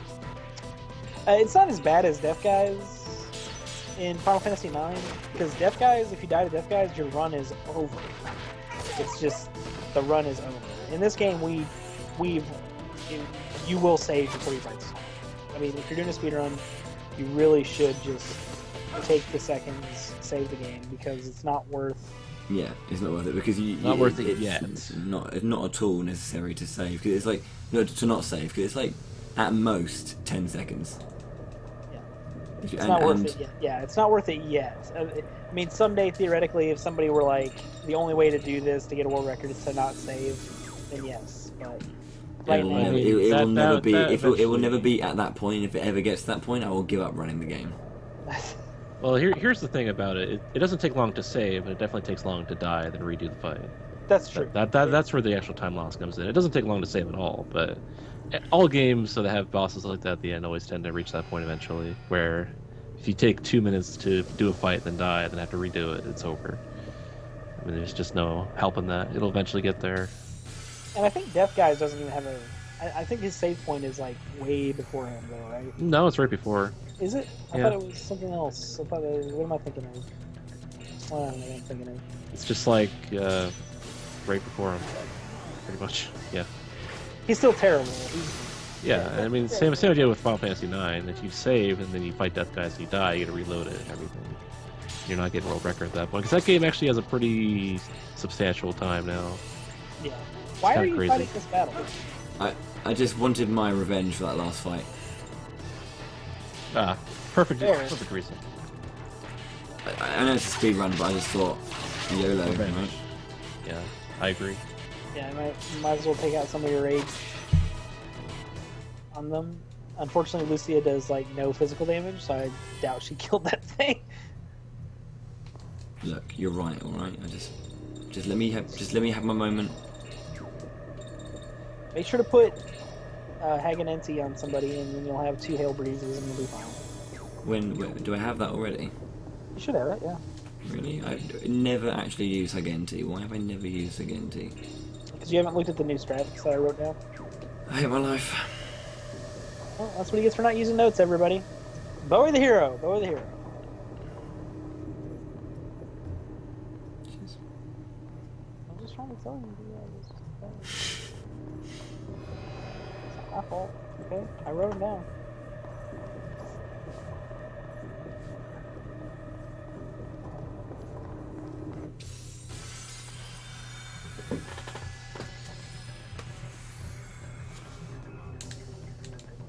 Oh, that's good. Yeah, that's fine. Oh, the sun's coming up.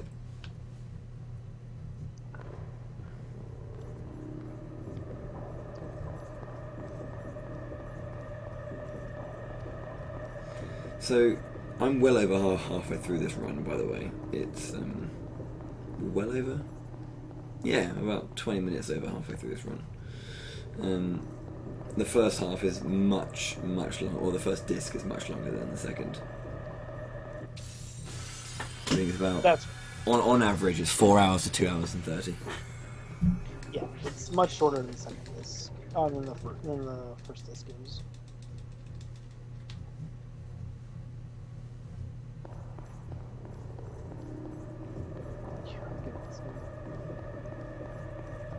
Fair, I guess.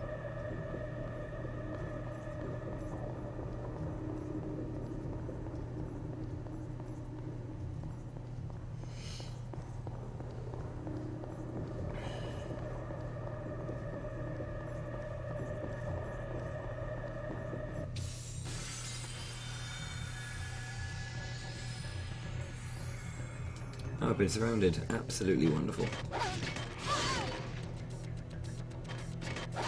Physical defense down makes me so happy.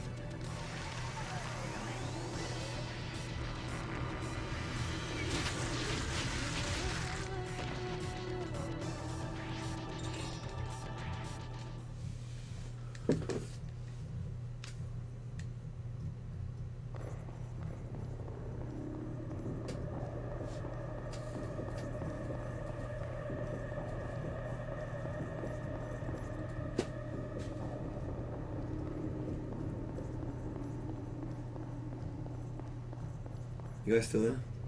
Yeah, we're still here. We're just No. Enamored.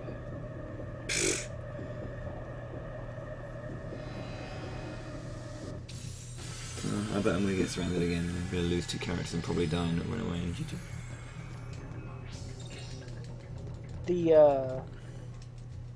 this walk through the Eider Flame is just awful. Yeah.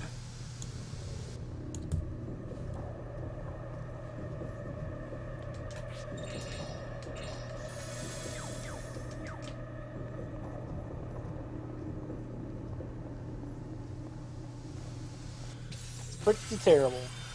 Yeah, I just want to get a good fight. Yes, I surrounded the Gigafalarias. Yeah. Obviously, that's the best thing that's going to happen is surrounding them. Because you can just. I would love it if you could like just surround Susanoo, right? That would be amazing. Yeah. That would be swell. Because him surrounding you would be no different to a normal fight. Yeah. I mean, yeah, it would be faster because you can just kill him. I don't know why Pierre and Gerard are in this level, but they are. They're there because we said so.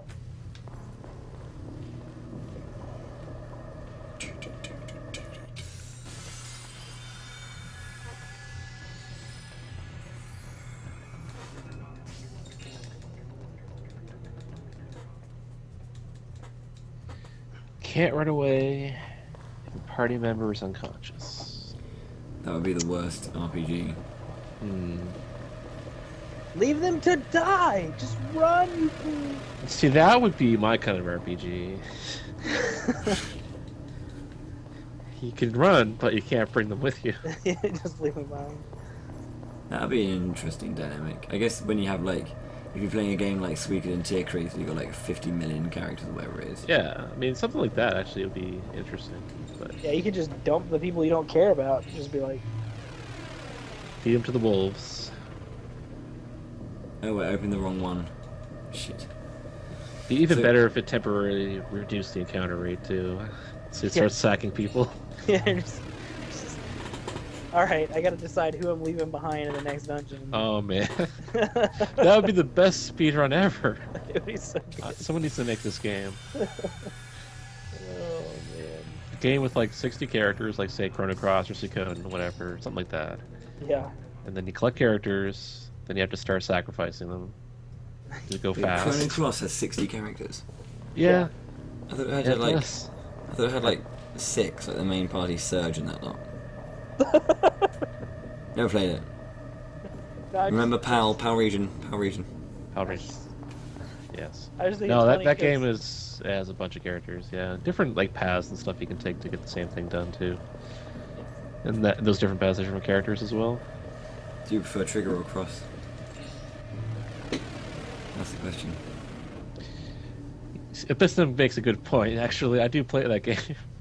I actually did play a game like that. What, Covenant of the Plume? Yeah, I like that game. I forgot about that. You're absolutely right. I never played Covenant of the Plume. You sacrifice characters, and they become ultra powerful. Then they're gone. Yeah. You basically, you kind of like you use this kind of like weird feather or the plume, wherever it is, and you can just like make someone BS strong, but then they're dead afterwards. Yeah. And then like in the future, you get strong enemies that kind of like are like, because you sacrifice one of your teammates to get a strong enemy later on. So you're then forced to sacrifice yet another teammate to get past it. And 2v2 just like sacrificing your entire team, and you're a baddie. You're a baddie? Yeah, you're a baddie. I'm just glad my race in that game was like 40 minutes behind because my route was bad. It was a good time.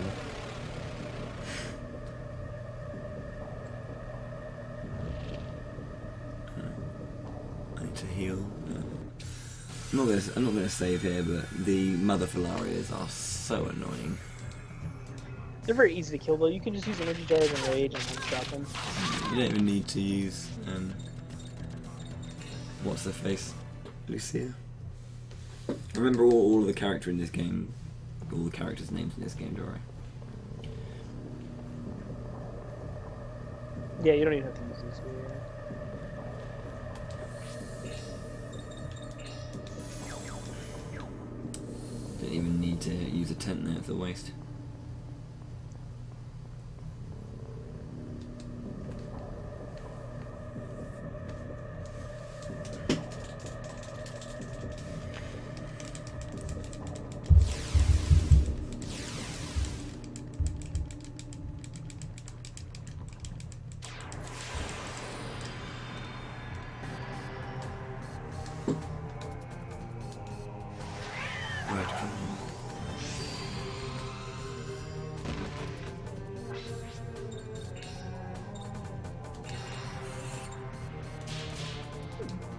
I'm so bad at this game.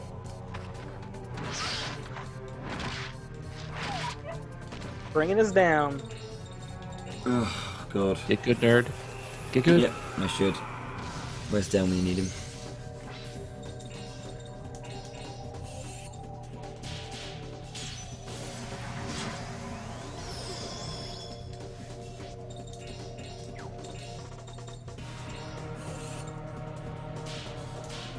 Oh my word, I'm so bad at this game.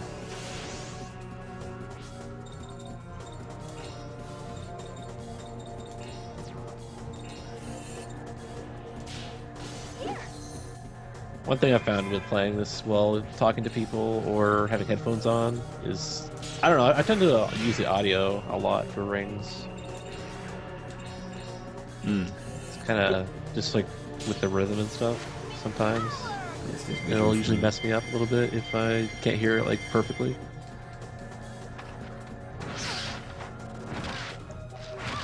Yeah, I use an audio cue for the extreme, where I just listen to the ring going and then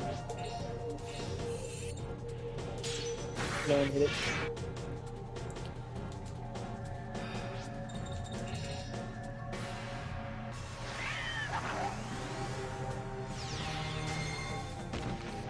That's also one thing about technical, I don't know if we've really talked about, is if you have multiple hit areas and you miss anything at all and you don't get any attacks off.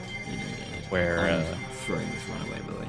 if you have normal and you hit 3 but you miss the 4th, you get 3 attacks. So that's one downside to it too. But again, with 1 hit area or 2 hit areas, it usually isn't a problem. As often, anyway.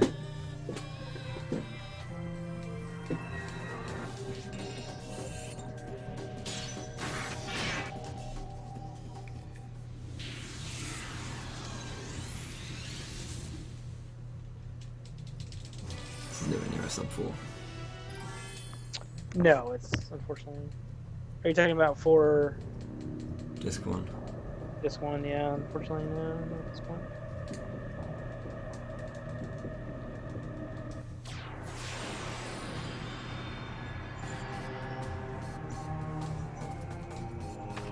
Please don't go in first.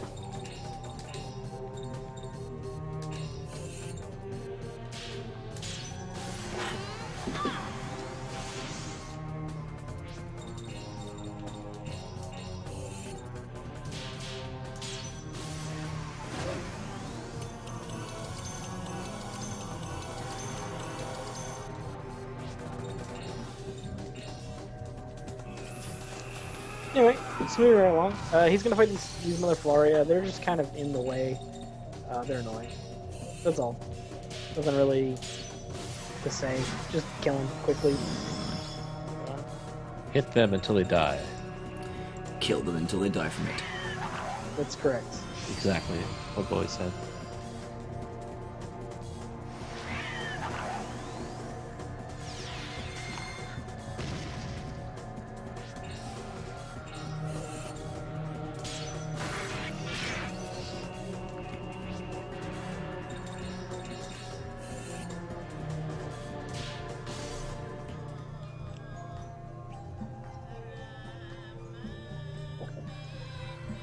Okay. So, since that part was really just the essential of just blowing them out, coming up is the next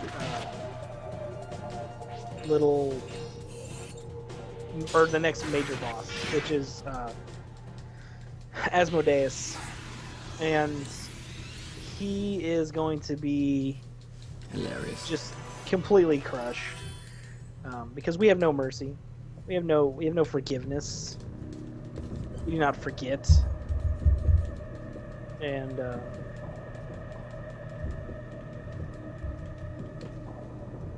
yeah, we're gonna kill him until he's dead.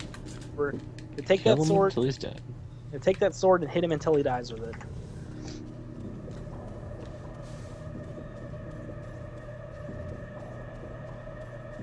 I'm gonna grab my first seal of speed first. Yep. This is where you get your first seal of speed. You get another one in Yokohama Harbor. You get one from King Tamako's. Baby Rage. We want to use that on Yuri or Blanco, whichever one he decides to use it on, because they need more speed. This is going to give them more turns, which is just useful. He's going to use it in battle to give them, hopefully get a perfect and give them +3 as well. Yeah, I would assume it's best on Blanca. Well, you use one on Blanco, one on Yuri, or two on Blanco and one on Yuri. Yeah, I use the first Yuri, one. I use the first one on Blanca because it allows him to get his attacks in with the Corando segment at the start. Like this too. You can use it there, or if you have really good. I like to personally use the first one on Yuri because it helps him escape from the fights inside of Battleship Mikasa. However, that being said, there's no guarantee you're going to have a lot of battles in Battleship Mikasa. You could get through there with like 2. Yeah, at that section you're split up into 2 parties, so I was thinking like if you get them all to Blanca, Blanca normally has the highest agility to begin with, and even higher agility means you're probably going to be able to run away from most encounters the easiest. Which is why we make sure to give at least the second one or the first one, depending on how you want to do it. Yeah, but because Yuri's separate from Blanca and the Battleship that's later on, I think they are separate, or do you have a choice? No, they're separate. He goes with Corando. Yeah, they are separate. So one party would have the benefit of having the seal of speed on Yuri, because Yuri's stats are relatively high anyways. And then the other one is Blanca, so they both can do running, I guess, is good. And then you have boss fights, so you want him to have high speed anyways, because you get energy charge, which doesn't have a very high cooldown rate, which means with the higher speed you could probably do it, and then leave travel with the boss and get attacks off. Presumably. As well as having more speed than Lucia for the crit buff and stuff. So you saw right there the just absolute ramming that he just took from 1800 damage. This boss has like 3600 or 2800 HP. That was like 50% of his life just in one attack. Yeah, okay, this is the best scene that comes before this boss. The dialogue is ridiculous. Yeah. It's like, I'm going to kill you all. Fight me. No, you will bite me. It's like All right, good comeback. try to kill me with laughter, you fool. So he's just kind of whittling him down with these physical attacks. So everybody else, Oh, baby rage, baby And- rage for you. didn't get it perfect, so it's gonna. Oh, so killed him. All right, and now the giant bug man thing, whatever that is. And Is thus, this concludes Europe. Yeah. Pretty much. He still has a Pony Tower, but Yeah, whatever. yeah, Close enough. I consider this the end of Europe. That's just me, though. Yeah, I I mean, get that's- my first break coming up soon, which is exciting for me. I had 6.5 hours earlier of no breaks, so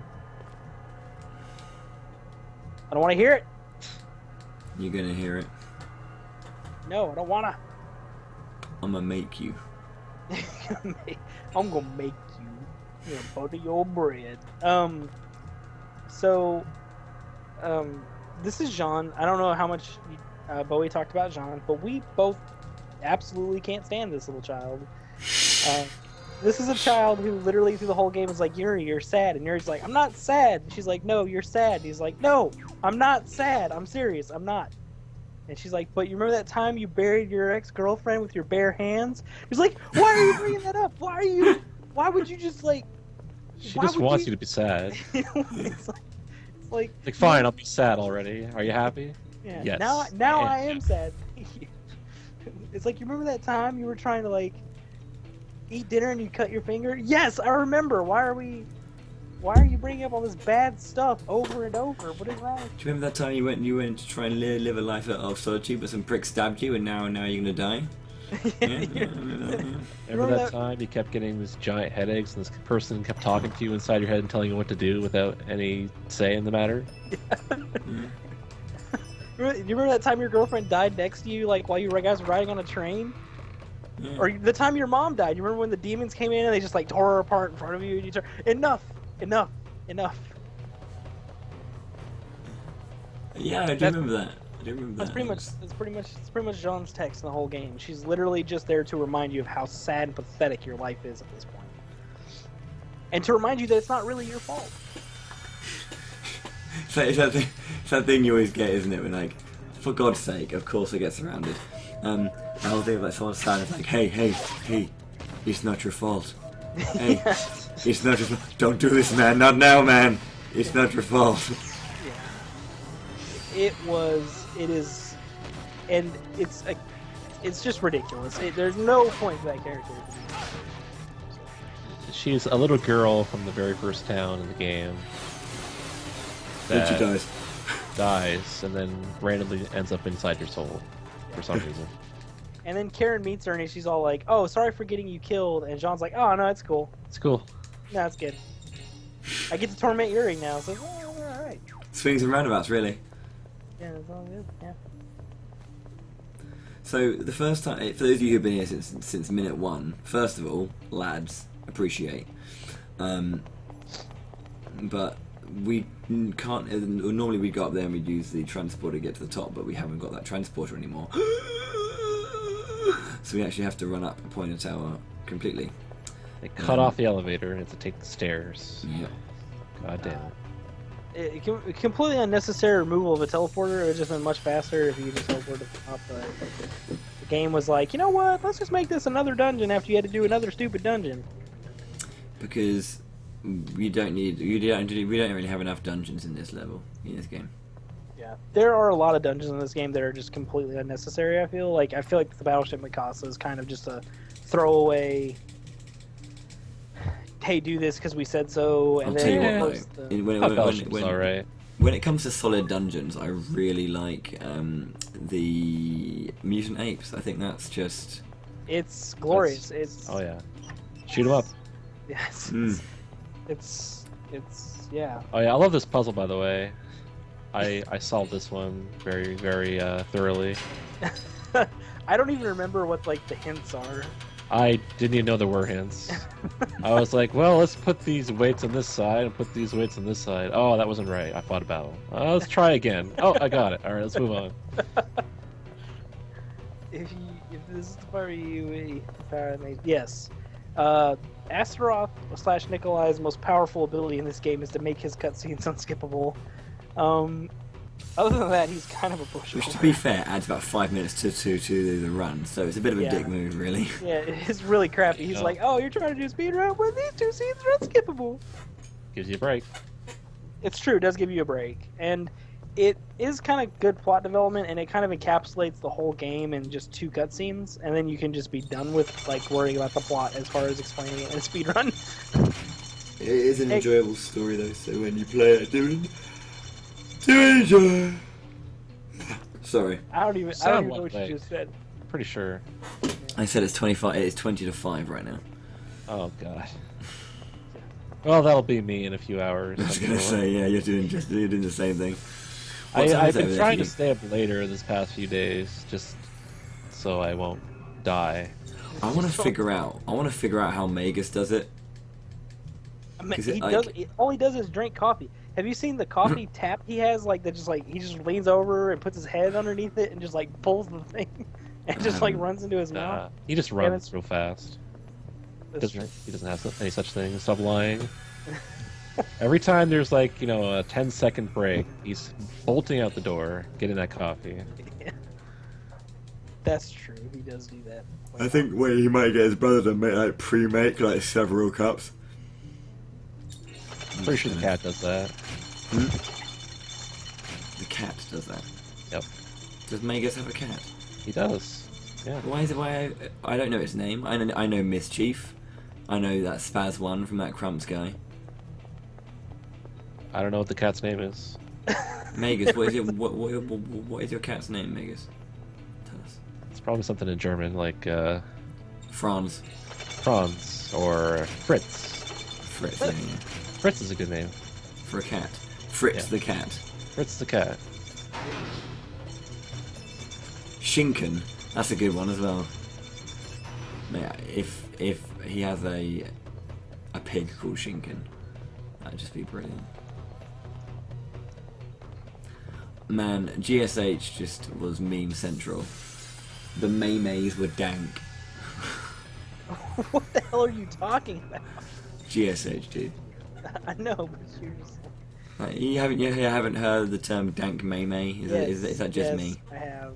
Everybody has. Everybody's heard it. We've been on the internet in the last 4 years, yes. Ja, hello, and welcome. Ja. Ja. Ja, hello. I don't even know where that came from. I think one day I just said German Spiedenhausen and it became a thing. Because Magus and Genya always had the "Ja hallo Genya, ja hallo Magus," as they'd say. But yeah, we were at GSH. I think I just said "Willkommen to German Spiedenhausen," and Magus just turned around and said, "What was that?" Like, that's German. He took out a glove and just slapped you across the face as hard as he could. That's purely immaculate German. I don't know what you're talking about, dude. That's how you guys talk, right? That's how you guys, so I didn't use the third key to get Fides, so I'm going to use the third key here. I'll be back in 3 minutes. It must be nice to have all these keys. Yeah, I think you get what, 2 keys in the entire 3 keys in the entire run. I get 3 total. I get. And I need to use 1 to get 1. I get 7 third keys, a 5th key, and a 7th key. Oh, it must be nice. How nice it must be 8 third keys to play a game where you just spam X on the last boss. Yeah. I'm sorry. I don't know why they took out the silver hand. That was a cool item. This vault is filled to overflowing. What's messed up is there's another one you can get pretty easily and quickly in the first game, but you just don't need it. No, Nikolai is not the true enemy. He's just kind of... I mean, first off, look at those loafers he's wearing. Like, they're nice. Could you take him seriously if he was like, I'm the bad guy? Or like, I don't know. Well, there was that one scene where he goes into the dream of Karen or something, and says he loves her. That was kind of an awkward scene. I'm not really sure what that was all about. Yeah, Nikolai's... She's like, no, no, no, no. But I love you. No, no, 21st century no. will be a time of And then that was the scene. Yeah. bloodshed. And then that's about it, really. It's just Yeah. so random and You awkward. can stop. Nikolai is Yeah. very, What I don't know. He just is what he is. And he's in the 21st century. He's like, this is like 1918. He's like banking on this taking like 30 years or 70 years to work. So Whenever World War I happens. yeah, I'll never be able to forgive crush you, the man who beat Cardinal Albert Simon, or as I call him, Al. I imagine Nikolai and Albert Simon were drinking buddies. Pretty sure. I like how it's the least forceful hit I've ever seen in my life. He like rears way back, so he just like touches the door. Taps it. And that also, how crappy is that seal that he just had to like just touch the door and it just opened? I should probably get disc 2 ready. Yeah. Is nigh. Your mum's nigh. Oh. Hey guys, there's the entire plot summary of the third game. Enjoy. Yep. There's Malice in the third game. That's it. That's it. That's the whole third game, So guys. this is the only attack that's going to hit me. There's also like Goodwill or something too. It's kind of like Green Lantern style. Blue and red.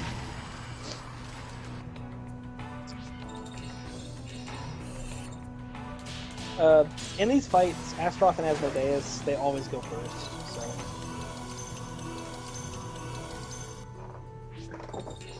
you would have to grind a substantial amount.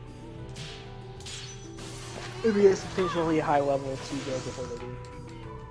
Or hack a flash badge into the game. Yeah, flashback would be nice in this game.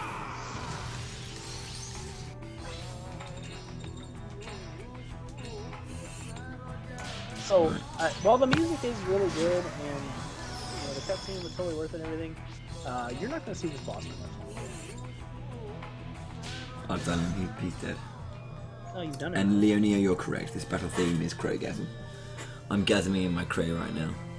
That is A disgusting way of putting it. way too Cray. much. Yeah.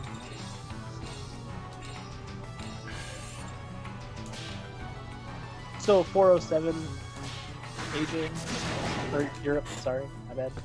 4 or 8. That's pretty bad. Yeah, it's not great. Well, it is a marathon, a relay run. It's not. Yeah. I'm not going for a world record attempt. I would have reset like 2 hours ago. Yeah, it would have been like, I think after, like, just some of the stuff that's happened. After the reset. 1 sec. Yeah, does delay ever get used much? Does delay get used much? Yeah. No, it's. No. Here in a little bit, after we get through Shoki 1, or after we defeat Shoki, bosses don't really live long enough for delay to be a thing. I mean, So in my theoretically- PB, I actually lost 2 minutes, or I think was it like 6 minutes in my PB because oh no, sorry, 2 minutes in my PB because the beginning cutscene wouldn't load a disc 2 once. Oh, right. Yeah. So dumb. It was just like wouldn't load, so I had to like reset my PS2. Disc changing in speedruns. It's definitely ruined some speedruns in the past for various games. Oh, sure. It's really, really disheartening. Yeah. Also, for your appreciation, shirtless Yuri. He's in great shape. I forgot to use a seal of speed. Oh no! Oh well. Let's use him on Yuri in battle. And So coming up, he's gonna be controlling Look Blanca. at Blanca He'll- run! Yeah, Look at Blanca so- run! He's really fast. He's going to have to fight a couple of battles with Corando. Enjoy it while it lasts, because this is all you're gonna get to see of this guy. He is really cool. Yeah, he's a cool character. His fusions leave a little bit lacking because I feel like they kind of just threw them on there to be like, hey, he can fuse too. And stuff. Good start. doesn't really get any other fusions until like, post-game stuff. Yeah, he has Tsukiyomi, and then he can get Jutendoji, and Jutendoji is just trash because all its abilities are physical damage, and it actually isn't as good as Tsukiyomi, so... I mean, it's not trash, it's not bad, it's just not... It doesn't... No, I'm really choking away Karanda's ring. his ring is very similar to Keith. It's not hard though. I'm gonna screw it up this badly. Yeah. Is it similar to Keith? Yeah, it's... The first hit area is almost identical to Keith's. So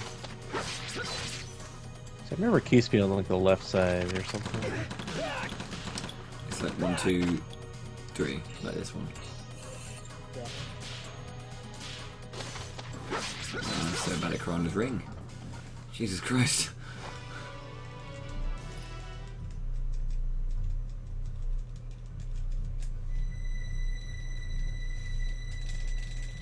Battle music changed as well. Oh, either it was more than a tri-ace. It was like a quad ace. It wouldn't. It wasn't even like it just took ages to load. It wouldn't load, so actually you had to reset the PS2 as a whole.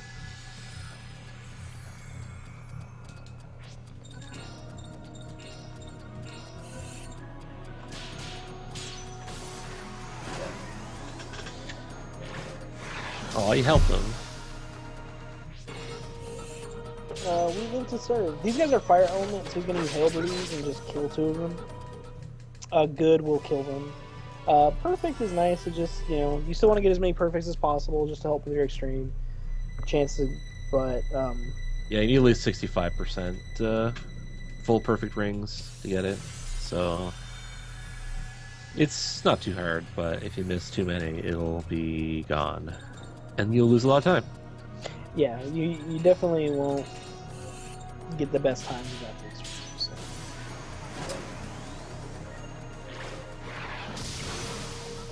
The legendary VP, the legendary tri-ace, the ultimate tri-ace. The VP just froze. I do like the Valkyrie profile 2 run. Very interesting. Yeah, it's a good run. Also looks really hard, too. Yeah, apparently it's just nuts. Positioning and timing is kind of crazy. Yeah.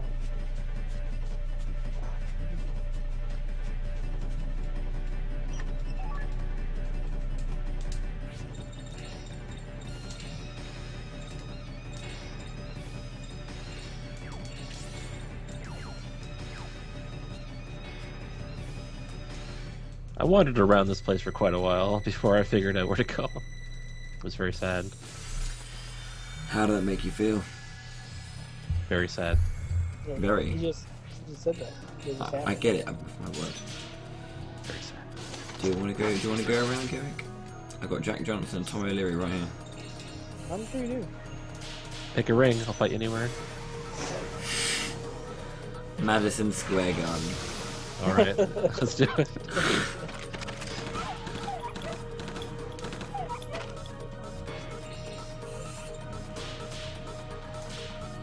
I've probably lost a lot of percentage just on Karando. Stupid, sexy Karando.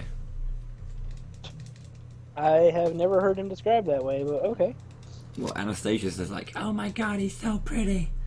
He's so pretty. Yeah, he's a handsome man who turns into a lady. A lad. Yeah, Tsukiyomi is indeed a chick. Indeed, she is a moon goddess, goddess of the moon. So obviously we're now in Japan, by the way, in case no one noticed, we are in Japan.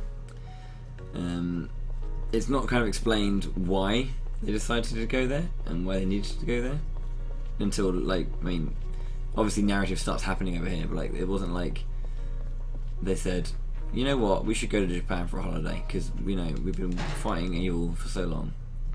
Yeah, we're gonna take a break. We're gonna go. Hit up Okinawa, you know, have a good time. Really live a little, you know, learn to love ourselves.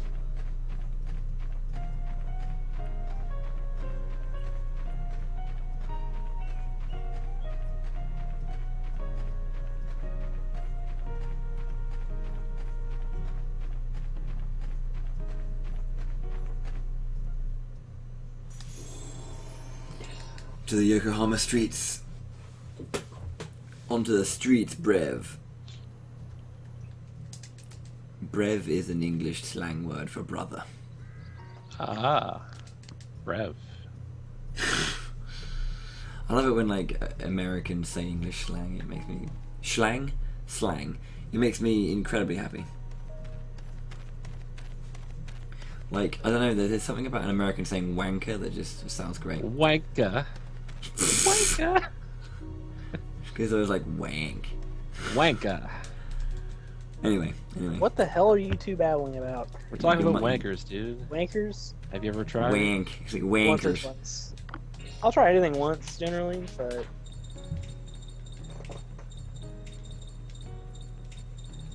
I've always been Yeah, a big fan sure. of Bollocks and Telly. Those are my two favorites. Telly.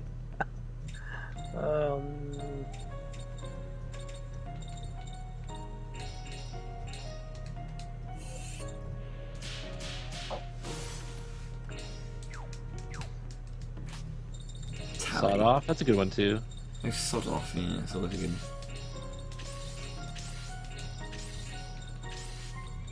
You have to make it really work for you, don't you? Sod off. You gotta have that level of rage, you know? So right now he's just upgrading all of his equipment. He's gonna go and we're gonna go into another dungeon pretty much immediately called the Battleship. Waste of time, Mikasa. Yeah, I It's liked kinda- it. It made me kinda- think. It's kind of an interesting puzzle. If you try to use the ship map, to me, when I tried to read it, it actually made my eyes bleed a little because it made no sense to me. I was just like, could feel the aneurysm forming behind my brain. So, Well, you just Sounds gotta learn good. Japanese, just like you learned Russian. so you have to walk You through. You made gotta this walk bacon. through that Good. stuff. Right, let's see if I can do this without notes. I can't. I have to use notes for this section. Lieutenant Tada. As I call him, Lieutenant Douchebagger Rada. Douchebaggeroony.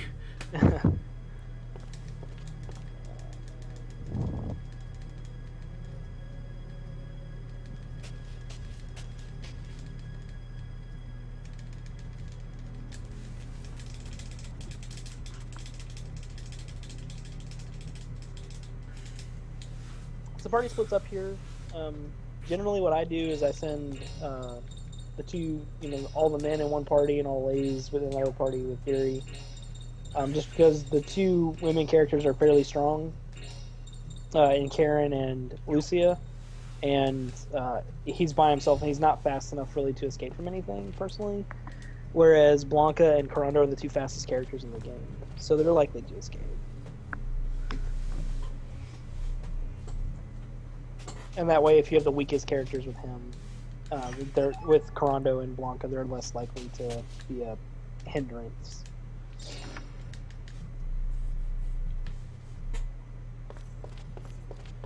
This is a maze, so forgive me whilst I just focus on. You what have I'm to. doing. Do you actually have to make full parties? Yes. Yeah, Okay. You wouldn't want to not have a full party. I just want to see Blanca solo everything.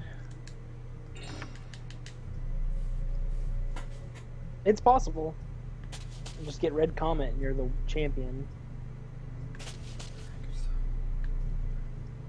That's another interesting thing about this game is that Blanca's wolf bouts are a lot of like throwbacks to like Gundam, In fighting games. fighting games. Yeah, so It's so good. They freaking put Terry Bogard in the game. they did indeed. He's got the hat. Oh, I totally agree with you. Then they gave Ernest to Shoryuken. That's true, they did. Oh God, Ernest. With my wolf technology, I will rule the world. It's like, dude, you're just a pedo bear. Calm down. Couldn't get away. Oh, bollocks.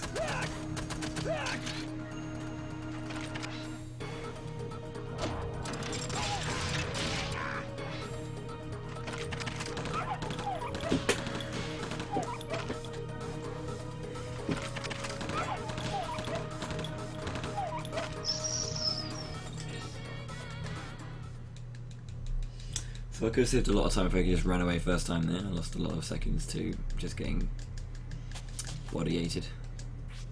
Body-ated. Body-ated. I don't know, I started saying that at some point. Couldn't even tell you when.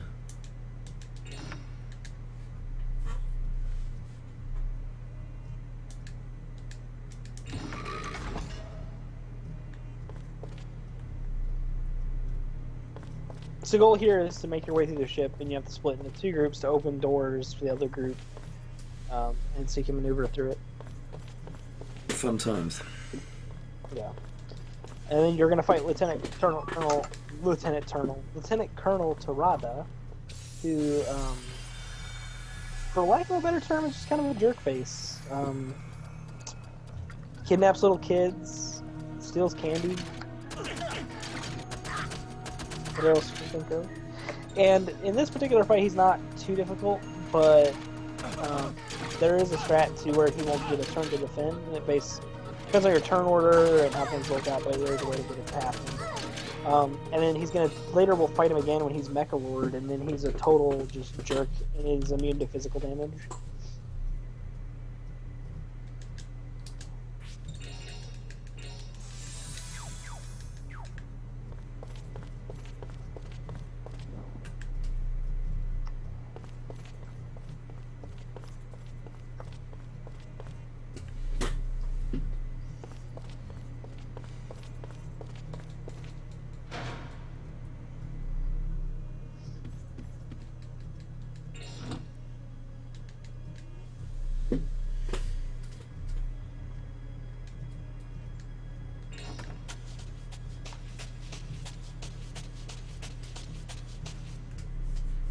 I keep forgetting to do that. I should have moved Yuri back to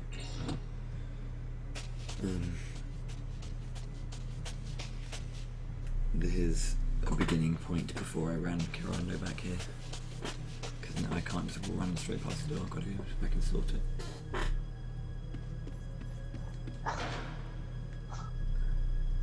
That's funny. Every game does have baby rage. Different forms of baby rage as well. They all look different. There's always a baby.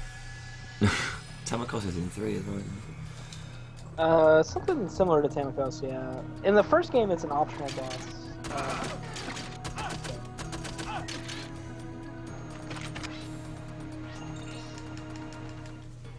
That you fight in the dollhouse, which is a side quest for Alice's ultimate weapon.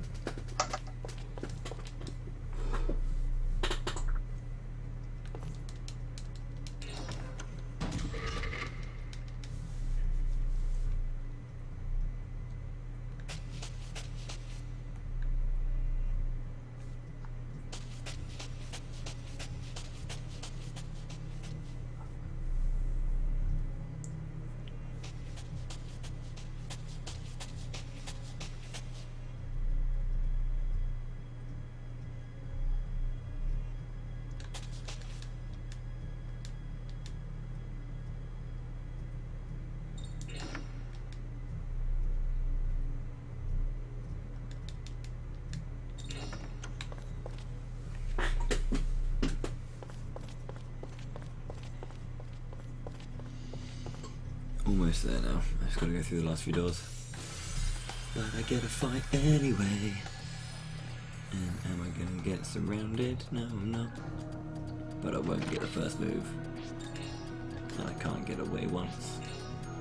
Okay. You may notice that Carrion's now using Galahad's sword. So yes, after slicing up a bit at Nikolai, stole his sword. Right, scumbag. Yep. Yeah, unfortunately there's no way to unequip it from him earlier in the game that I've been able to find, which would be cool. You can get into the equipment menu with him, and it would give her like a really good weapon for pretty much up until this point in the game. So unfortunately you can't unequip a weapon from somebody if you don't have another piece of equipment to give them. So Find a way. Yes. What's up? I've been working on it, but I've made no progress, so.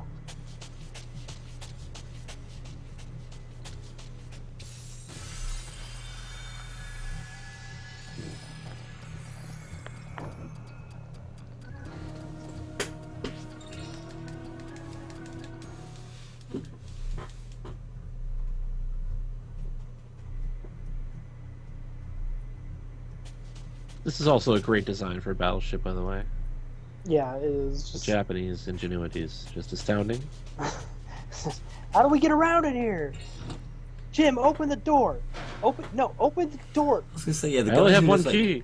Yeah, I was gonna, yeah, they have one of each key. And these guys, like this guy here, Seaman Clark, second class Hashimoto, must be like, I've been in here for days. I haven't seen another human being for. He's like, do you have food? Do you need food? I've got a leaf and this Yeah. fist. Yeah. And you have to. How about a knuckle sandwich, brah? He's like, how did you get out? Please tell me you left the doors open. You need 2 parties, man. Get some friends. Yeah. It's like, how did you come down here with no friends? You're just stuck down there. You have to talk to him to trigger this next scene. And the ingenious method they have to figure out to open this is that guy had to tell you where they were before they could figure out that they have to press these 2 buttons at the same time. But of course, you don't actually have to do anything to make it happen. It just happens for you. It's just. This is part 1. You have to do like 2 judgment rings in one. 2 controllers. And one would be like a push ring, and the other one would be like a 10 ring or something. Oh man. So you're like constantly mashing one, then you'll like time the other one. Oh man. God. The whole run comes down to being able to do that one part. What do you do with Corando in your party? I'm not. I just put him on tech rings, am I allowed? I was like, what are you doing? Strats from like 6 months ago. Leave him alone, man. I You've guess. got to let me spread my wings and fly. Yeah. Spread my wings. Right. Oh man. What game is that? Is that? What do you mean? No, what game is that? There's an ending theme song where he says that, right? It's the one where they rap in Japanese, and iTheor was complaining about how... You could say that it's called Rapanese. Japanese. Ooh. iTheor knows what I'm talking. What game is that, iTheor? Is that... Because you were talking about how you couldn't learn the ending theme song because they had rap in Japanese. Stop! I don't know if you're being facetious or not. No, I'm serious. I'm not playing... Whatever. I'm not telling you. You're not figuring. Come You on, can figure that out on your own. Is it? Oh yeah, it is from the New World, isn't it? Yeah, that's right. Yeah, I just my bad. My bad, everybody. It's right in the notes, dude. It's right. I bet the lyrics at the end. You do have the lyrics. That's right. You do have the lyrics in the end. Oh crap! I forgot about that, dude. Did you get him with the where he didn't defend? No. So Lieutenant Colonel Tada, his first turn is always to defend. If his buddies are up, and if you can kill them before he gets a turn, he won't defend. And the problem with the defending in this game is obviously it's just like the first game where it reduces the damage they take, but it also means they can't be critically hit. So it just slows you down quite a bit. Yeah, it tends to stop status effects, reduces a lot of damage, and they can't be crit. Generally. And then you get your next turn a lot quicker too. Yeah. Of course. Defending and items have the fastest recharge time. Defending the fastest, and items the second fastest. Or and buffs also have a very fast recharge time.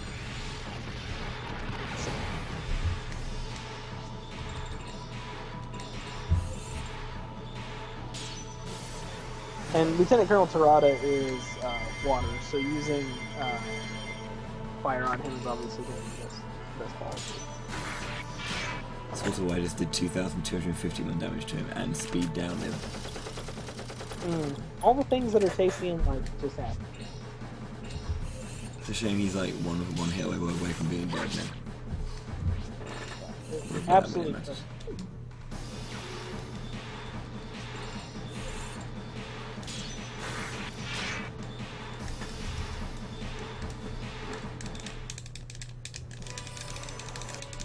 And that is Lieutenant Colonel Tada, everybody.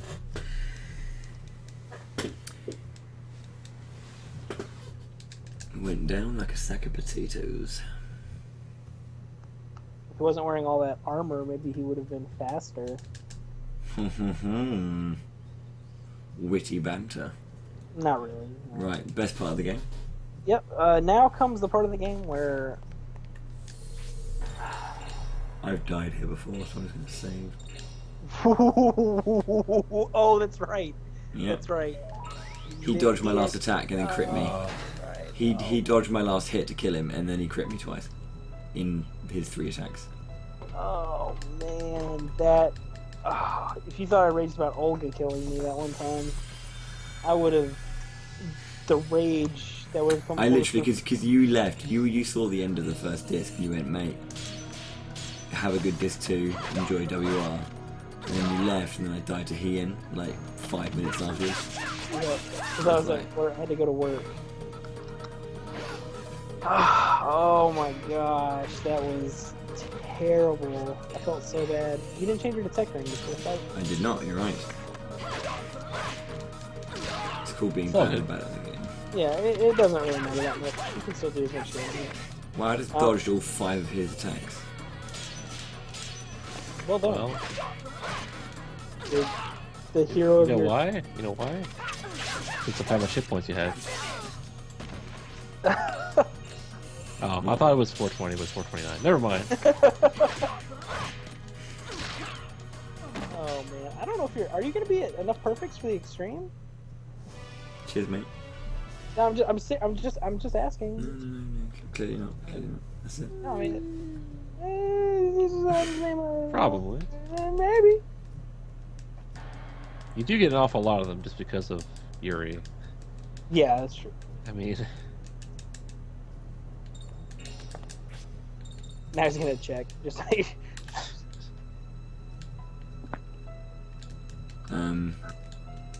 What? Game's just frozen, I think. The timer's still going, but the game's frozen. what? Okay, there we go. Oh wow, in the... Nice try, Ace. Wow, that is... The menu triace. I've never seen that happen before. Yeah, same Nice here. try. What the hell was that? That was crazy. Good speed game. You're at 25 seconds now. Yeah, jeez. It's counting. Oh, Man, this is gonna be the best time. it's a good thing that you don't get anything for doing this, so you didn't just like miss out on anything. Oh my god. Are we going to take a bet of how many carters I'm going to get? Oh man. Okay, so real quick explanation of this part of the game. It's literally the biggest waste of time ever. You essentially control these characters so you can get some backstory.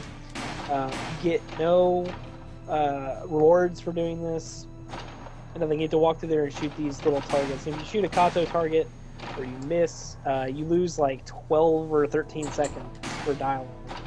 And a good time with the timer at the top is like 4:13 or 4:14-ish. It's pretty solid or consistent. And we'll probably get like 5 minutes at this rate because what was that? That's not that. I like how the timer kept running was just like deal with it. And you have to fight Heian and then you have to fight Raiden, and then you have to fight Mechalord clone that is not immune to physical damage. They're very kind to give you the physical attack and physical defense down 4s, which have like a 75% chance of working, and they're gonna work pretty much 100% on this mech warrior that you have to fight. He's weak to it. Because he's not, he has reduced resistances against it for some reason, and then you just beat him to death. So.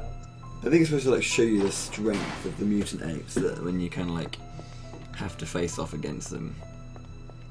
And then they give you physical defense down and attack down 4 when you defeat Fujin and Raijin later in the game, right before the final boss, who is immune to the effect of the ability. So it's just crap.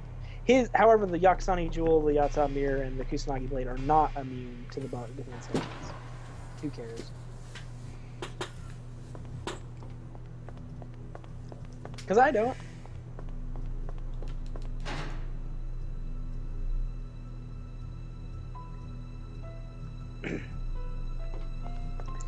And the whole point of this is that if you guys remember Lieutenant Colonel Kawashima from the first game earlier today, she bit the dust at the end of the first game, and she was killed. And Kato was like, "I love you," and he went downstairs to get some tea for them because she was like, "Dude, I'm not feeling so hot." she's like, "You're a little short for me." You know what I'm saying? Like, you're just a little short guy, and I just don't think it's gonna work. And somebody walked in there and killed her, and he all blames himself. So he's cloned her and tried to bring her back to life, pretty much. Now he's training her to be a super soldier to do his bidding while wearing skin-tight clothes and a weird visor thing. Because we all do that with our crushes. Yeah. It's normal. I mean, it's Japan. Wow. Yeah. It's normal. My God, Kato. What do you think you're aiming at? The target. I just missed. How can you miss such a big target? Say I did it You know, again. you think if he was trying to train you to be like a super soldier, he'd make the targets smaller and harder to hit? So that way you could be like more proficient at hitting smaller targets. And if you were in this world, wouldn't you be like, why are there random squares and crosses on these? What has that got to do with anything?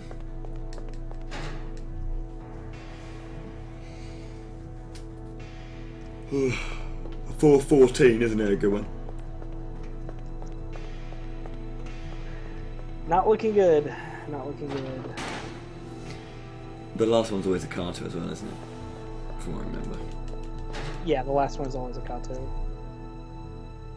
And there's also a little bit of RNG involved in this, which is like how many Katos you get, but I don't know how many I would normally say I get. Usually like 3, and then 4, or like 3 or 4 probably.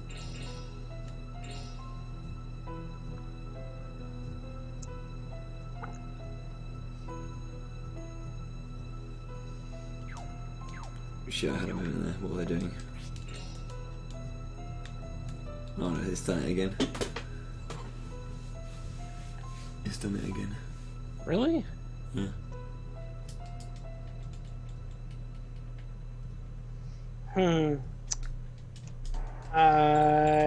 Wow, that's crazy. I've never. Maybe your disc 2 is having issues. Hmm. Or is it your controller, maybe? No, like 'cause I it's- don't think so. I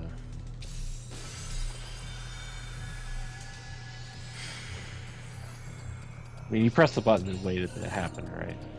Yeah, basically. I mean, it's not the controller then.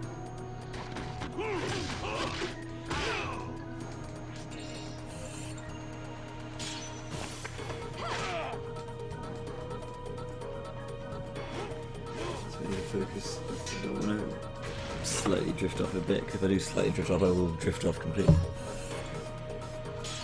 Now, I have seen some lag in the menus in the third game where it'll take like an extra second to open items. Yeah. I've seen that before, but not like this. No, 6:34:13 is the time for the first game that Garrick just ran, because we're doing a relay today.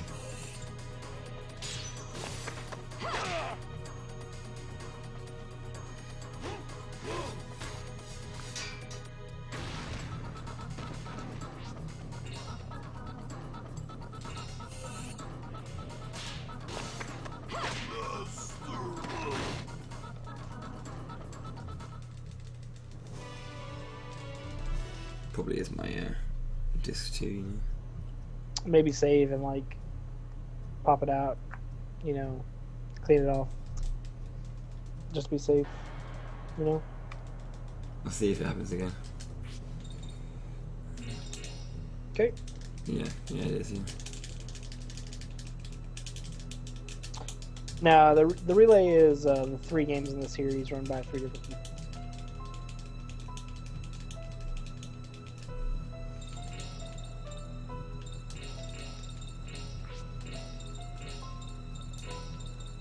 Did it happen again? It did, yeah.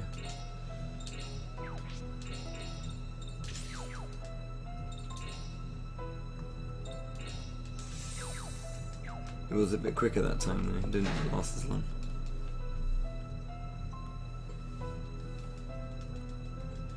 No. It's all 3 games by each of us. By the respective main runner, I guess, for lack of a better explanation.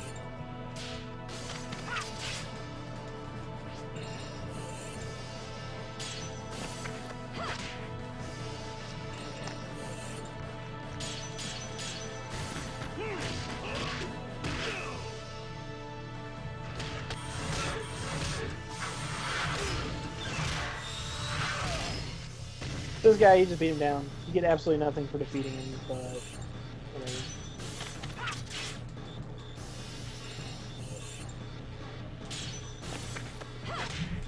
You get the respect of your master. But really all we want is his blade. Why won't you give me love?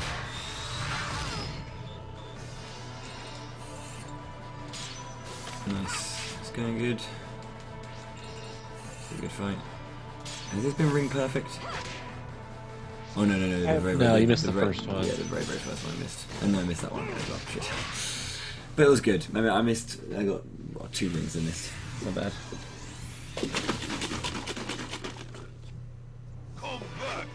Missing the strike on one of the rings where you have like physical defense down also affects it a bit too, because you get 30% if you don't hit the perfect, versus like 43. Yeah. Which means follow-up attacks will do more damage if you hit the perfect on the previous one. I don't know if it matters in that fight that much, but it helps, I guess.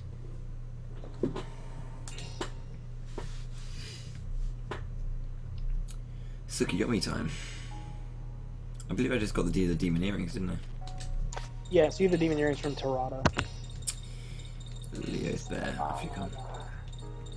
This just makes Yuri even stronger, but then he just gets body-ated by everything. Yeah, he's gonna get absolutely clobbered by everything that hits him, but they're not gonna live long enough to do that, usually. If they hit him, he only becomes stronger. Mm-hmm. Yeah, 20% more damage for physical, but you take 20% more damage. Yeah. Is it in general in this game, or is it just physical in this game? It is just physical in this game. The first game is bugged though. Because the warlock earrings do the same for magic, increase magic damage, but take more magic damage. And the reason I found out that the demon earrings were bugged in the first game is I was 23 minutes ahead of my PB and I died on Arcane Olga 3 because I had the demon earrings on and she did magic, and I was taking 20% more damage on Yuri and I couldn't do it. Couldn't do it. I made some, didn't work. Didn't work. So it's this secret land show key, and that's when I get the thingy. If I get it. And then Hojo research 30.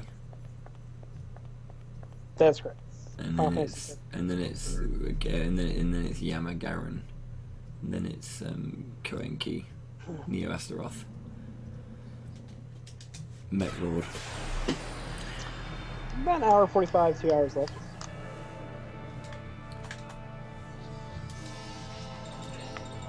Assuming Susanoo cooperates. Indeed. I bet you will absolutely ace Susanoo. I wasn't stupid like that. Probably, yeah. Probably.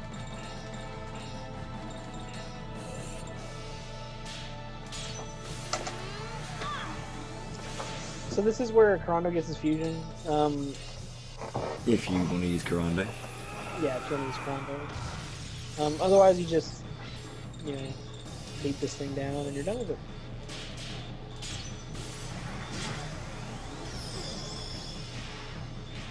I might lose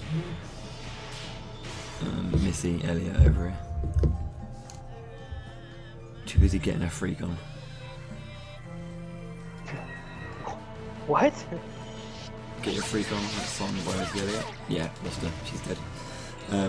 Basically, I should have just defended rather than done that. I just got a speed down on Suki Yummy. That's beautiful.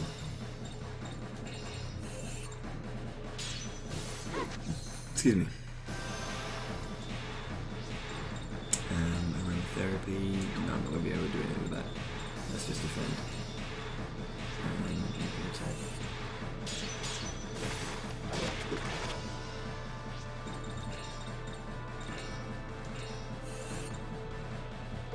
Oh, missed it. Just about.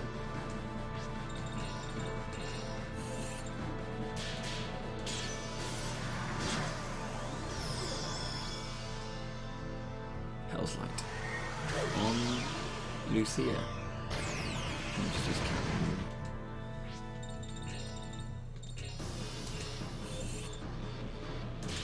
Oh, that was not good. That was on the red.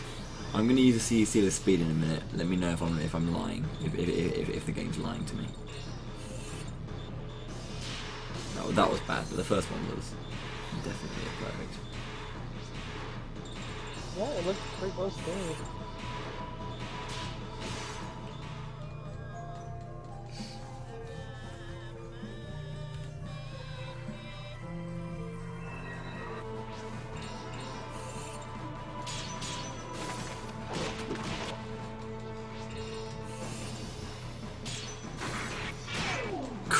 Jesus Christ. 2,770 damage. Yeah, it gets better still.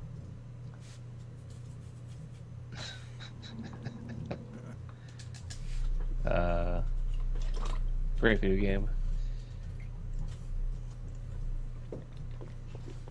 You get a free heal here, so you don't really need to heal yourself.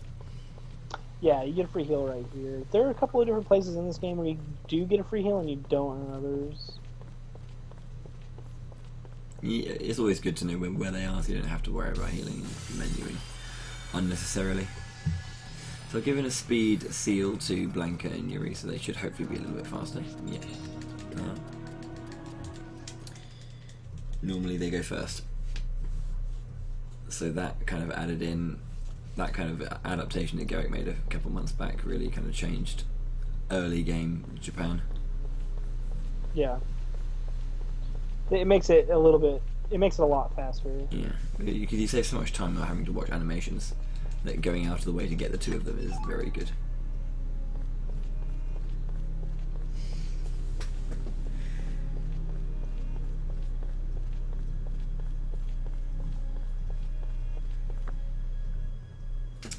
So I'm going to get one of my two 5th keys in this level. One of them's going to be used on Neo Astaroth, just because we really like to body him, and the other one will be used on Captain Dingus at the end. Captain Dingus. Susanoo.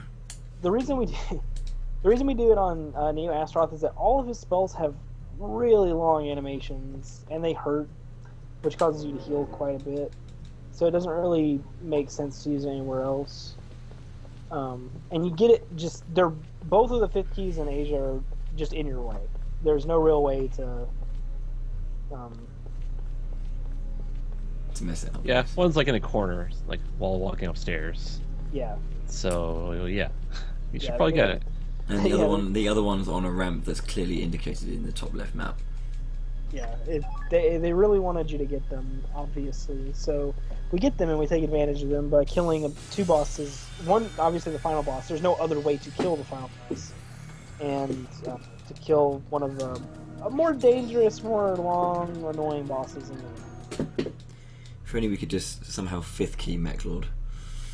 Yeah, there was some way to actually. I wouldn't use it on Astaroth then. I'd just. Yeah.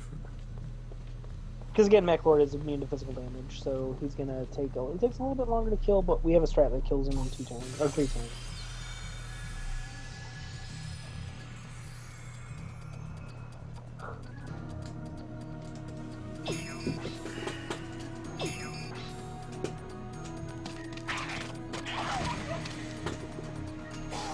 Red Cradle, wonderful.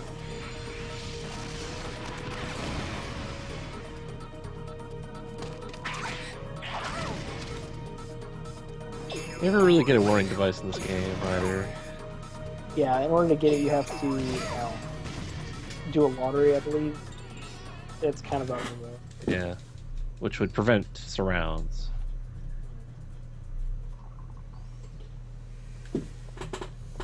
But you know, there's also one that like halves the encounter rate, which is also out of the way too.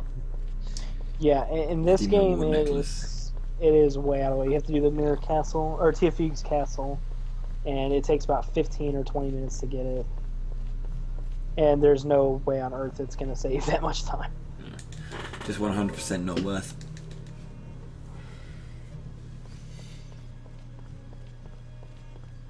Okay, so about 2/3 of the way down this ramp, there'll be on the top left map will just indicate I can veer slightly off the path and not die.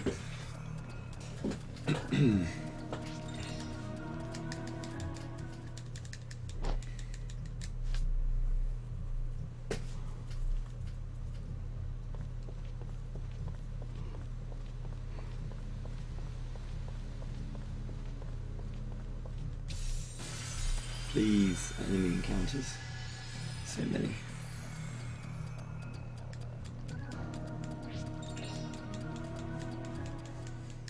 Okay.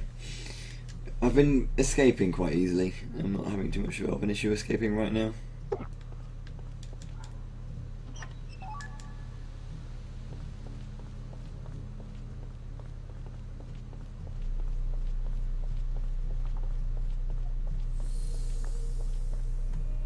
Oh god. What? I didn't heal.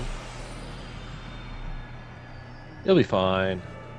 Did you take a bunch of damage? I don't think you took that much damage. Lucia died. It's fine. It's fine.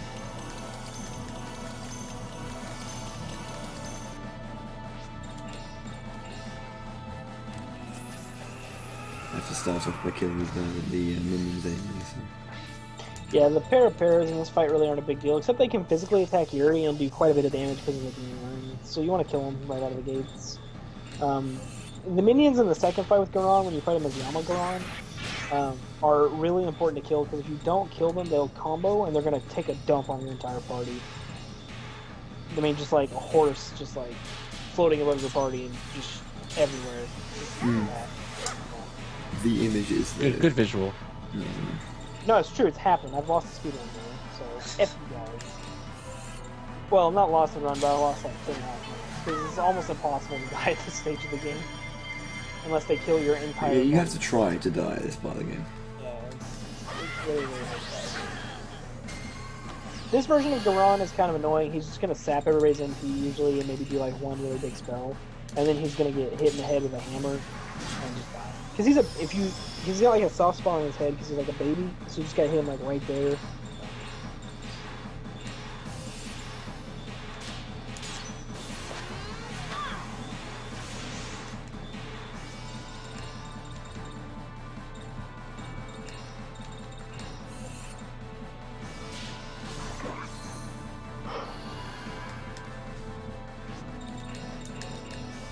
So if you're not familiar with the boss strats in this game, Rage, energy charge, aromatherapy, dead. yeah.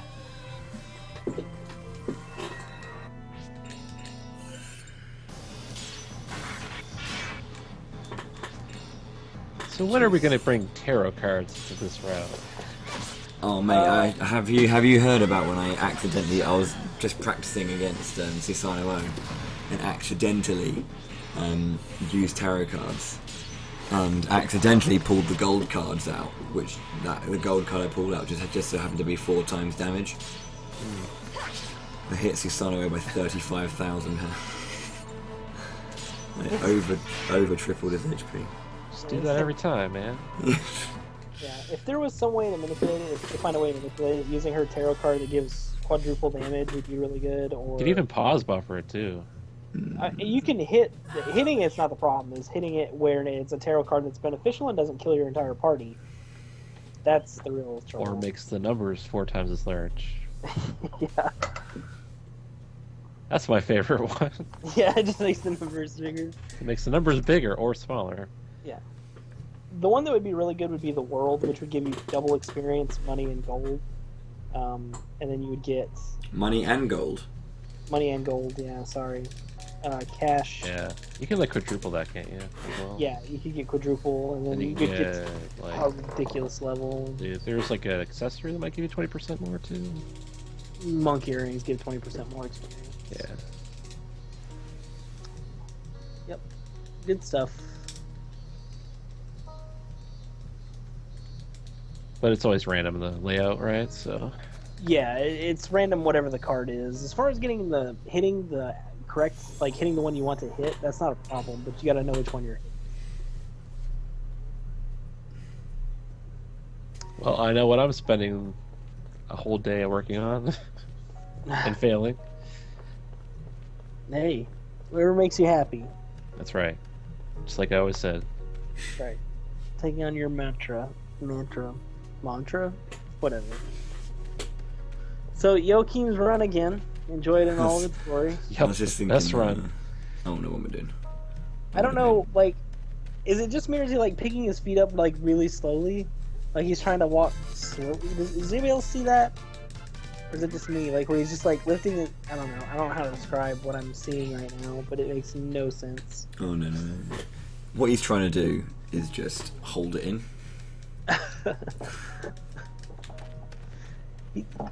He just looks like he's like just like running and like like how people tiptoe, like he's running the way that people.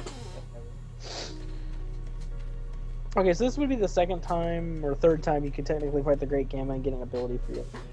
This is You the don't next wanna fight time that I technically cack my pants because this boss is just This is stressful. kind of scary. Yeah, this part's kind of scary. like it's not doable. Oh my god, it's just done it again. I'm telling you, save and clean your disc off. It's just so random though. Like it doesn't. There's no Yeah, rhyme or reason. let's It'll work loads of times and it sometimes won't. Save. Oh, wow, it did it during the save, didn't it? Yeah. Wow. Thing is, I used to get weird triaces in my PAL version where it was just like the cutscene would just pause. That's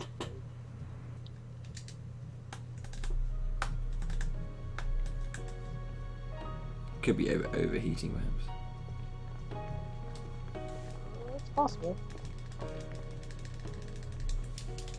So this is a weird cutscene where Yuri runs away and Karen tries to like kiss him because his stomach hurts. Traditional Japanese excuse to escape from responsibility and/or making out. And or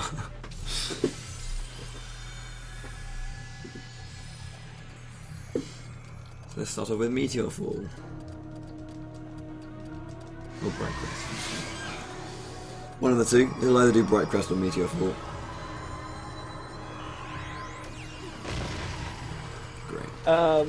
Usually, yeah, he's gonna do one ability and it's gonna just, Wreck face. yeah, it's gonna destroy too. It'll just Joachim and Anastasia burst into a shards of fossil wood and straw as they really destroy.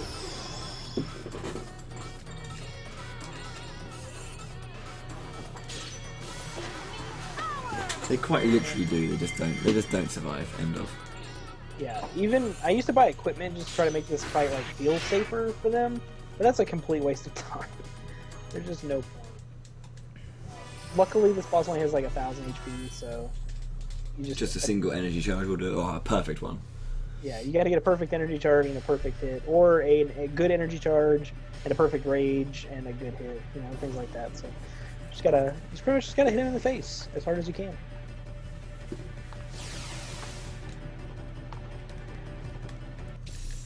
So this is the last bit that I'm going to do. After this I can get extreme. Sorry, the extreme! It got weird. That just happened. Like, that's like when you're in a room and things just like escalate and people just like are talking louder and louder and louder and you have to talk louder and it just adds to the noise. That's what just happened. Except you're the small child in the corner wondering what's going on. And you're just like, ah! With a crayon up its nose. Whoa, hey, what? Why did we have to get... You had to get personal. Oh, that was completely unnecessary. What's up, Jeremy? Takafuchi is everything. Ah, bless me. Ugh. Bless me, sorry, sneezing. I'm a mess. Oh my god, I'm so sorry. That's the extreme lifestyle. Oh, that's extreme right there.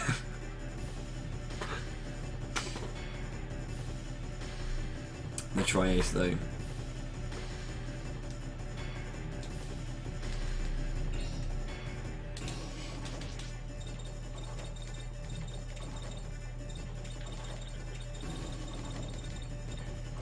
Wow.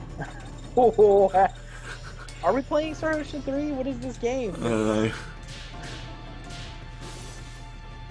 Where's I3 when you need him? He's in the chat. he's like, This is the kind of thing that actually worries me. Like your game's gonna randomly crash at some point. yeah, It's the problem with running long games. Is if your game just crashes, you're just like, Hell yeah, people run Star Ocean games. yep, 2 and 3. Nobody in chat though, but No. there are people. There's a guy in chat who slow walks. Like, So many hours. I would say it takes at least 3 and 10 minutes. 3 hours, 10 minutes. I'd say at least that amount.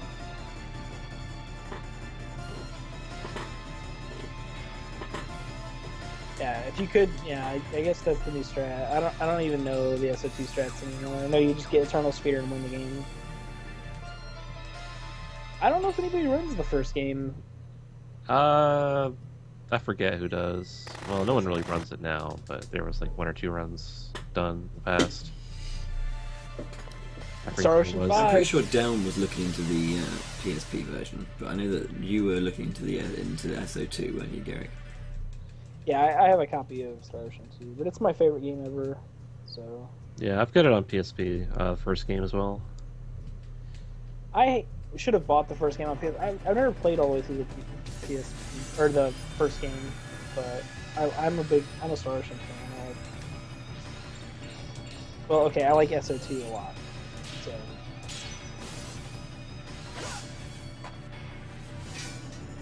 like I said, it's my favorite game ever. So I'm hoping Star Ocean 5 is really good.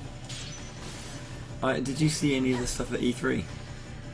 I saw some like just generic storyline stuff. You can like run around, and it's like Final Fantasy 12. Like you can run around, and enemies just appear, and then you can like you instantly engage them, but in the manner of like the action battle system. Yeah, But like transitions without transitioning. Kind yeah, of it does. Yeah, basically. That sounds cool. I don't know. I didn't look at anything else. I just saw that the storyline was like, Star Ocean 2, and I was like, all right, cool, whatever, sold. And then there's green-haired mage with the most ridiculous outfit. You just sold me even more. Just Have you seen that outfit? no, I haven't seen the outfit. Google Star Ocean 5 characters. Ridiculous mage outfit. Yeah, it's like All right, I'll look it up. it's like a checkerboard, but all the white checkerboards are missing. Oh wow. Hold on just a second. Let's see. Oh, I see how it is. I can't get a good.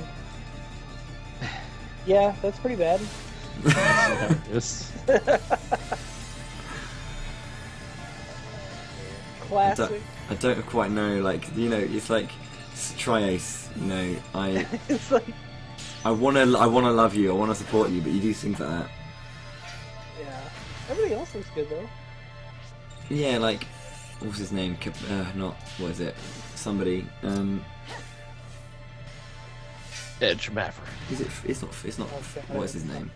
What's the name of the main character? Dude, I have no idea. Let me try. He's named after a philosopher. Wow, Is it you Fidel really something? narrowed it down. Or something Fidel?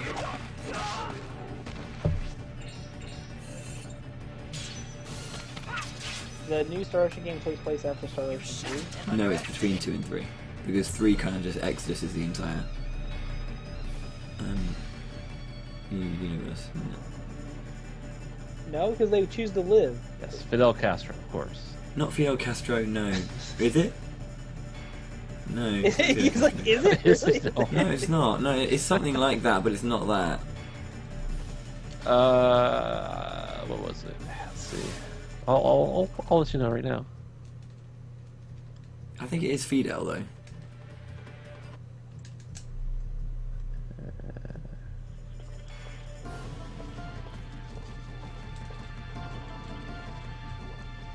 Yeah, it is. It is Fidel Castro. It is Fidel Camus? Oh, Camut. Or, Camus? C-A-M-U-Z-E. yeah, Camus. Fidel Camus. Camus. That's it. Camus. All right, that makes more sense. That Z really throws you through a loop, man. Just make an S. Camus. People need to stop being monks. Yeah, Camus. Makes sense.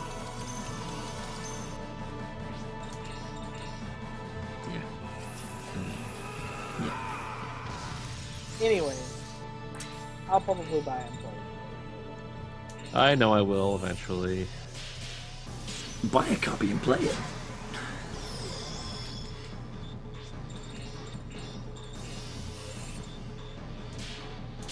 So I'm not sure if you've noticed more of the strats that are happening live on stream.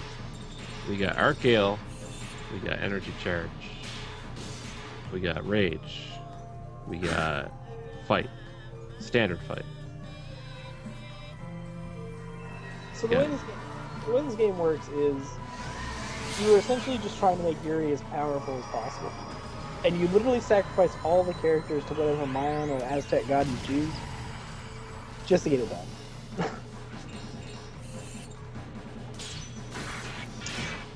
Wow, 3,492 damage. It's not quite as high as it's about to be. Get your balls rocked, my friend. His balls have been rocked. And his action speed got reduced. That's embarrassing. Like, isn't that just like embarrassing? Aren't you just like rubbing it in at that point? Yep. Aren't you just like, why don't you just get rolled, brother? Yeah, oh my god. What? That was a disgusting fight. You got one go. Yeah, one turn. I got a ring perfect victory as well. Nicely done. That was pretty good. So that's a dead Shoki. That's the last actual like dangerous boss other than Susanoo in the realm. Yeah, man, I'm gonna try and one-shot Kohenki. That's the best feeling in the world. Yeah. One-shotting Doctor... You can't quite one-shot Robotnik, but it's close. I think I put him to like 10 HP when I got perfect on him. So. Bowie don't heck. Pardon. Don't heck. Don't heck. Hackers. Boys, I've got it. Oh, You he ready? got it! 3, 2, 1. Extreme! I just grunted a lot. So. That's Oh, that for works. flip's sake. Try Ace. Wow. There's something wrong with my disc. Or my Menu, PS2. Ace menu. They must have lost like 2 minutes just to this right now. Okay, Mind's Eye, Extreme. And I give the other one to Karen. I don't need any more money, so I'll get rid of the... Yeah, once you get to Asia, after you no longer have to sell items. You Just get money. Get paid. because you get the bandit earrings so early in this game, which do the same thing as the brigand earrings in the first game. Apparently I now have to speedrun Star Ocean 3. Oh, good luck. Because I've been initiated into the Tri-Ace Club. Man, I'm pretty much the fucking chairman. Oh, sorry, excuse my language. God, I'm pretty much the chairman of Tri-Ace. My word, I cannot focus on... I'm the worst person in the world.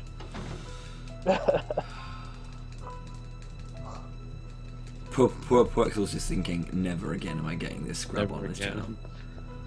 Yeah, he's like, ugh.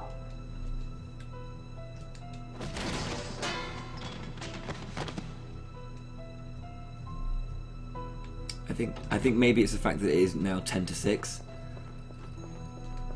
And I mean, work you got out- up, you went to work, you came home, you speedrun this. It was a 12-hour and shift. then as well you're gonna go to yesterday. work again. Yeah.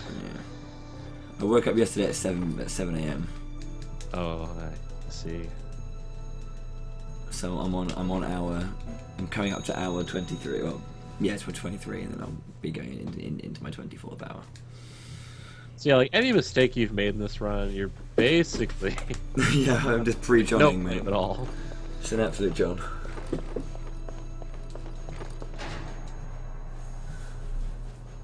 LCC, we're going to be running into the night. That's what he's all about. We are See, the in my wind. case though, I got up at like 11 a.m. noon, so it's a little bit different from getting up at like 7.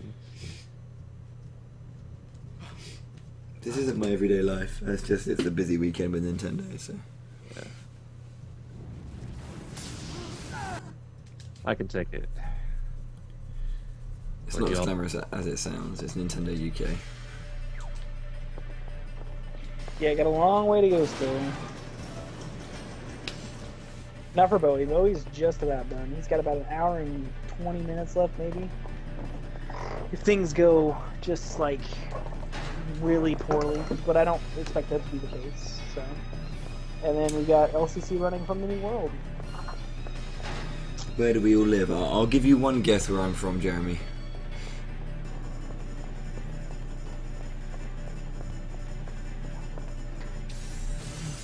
Bowie is actually from a small island in the South Pacific. My word. What? I thought it was funny. Man, F you. Trying to bring levity and air to the stream, and you're just bringing them down. New Zealand. Oh, that could work. I mean, the Americans. Well, yeah, not you with the accent. You see, I have no accent. It's you. You guys have the American accents. Because we don't have accents, obviously. There's no telling where we're from. We could be from anywhere. One of my friends genuinely thinks that it's possible to not have an accent. I'm like, no, you're gonna have some kind of accent. Even Microsoft Sam has an accent.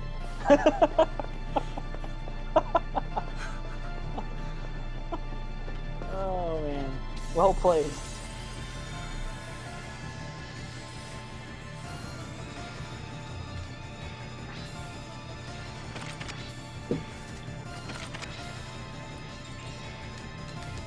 You must know, though, I'm from glorious New Brunswick, Canada. I was gonna say, yeah, you're a Canadian, aren't you? Yes. How on earth do you and Garrett get on? What are you talking about? Americans don't like Canadians, right? Yeah, we hate each other. Yeah, it's... Like the Scots and the Irish. Oh. I guess so. Exactly. I have no idea what the hell you're talking about this one. Yeah, hate you each don't like Canadians We don't- because you're a How would racist. I? Because they say stuff like Z in a boot, right? No, it's not a boot, dude. It's a bout. It's a bout. I do. I Okay. bet. It's just an abrupt B sound. It's just like with their poutine and free healthcare and I am Social Scottish and reform. Irish and I hate myself. Oh man. That's tough. It's tough. Tough life. It's tough life.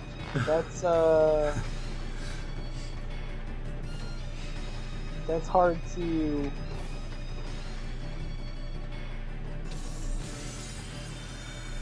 live with. Thank you, Yo Stealth, for that wonderful insight.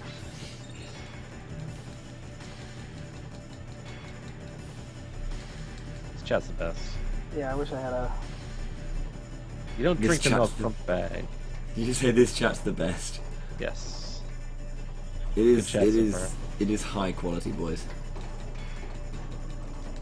That's the second fifth key. That's Susanoo O's fate right there. He's gonna get hit 5 times in the face at high damage and then be dead. I really hate it if like you did that and then he just dodged or missed one attack. He can't miss him. Yeah.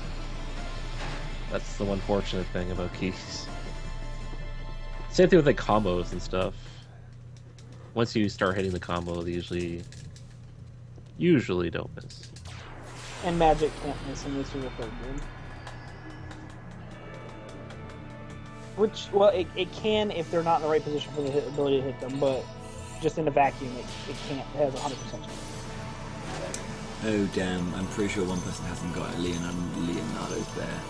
It's okay as long as he doesn't use dissolve. He'll generally use cannon on his first turn. That should be all he gets. I mean, at worst case, he's going to use cannon and super rotation.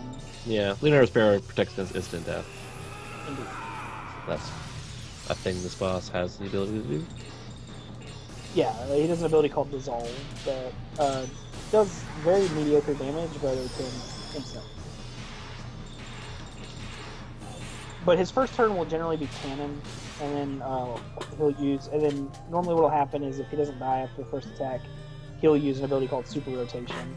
If he hits Yuri with super rotation and it doesn't bounce him out of the ability, because he kind of like lands on somebody and spins around in a circle and will knock somebody away, it can theoretically kill him. If he's wearing the demon rings because it's physical damage. That was very close. Did you get the perfect, or did you? No, it's close. Close to it. Okay.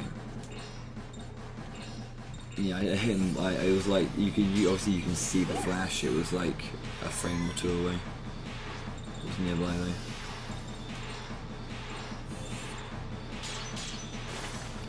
So you saw him do 3,500 damage to that boss, which is like. That was without a perfect. Yeah, it was without a perfect. With a perfect, it would have been close to like 5,000. So that's the extreme. Yeah. See, and like right here, he didn't land on Yuri with the super rotation, but he did kill Blanca. But that's fine. He'll just.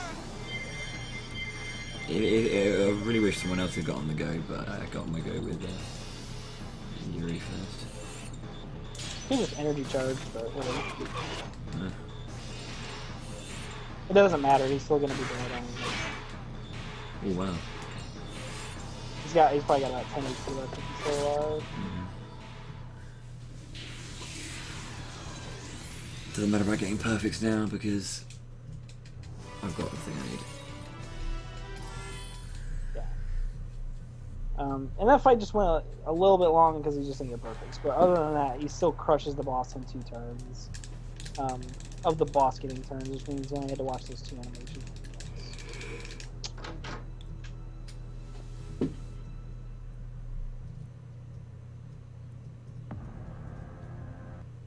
So Garen's really angry that I bodied him earlier.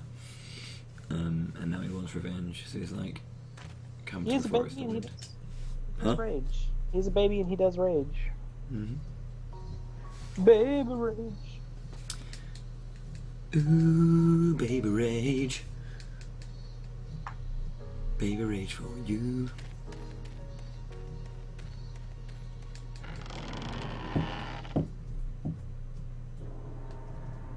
Neon Bashi.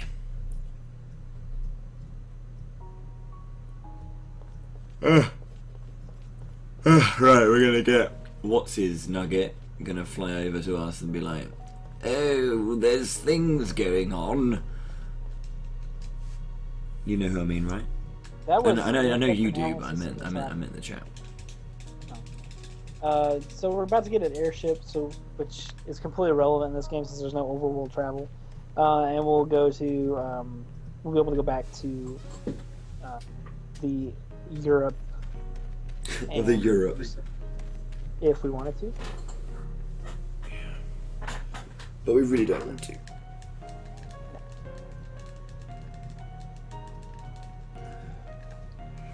Indeed, Jeremy, so what's his bucket?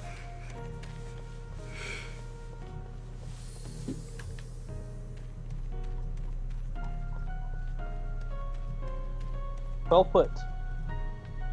Well put.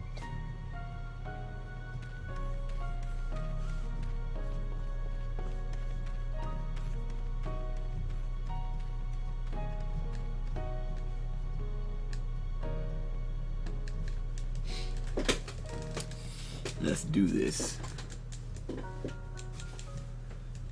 Someone's on the ball. Someone is on the ball.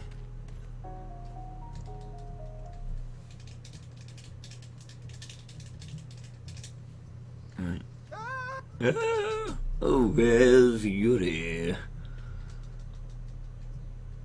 And time for the Forest of Wind. Come on.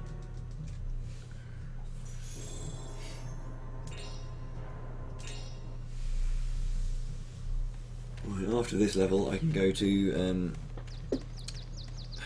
Inugami Village.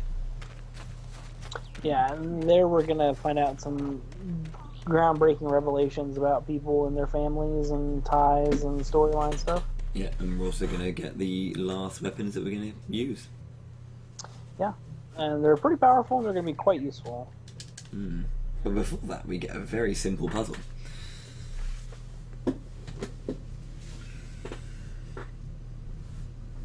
Yeah, this puzzle is kind of like any puzzle where you have to walk one direction to light stuff up.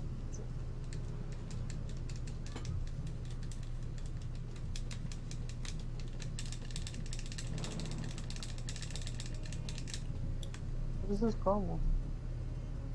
This is one of those places where I really enjoy the Demon's Ward necklace.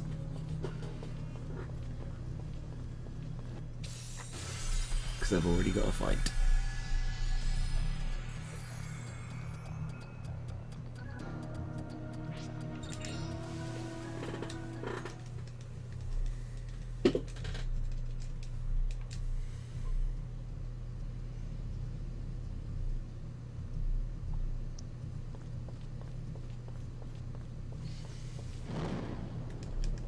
Huh?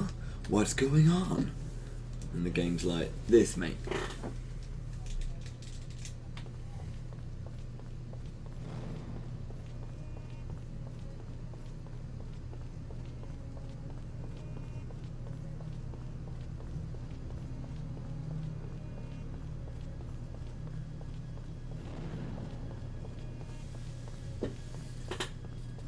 So yeah. Sorry, I'm still just trying to keep myself awake.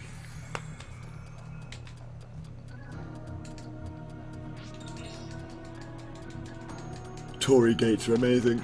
I love a good Tory gate.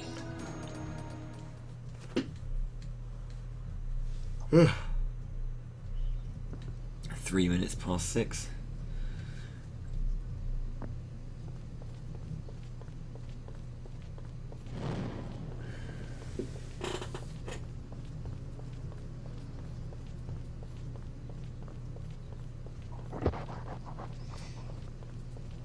So what time is it over there for you guys? You guys are 6 hours behind me, aren't you? I have 2 a.m.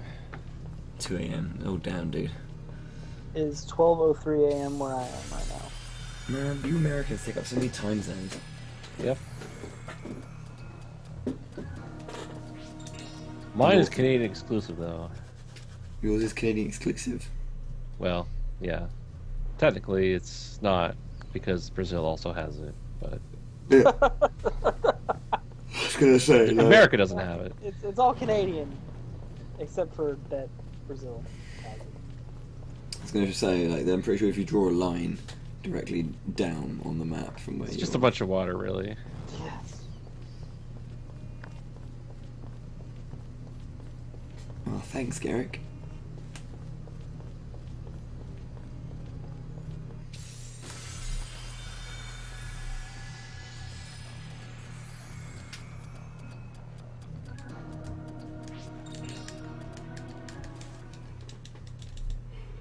I hope you enjoyed running through all those gates there. Yeah, that was very, very challenging. I feel very enlightened. It's good. It's good. I feel as though we've all learned something about ourselves, and we're in a good place now. We can draw a line without intersecting with itself. In a pattern.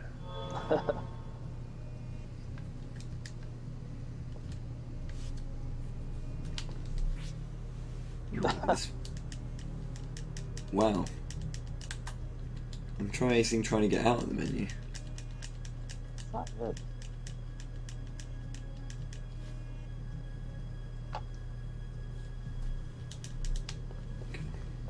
Oh my god.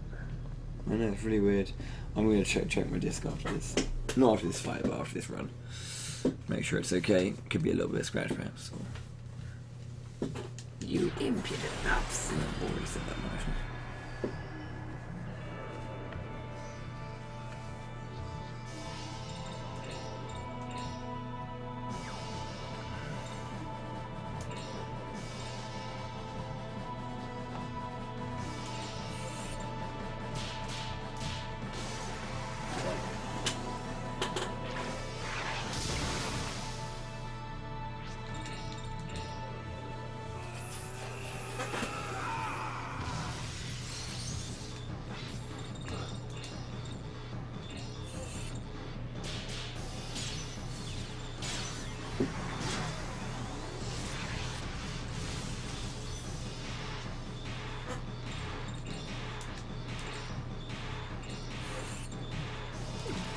What? No, I was on it.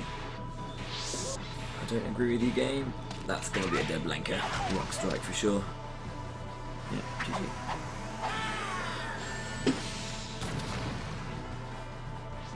Wow.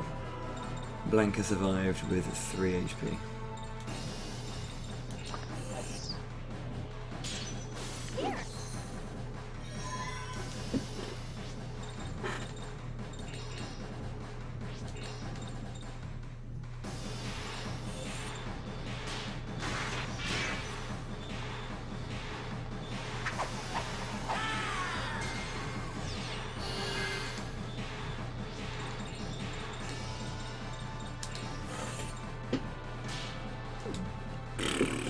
What am I doing? See, now I'm throwing away loads of easy rings. Ugh, choke. Room therapy. I don't know if I can do that.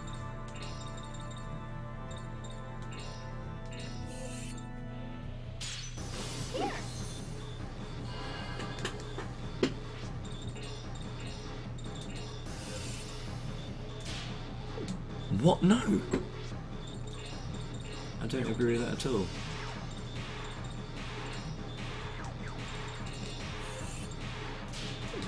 Oh my god, what am I doing? I've already energy charged, haven't I?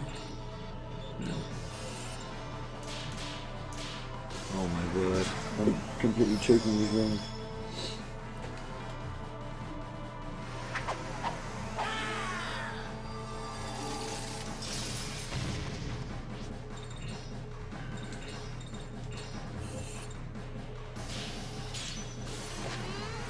Come on.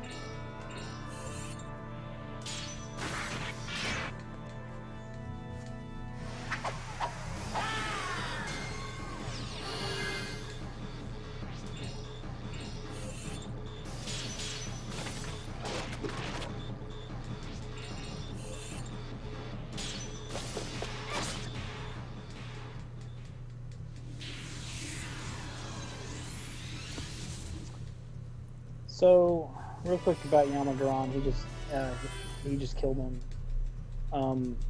He's just immune to magic, other than that, and he does high-powered magic. So, the fight was prolonged just because of the bad, unfortunate ring luck there. It wasn't ring luck, I was just choking it. It's okay. You're allowed to say it. I'm not a robot. I had a very good streak in the middle and I was playing very well. I was on it, but concentration is a bit gone.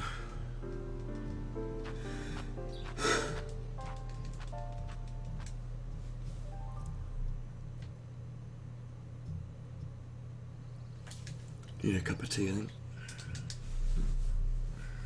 Maybe there's enough time during Neo Astaroth cutscene. Yeah, there is. It's about 1 minute and 30 to 2 minutes long, I think.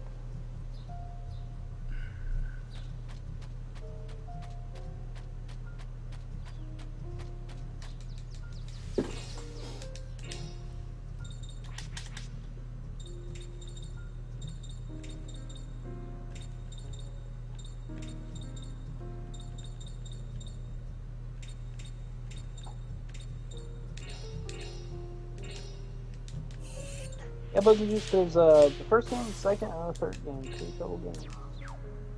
Why should you want to get some pocket watches?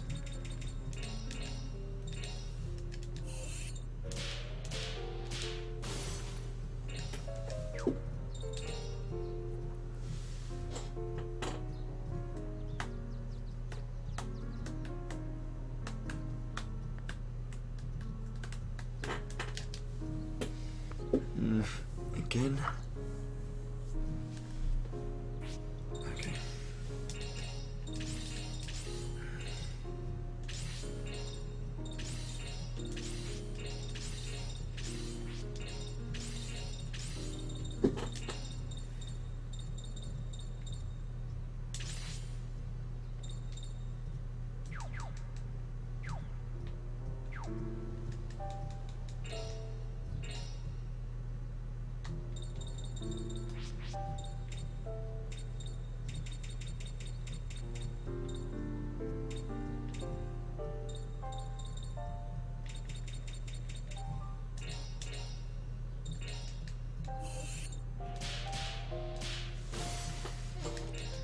Oh, okay. Okay. Have I used my tent? No, use it now. I think it's my. It seems like it's basically it's aspects of the menu that are loading slow rather than anything else. Because if I go through my shop menu, nothing happens. So it's just the menu itself that's taking a while.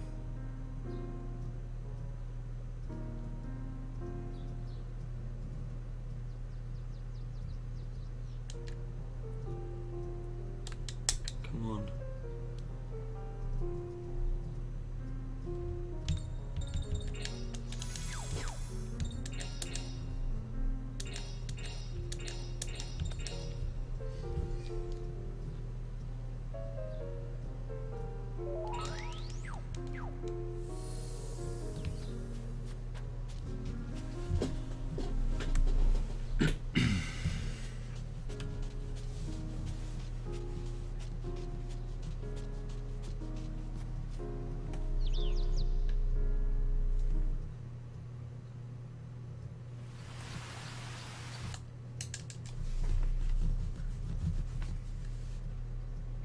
This can be a one shot if I get the perfect.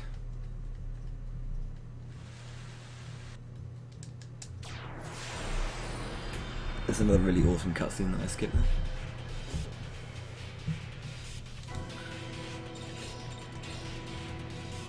Okay, so sorry, I had to use the restroom. All right, so this is Coinky. She's Karanda's mom. She's Got it going pretty. Yeah, she's got it going on. She's pretty easy. You do energy charge, rage, buff. Okay.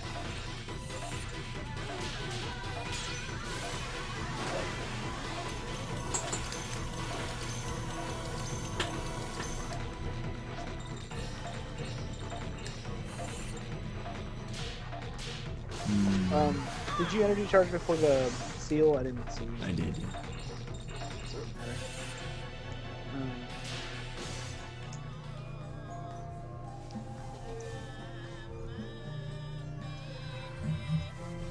I don't know if without the perfect rage if it'll be enough, but we'll see.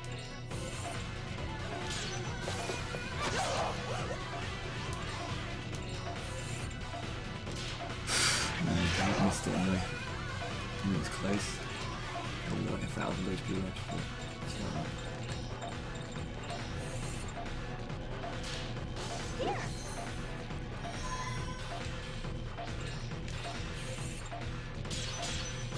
Dang.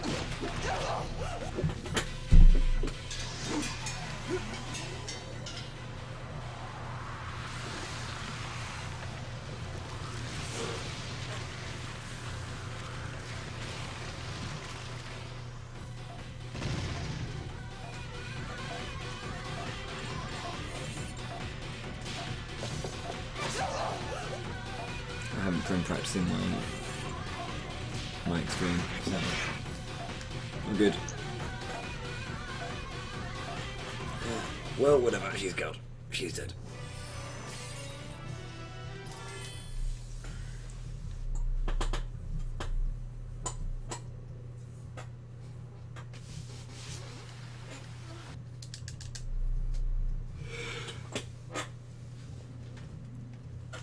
So now I know where to go to fight Astaroth, because obviously he broke out of the Hojo research facility.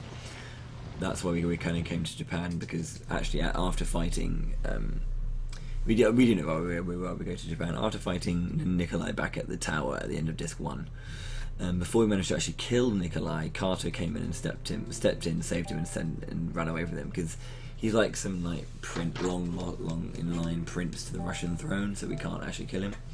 So Kato nicked him and took him over to Japan, and that was in the machine that we saw him hanging out in. And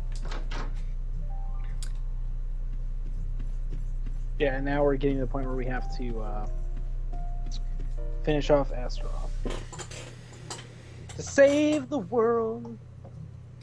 from One his boss at a evil time. dancing and stuff.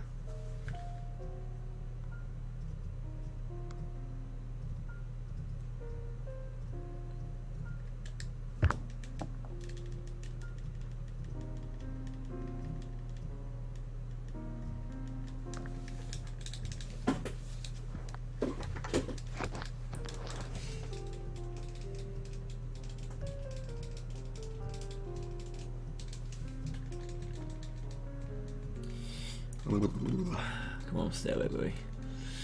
Stay awake. We've got an hour to go. Yeah, just about. There's a lot of cutscenes. Okay. A little bit of drink of water might help. What's really weird though is I found is that actually for the most part my execution's been really good in like certain segments. Really on point. I've kind of choked a couple of fights. There's been like 2 fights that I've really kind of performed badly in. But other than that, it's been like really solid work. So I found that it's never good to kind of like do a run early in the day when it comes to this game because you're not in the headset for it. The mindset rather. And your eyes can be a little bit off, but also at the same time you don't be too late because tiredness. Yeah, pretty much the same principle. You're just gonna start making mistakes, or missing just like by small amounts, which is just, you know, what's gonna cost you time in the long run.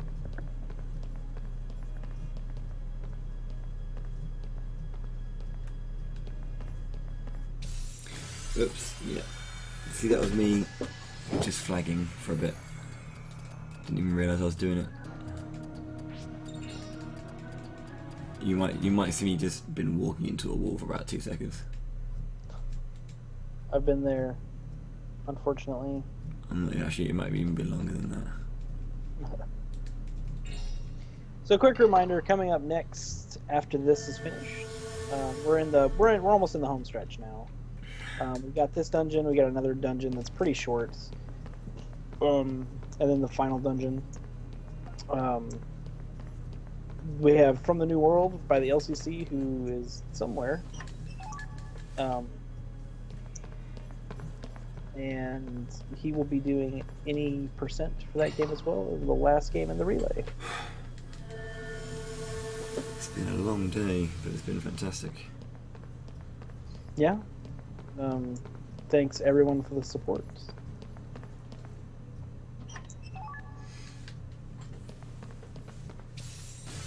No, it is really, really good to see so many people here watching and enjoying the game.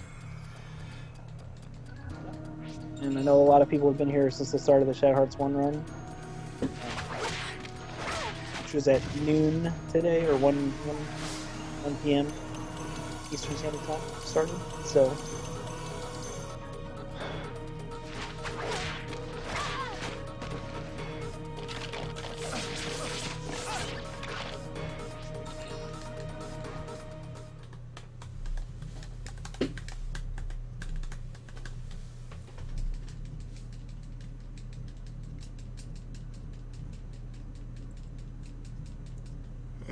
I've just tried coming out of a battle.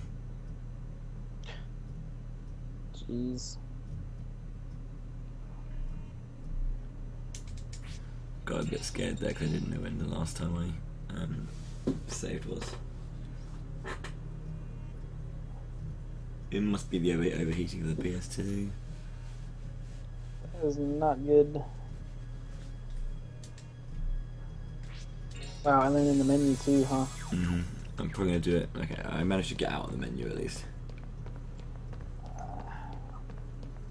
I mean, maybe save and restart your PS2 and see if that helps. I don't know why that would. Give it a go. Do it just before I fight. Astaroth. Well,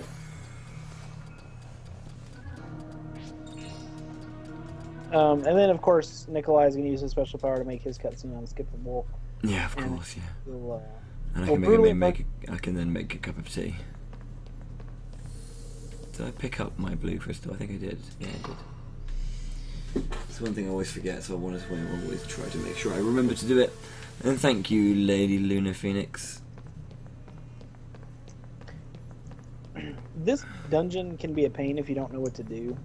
There's like a bunch of combinations you can do with these crystals, so luckily we know the route through it because it could take a little while. In a casual playthrough, this dungeon can be quite confusing.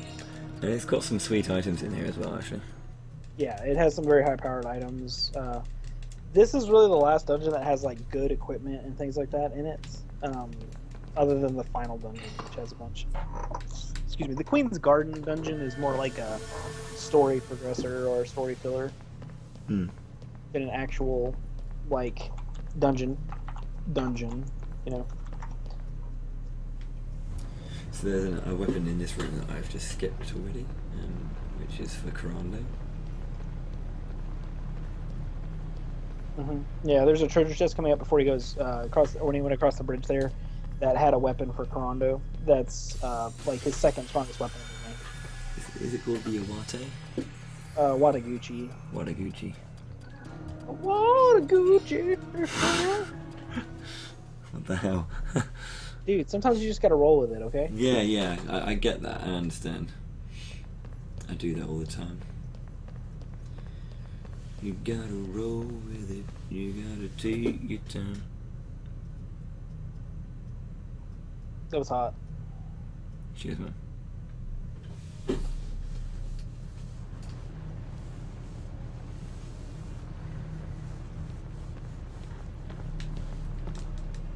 No. 100% legit, sir. 100% legit.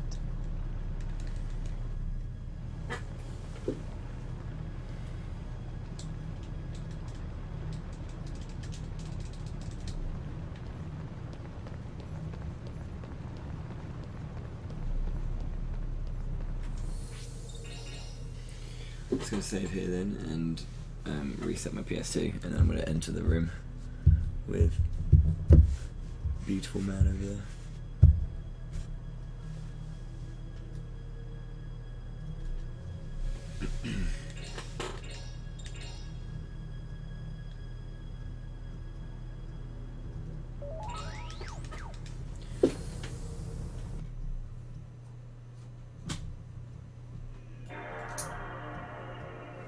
Yeah, my disc wasn't in slightly. There was a slight thing in it that wasn't connected. Well, oh wow.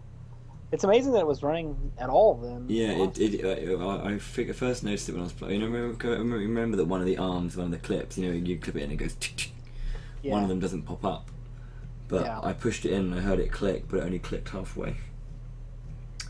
Yeah, well. So basically, the reason it was freezing is perhaps it was going over that bit every time I was going into a menu.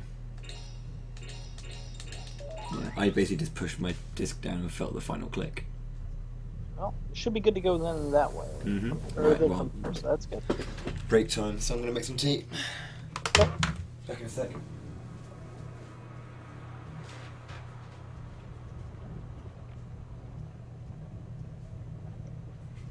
So this is going to be just another cutscene with New Astaroth.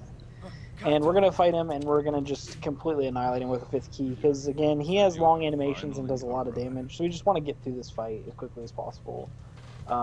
It's not dangerous at all to do it normally. It would just be really slow compared to the way we do it. You tell me. How do I look?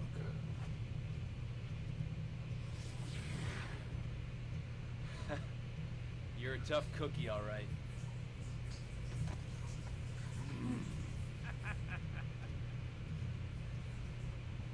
Kato's chin.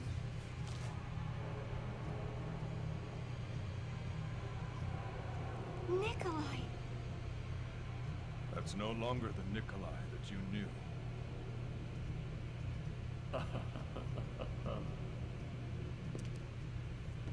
So, did you miss us? Very soon. Destruction of this world. Yeah. destruction.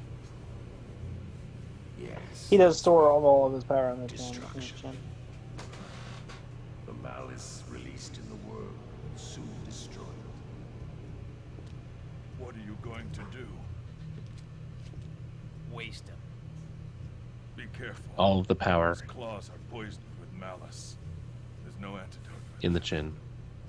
Yeah. One scratch, All of it. and that's it.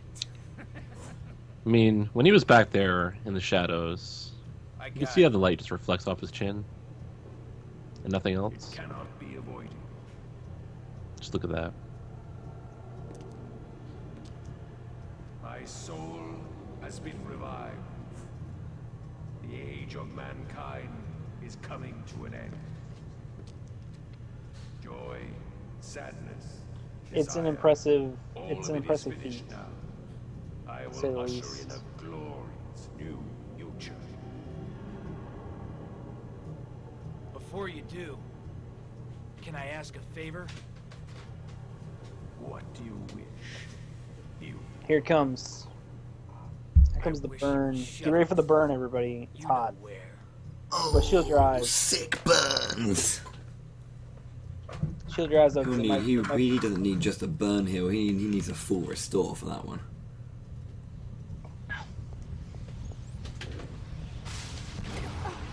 Well played.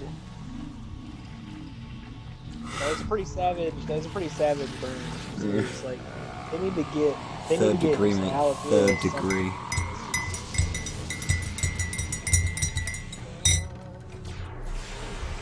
Boy smoking. Messy, but whatever. I love how it's blanking when and when before Neem Astaroth. Fast little bastard. Yeah, those skills of speed are good. Did that let you leapfrog him with anybody else, or did it? I almost leapfrogged him again with energy charge. If I had done that, he wouldn't have got a single turn. That'd have been crazy. I've Oh never seen shit! Do you know what I just remembered? What? Oh, you have the extreme on, don't you? Yeah, I do. Oh. Good luck. Good luck. I've done it. It's not as hard as it sounds, but hey, maybe you could just try to one-shot him with a physical attack if you really want to, and use the 5th key on Tamikos. Well, you missed it. Yeah, that's perhaps a smarter idea. Let's not use it on Neem Astaroth. I'll use it on Tamikos.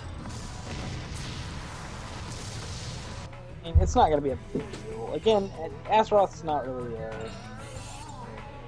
the extreme is an item that removes your hit. You lose your indicator and your hit area, except to know where it is, and it triples your physical attack damage.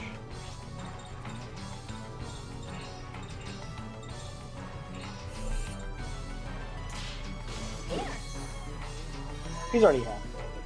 Mm-hmm.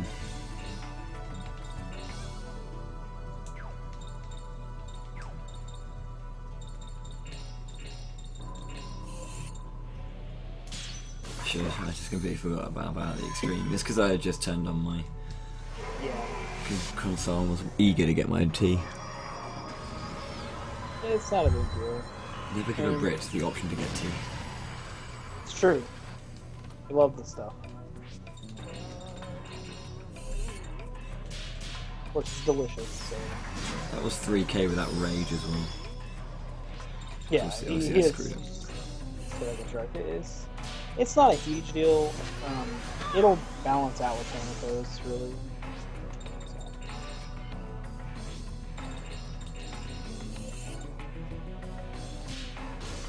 Yeah, it'll balance out. Oof, sorry about that though, guys. Nice quick choke. Quick choke, like a big choke. I'm ready to go on, so yeah, he's dead. 4.3. Did you get a perfect, or was that just a hit? Regular, mate. Absolutely disgusting. Yeah, you That's could obscene, theoretically mate. shot on them. It should be illegal, isn't it? Alright, who's next? Is it Mechlord already? Samikos is next. No, Mechlord. Is it Mech Lord and then Tamikos, or is it Tamikos? Yeah, that's right. Yeah. All right. So before we fight King Tamikos, we're gonna fight Mech Lord. Again, Mech Lord. We talked about it a little bit throughout the game. He is immune to physical damage, but we have a strat where the setup is pretty solid. It's almost, I would say, it's almost 100% consistent because the way speed values work out. If he does the strat that I normally do, and it'll get him enough where he can kill Mech Lord in 3 turns, which is quite nice. See if I can pull it off. It's got to be a ring perfect victory. Yeah, pretty much. I mean, you can get a good on the Bright Crest, but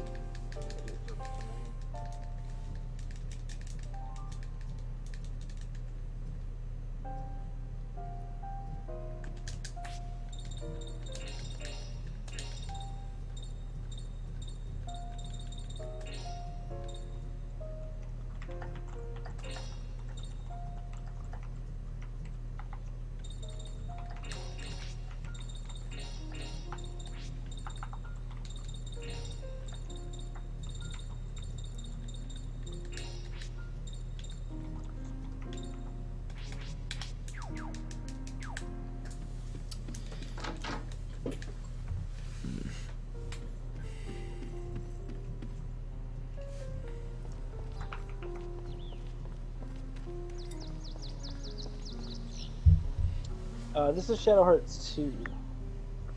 Yeah, this is Shadow Hearts Covenant, which is the second one in the main. Well, in the main 3. There's obviously like the spiritual prequel, which is Kudelka, which was on the PS1.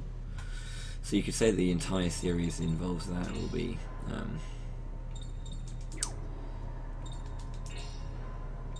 a bit more. A third in that case, but not really. And then coming up next, after this game is finished, here in about an hour, I think. Maybe not that long. Not that long. 45 minutes, 50 minutes. Yeah.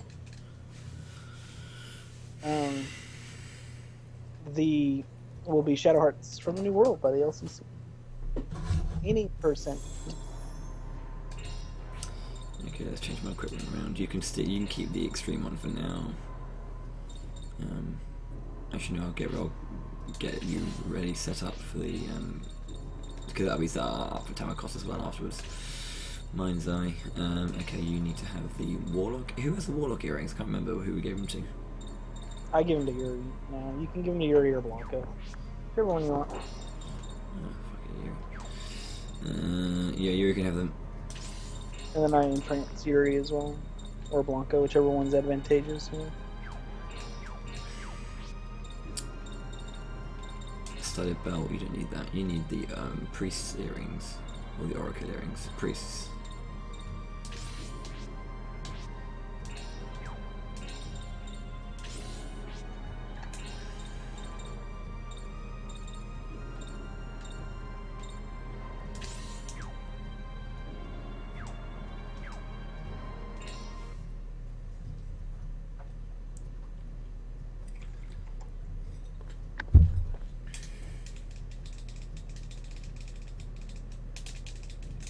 So this bit is all again about enemy positioning, because if you remember back to God Hand about an hour or about 2 hours into the first disc, if that, that there was like 3 fights we did where it was all about enemy position. I can either get these enemies that are together and like in a nice little bunch and I can just wreck them in one move, or they'll be all over the place and I can't wreck them in one move. So I have to get lucky. Yep, the enemy positioning in this next little section is just, and it sucks. It can cost you a lot of time. Yep.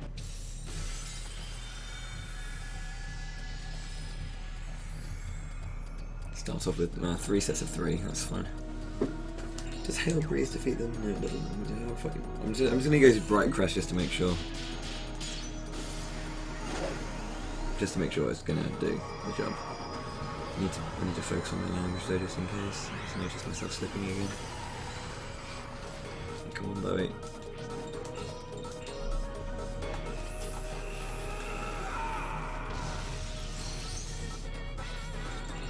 So his setup's going to be different slightly in this upcoming boss fight than mine. I usually use Breakfast on Lucia, but whatever you can see.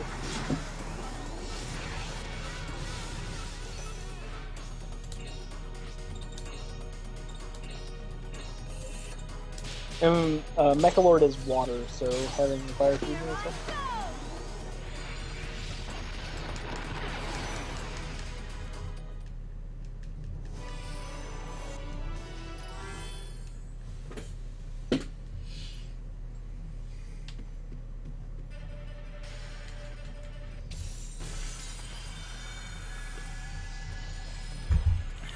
Nice, got us around. Nice.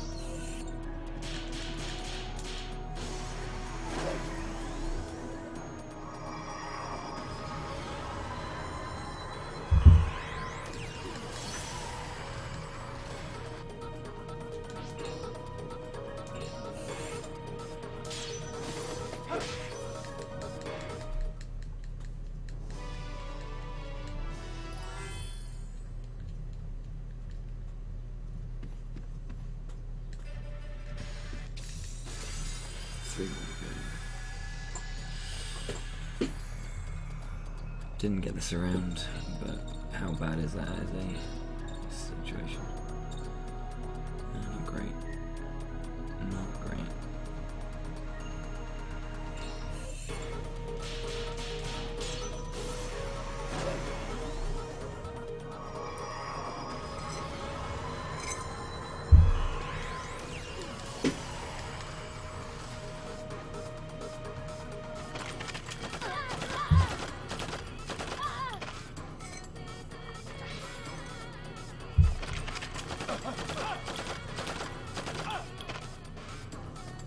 In terms of just playing the game,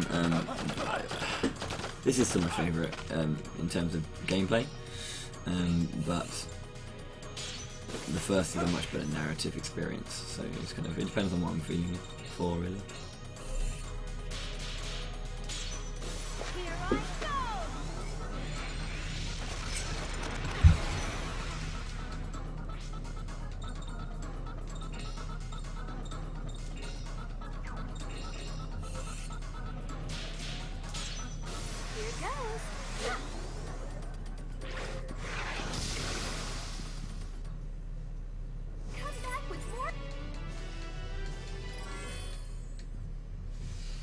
Perhaps the first and only time you'll hear Lucia say a thing after battle. She never normally finishes a battle.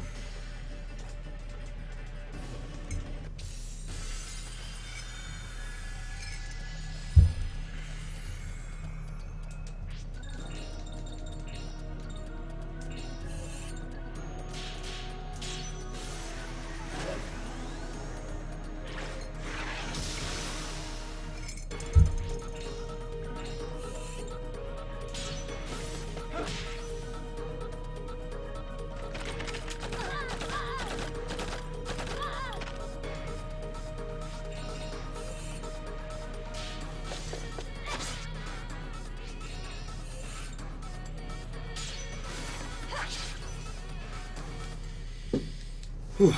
Okay, one more to go. Before that though, I do get to heal.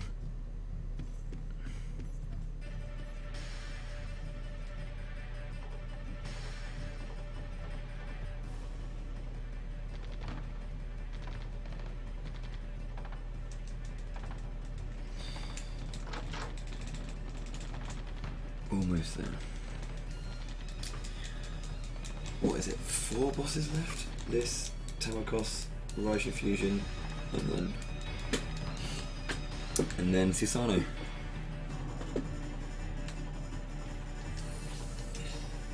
Garrick, are you there? Yeah, after this fight, it's going to be one more of those random battles, positioning, and then there's going to be a boss fight immediately thereafter. So he's hoping for good positioning. The thing about Mechalord is he always attacks the person with the lowest HP, so he's going to attack Lucia until she dies. So you can kind of manipulate that to where he'll attack her and nobody else really. So.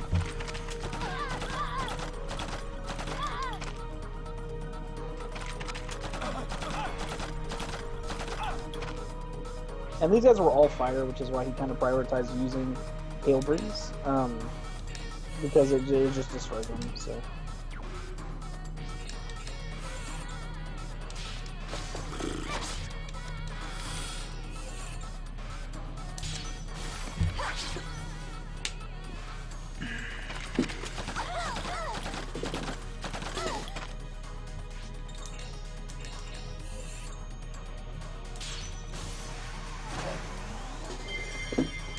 Yep, that's what it's all about, Jeremy, just being human bullet shield.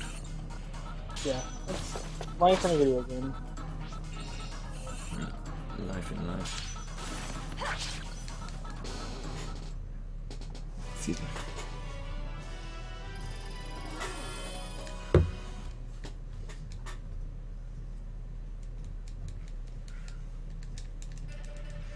Okay. So I need special attack up, I need special defense down, then I need to start some entrancing, so let's start with an Art Gale. Orbo.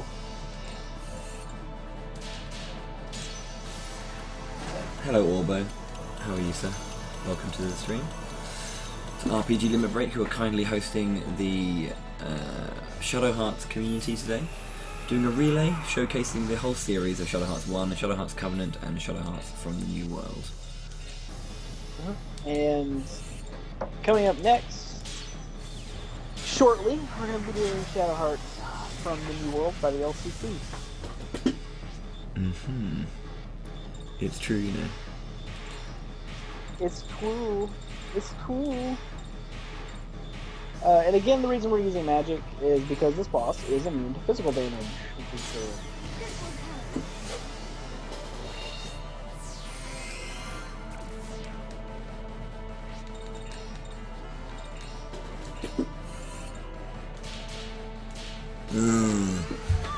Yeah, you're gonna combo break this is early motor.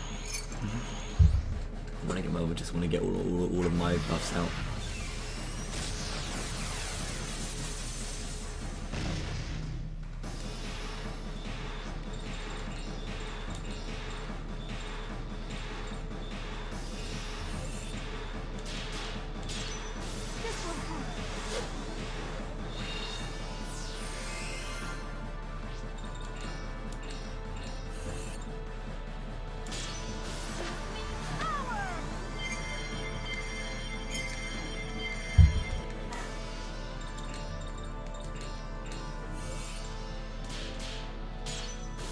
Yeah, Orbo, earlier we completed Shadow Hearts 1 6 hours and 34 minutes. Which is 17 minutes slower than the current world record, but still good.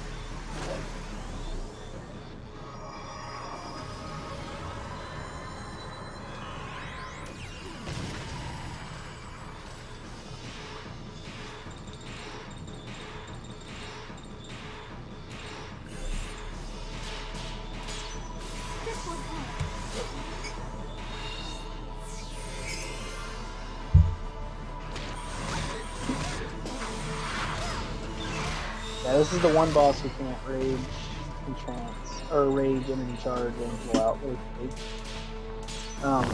Just because, again, his immunity to physical damage, there's another way to crack that.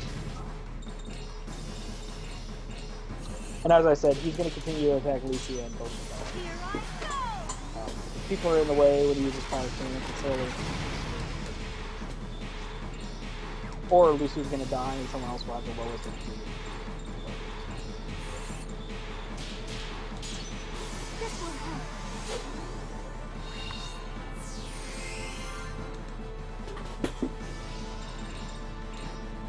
He's pretty close to death. Yep, I'm getting there.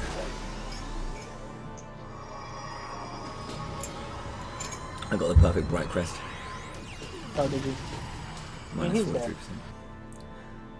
And the minus 43% will overwrite the minus 35 or 30%. So he'll be dead on the next magma. Magma. I'm gonna heal just in case. Lucia surviving this fight isn't super important, but Yeah, it's perfect. It's a GG.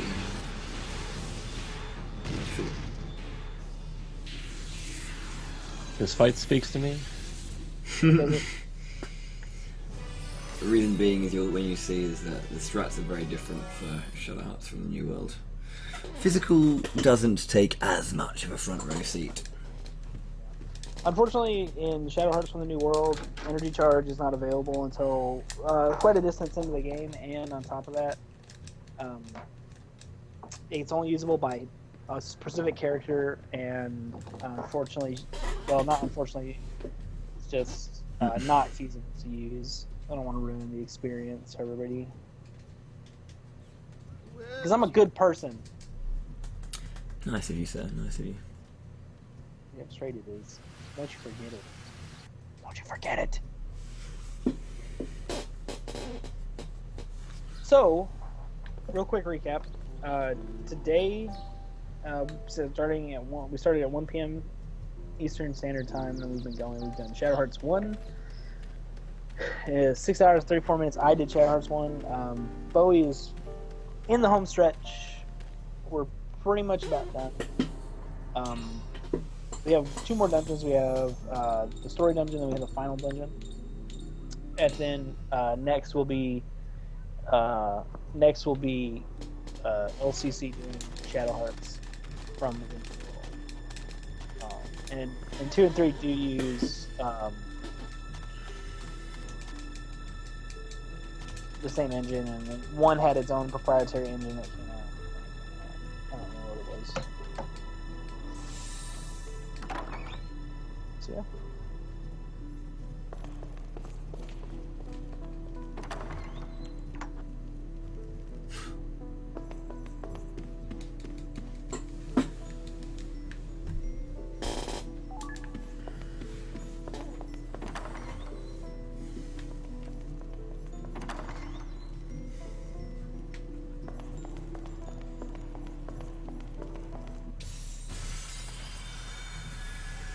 There are a lot of games during the PS2 era that use the whole fragmented screen and shatter to start a battle.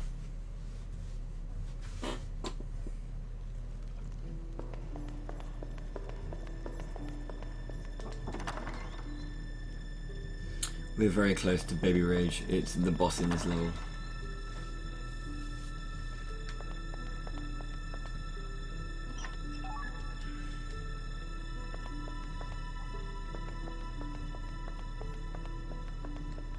Yeah, this is a puzzle dungeon.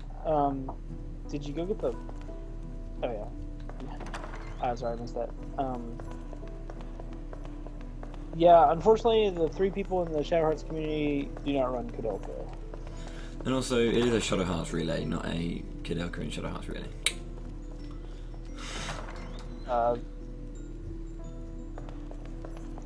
There's, after this, Pink Pajamas is Shadow Hearts. This is the second game, half and double.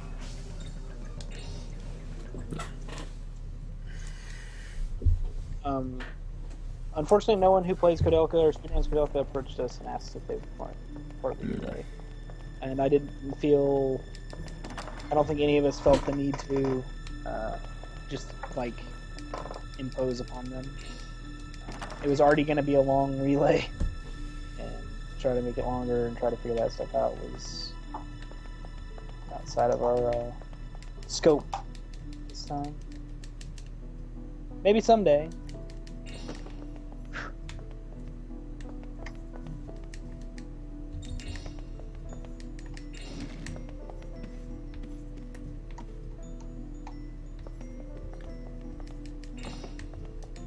No, that is meant to be there. Yeah, Kudelka is technically the first game in the series. However, Kudelka Lassant doesn't appear in any game after the first game. The first Shadow Hearts game. Which is unfortunate. I feel as though that was a wasted opportunity. What, sorry? Not having Kudelka or, like, Haley or anything like that in the second or third game. Yeah. Kind of keeping that vibe going. But whatever. Yeah, Kudelka was really good. I thought I enjoyed it a lot. That's a good game. Good voice acting. Good music. Combat system's a little wonky, but beyond that.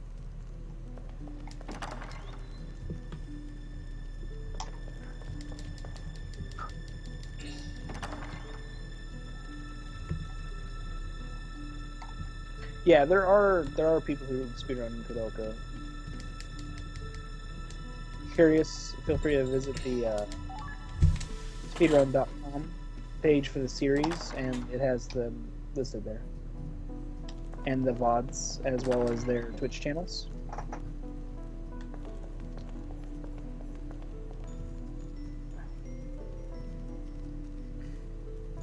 Actually, a gentleman whose name escapes me at the moment because I'm terrible with names. He just got the new Kudelka world record at like 2 hours and 20 minutes, I believe. 2 hours and 22 minutes or something, recently. In like the last 2 weeks. I think. Right. Did you get surrounded? No.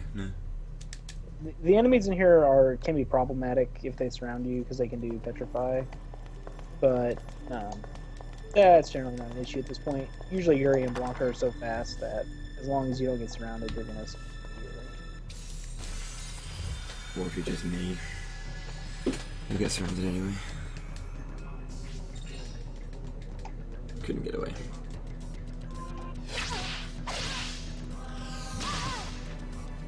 I have not died in this game. No, same here. I've come close. I've been like blood lost on 3 of my characters. Yeah, I've been pretty low and pretty scared, but I've never died. That's how it goes, bruh.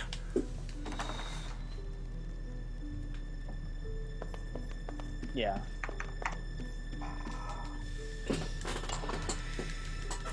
Right then, guys, it's time to fight the boss. When you see it, you know what you must do. I'll leave it at that. You know what you must do. Don't do it until you see the boss. But you know what you must do when you see the boss. Yep. That's correct. You all know what to do. For we are of one mind and one body. We're not really one body. Nobody take that literally. I don't know what that means.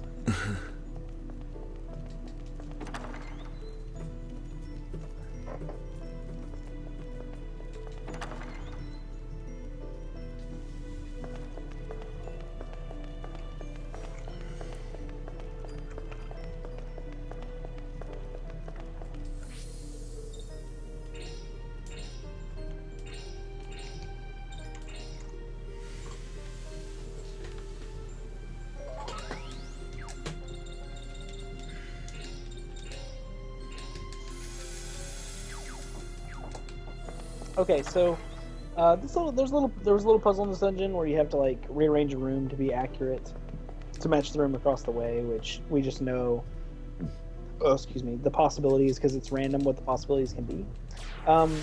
Since he didn't use the 5th key on Astaroth, he's going to use it here against Tamikos, which is going to save him a little time. Normally would use it against Neo Astaroth, but It's whatever, yeah. Lose time one in one place, save it somewhere else. yeah. Rage.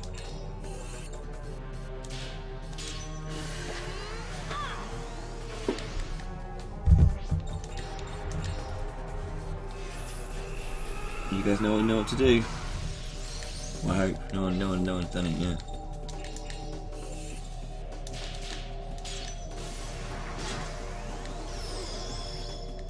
Calm down. I gotta be upset about stuff.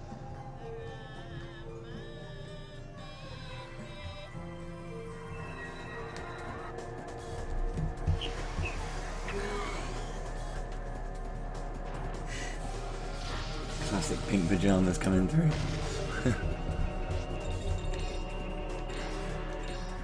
There you go, brother. Feel better now? Spirits Sure. picked up? Good. I'm glad I could help. Christ almighty. Right. It's a lot of damage. Oh, he's dead, I'm sure. I'm not even close. Yeah. Let's do 13,000. Why not? That boss only has 6,800, by the way. Just double it. Bye bye, baby, please don't let me go. That is a dead. Yeah, that's more HP than the final boss. That's actually much more damage. That's more damage than he's probably going to deal to the final boss. Because the final boss has higher defense than Tamagos. So It's not the most I've done. The most I've done is 35k. Just backbreaking. Energy I wish they would make ray. this game with, like, in achievements, so you could try to like do like ridiculously high damage and like increase your EP. So this is the part of the game where Jean literally just goes, "Hey Yuri, remember that time when you were like on a journey to save the world, and then you saved the world, and then for all your trouble, your girlfriend died, and then you were so sad that you took your bare hands and dug a grave for her and buried her in the ground? Yeah, remember that time? That was a great time, Yeah, I was wasn't gonna it? say, memories. Memories great. It's like, this is your life! It's literally a flashback of how depressing his life has become at this point. And he's it's tried to so remember- legit that they used screens from the original Japanese game and they didn't update them. That is absolutely right, yeah. And there's like a scene where he's burying Alice, or where he would have buried Alice. There's like lightning in the background, and it looks just like the most terrible scene in the history of gaming. And it's quite sad because, you know, when you think about his character, Dad goes off to save the world, dies saving the world. Then the guy who his dad failed to kill to finish off sends some monsters to kill his mother, and kills his mother. He Hulk rages out, kills all the monsters, then wanders his whole life, finds somebody he finally cares about, dies because he's depressed about his father dying and getting consumed by a curse that evil villain put on him. And then in this game, he's like, the whole game he's dying. It's like really unfortunate.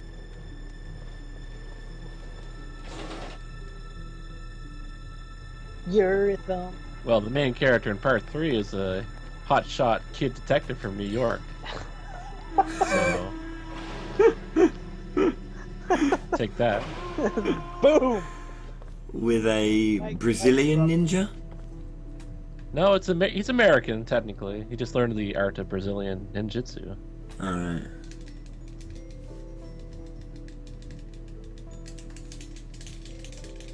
You know, I went to a Brazilian ninjutsu class, and I didn't like it. They didn't like you, mate. Did it lag out again? No. I zoned out again. Oh. Yeah, the one thing the third game will teach you is not to mess with New Yorkers.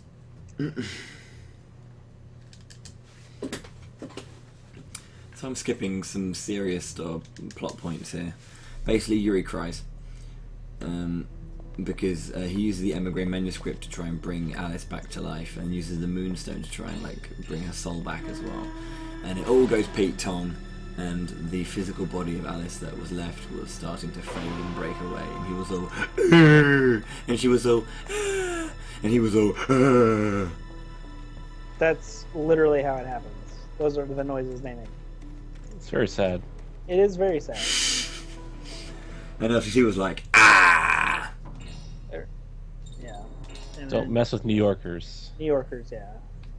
When in fact he's not even from New York. He just lives in New York City. I don't think that's the same thing. I think it is.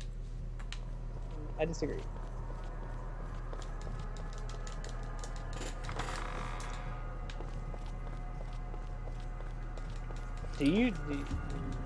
Anyway. No, there was not a lot of baby rage. There was a lot of drifting, a lot of Yuri thump going on. Bible thump in the Yuri style. Yeah. Right, have a look at these amazing cutscenes. Yes, Jeremy, in the third game, the game starts on the Upper West Side of Manhattan. Which is a typical setting for any kind of macabre story. Absolutely. The horror in the Upper West Side. The fear from the Upper West Side. It came from the Upper West Side. Classic story. There you go. Japanese cutscene in the back there for you, and you'll see it here. I love the Japanese stuff. They're like, well, we can't really alter this because it's like ingrained into the game.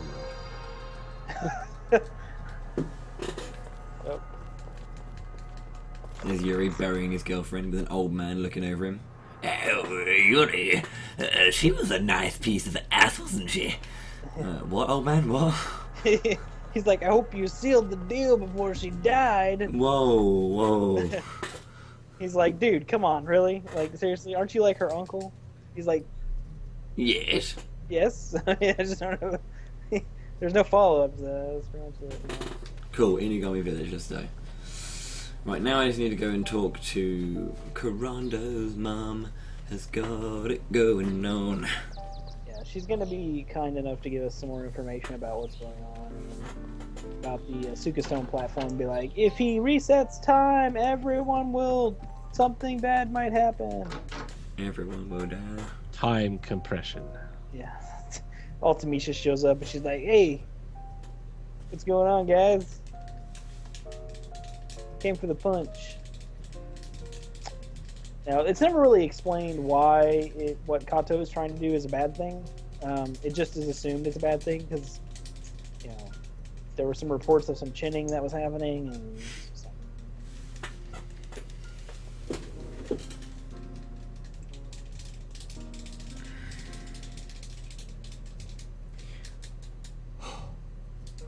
Then, the following day...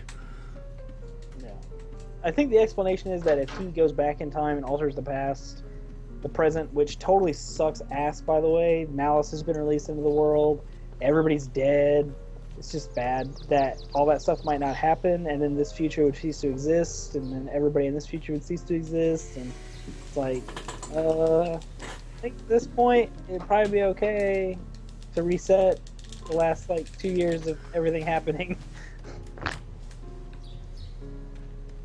Because what we didn't see is that after you defeated Dio Astaroth, he shot a giant nail at Kato for some reason. And Ouka jumped in front of him and was like, oh, I'm dead. And he's like, no! And now Kato is a broken man. Hell-bent on destroying the world now. But yeah, he went from I just want to bring my dead girlfriend back to kill everybody because she's dead again. Does someone have the Kato pasta ready? Yeah, it's always ready. It's always ready. I break it out in business meetings sometimes. Yeah. Oh, don't worry. We'll have fun with the third game. With what little energy I can muster up that's left. I don't know the story of the third game. I honestly... I do because I'm a nerd. You're a nerd. I just know there's Al Capone and his girlfriend. Al Capone actually plays 3 roles in that game. He's Al Capone, he's the village chief, and he's also the rival gangster McManus. Indeed. He's a man of many talents, that Capone. And Alcatraz is apparently in Chicago. Well, no. You walk across the country real quick to get there. It's just a quick jaunt. The third game technically does have dialogue. Right, final dungeon now. We're into the final dungeon. All of the side quests in the game open up as soon as you go into the final dungeon. A lot of them are open before you go into it, but you open up all of them. The rest of them that aren't open before after you enter it and see this cutscene. Because apparently they wrote a lot of genre triggers into this game. Which, again, makes no sense. Wouldn't it have made more sense if instead of Jean, it had been Alice, who's like, hey, I know stuff's bad, but...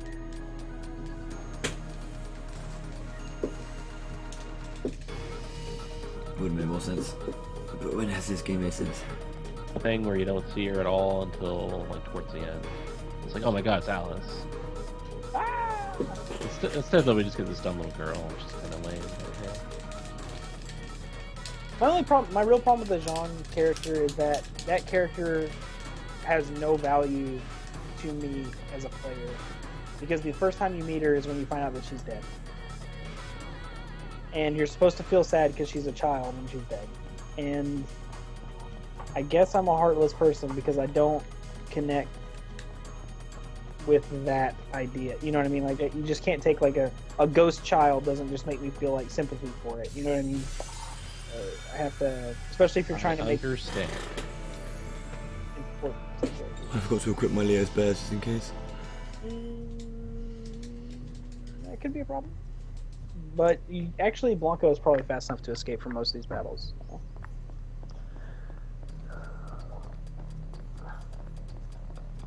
He's so fast. He's fast doggy.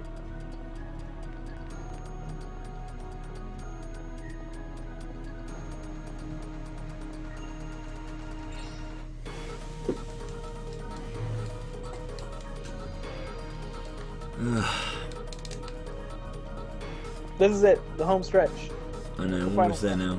Literally, I've just got to get to the central platform 3 more times, and then it will walk me back down to the bottom, run across, and do it. And then 2 more boss battles. One of Yeah. which is a joke, and the other one, which of course is Susanoo. And we're hoping that he doesn't do what he can do to us, which is ruin our lives, by the way.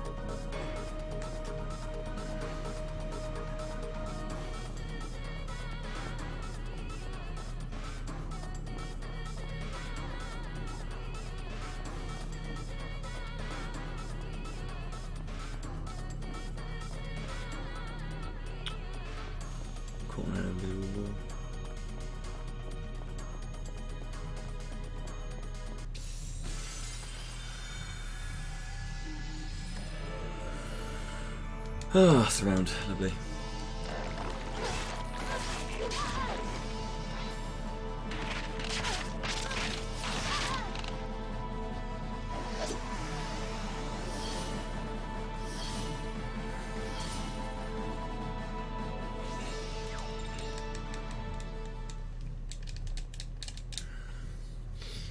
Right, just focus and see it out. I believe in you, Bowie.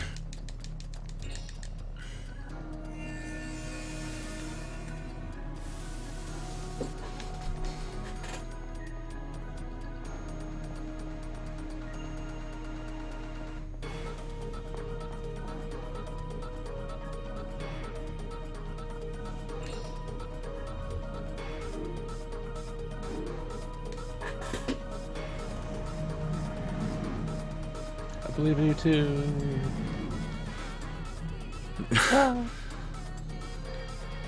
Cheers, guys. Yep. Wouldn't be here if we didn't. Yeah, it's true. This is it, though. This is it. Yeah. World record.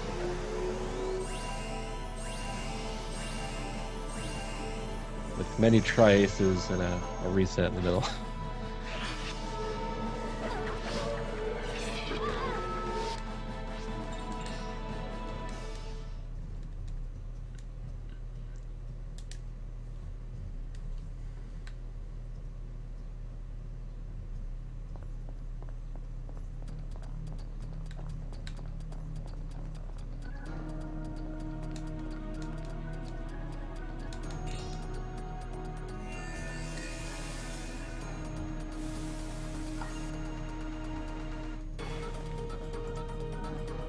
Yeah, there was some problems with the disc for a little while. Yeah, there's many tri-aces.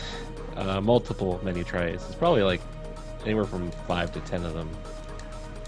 At least. It doesn't help when I have those moments where my head just locks down. Oh, okay. 2 fights left. Need to get some food in me after this. Have dinner from last night. 7:15. I've got to be at work at 8:30. Oh wow. Take That's at 40 work, not just leave for work, right? So you're basically, yeah. It takes 45 minutes to get there. Wow. Yeah. So I've got to go in half an hour. No, but I love this, so it's fine. This is what I want to do. That's it though, guys. This puzzle is done for the last level. I do want to just do it another very quick apology if kind of moments of this last segment have been quite sloppy. It's deep poison. Oh, gosh.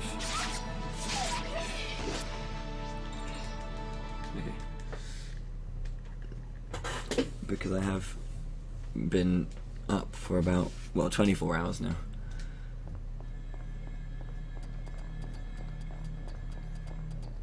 But amazingly, I've actually managed to do quite well in terms of performing. Yeah, the it's rings. been good. Considering the tiredness. So, unfortunately, like being tired in a run like this can just really drain you. It's the length more than it's like the duration more than anything else, because it's like the marathon instinct kind of like doesn't kick in as much. Yeah. When when you're sitting next to your bed and you're like, please. I've done many an all-nighter. And of course, the other thing about this run is that it's all execution for the whole thing. You don't just press buttons and kind of zone out a little bit. You got to be paying attention the whole time. Which is one of the good things about it is it's the judgment ring makes it a very satisfying Exercise the speed. ghost child. We say goodbye to Answering him. a simple question. And suddenly, good ending achieved. So yeah, I've just acquired the good ending now by answering that last question with the top answer. Literally, that's the question. Good times. Oh, He's it's back. back. You made it back. We did it. Thank you, Skype. Oh, hello.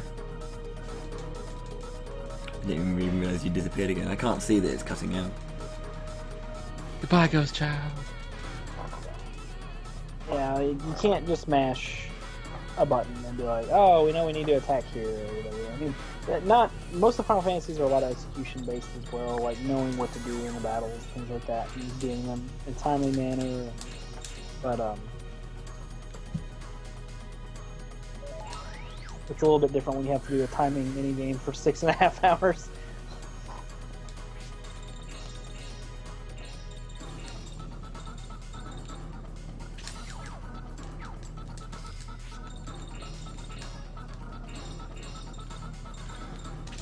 Yeah.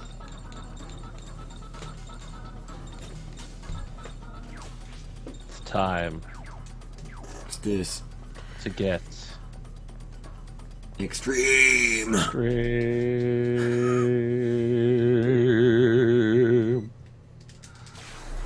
Okay. Fusion and Raijin. So, Fujin and Raijin aren't super difficult. They're pretty much just Ian and Raiden with like 1 or 2 extra abilities.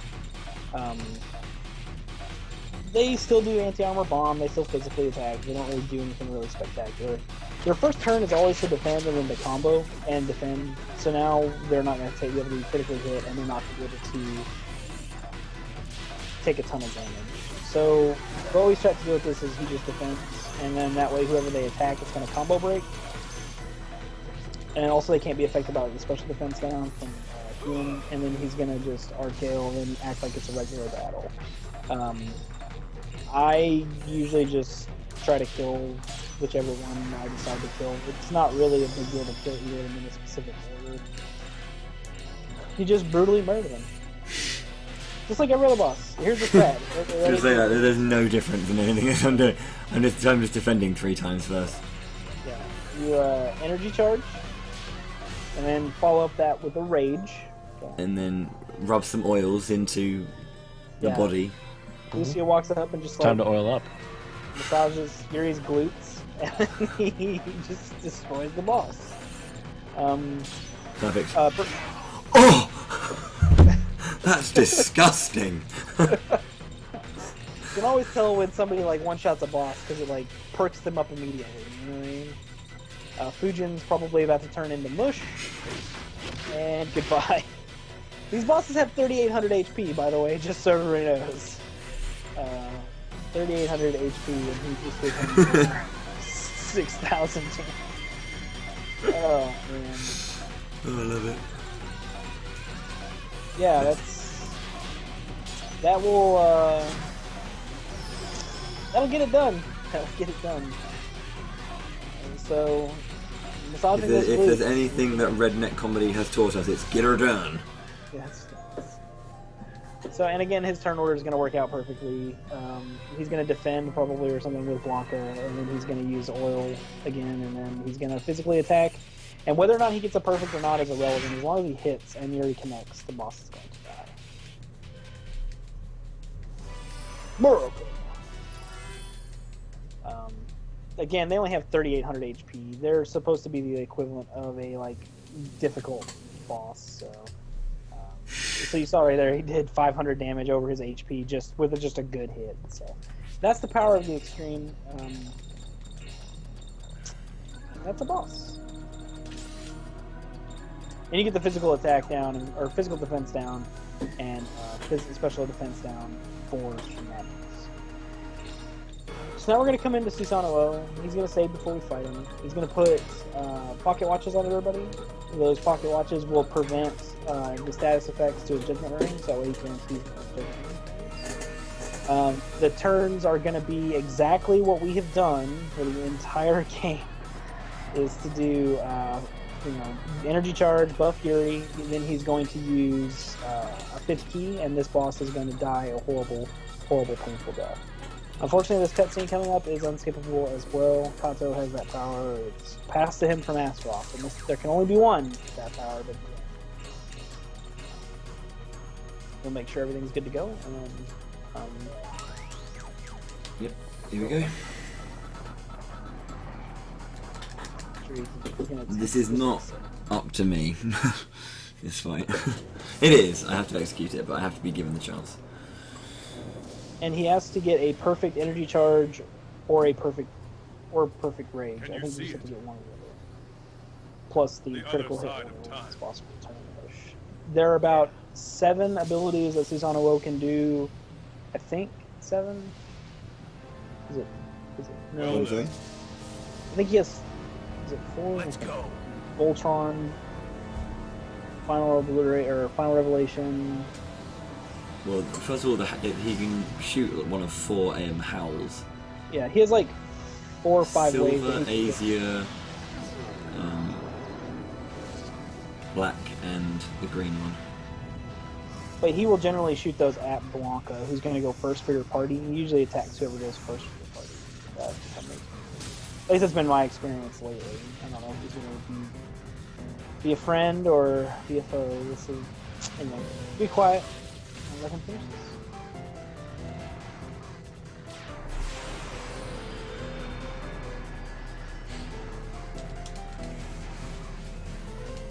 Frenzy Surge.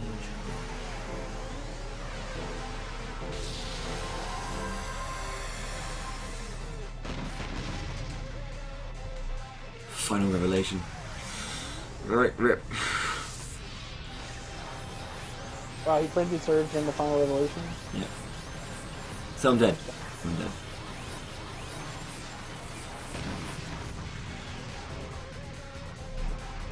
And there's nothing you can do about that, unfortunately.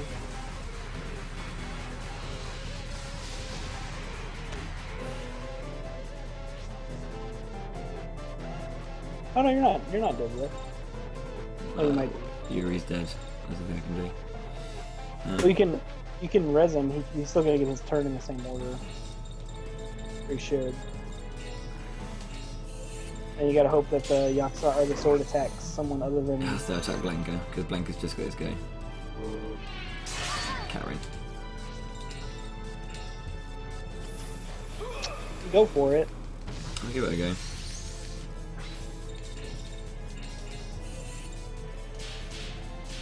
Oh, I've got a good. No. Yeah, he, Panicked.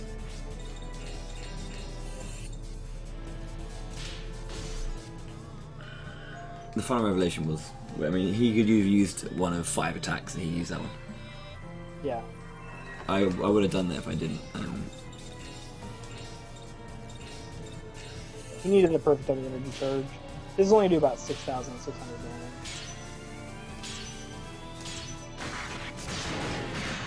damage. 8,633. The perfect energy charge that did it. Right, well, finish me off, please. Spirit Aegis. I bet they're not even going to attack.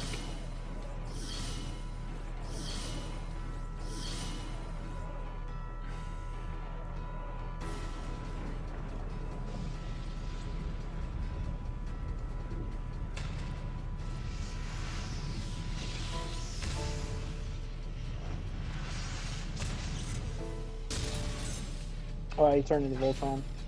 He did, yeah.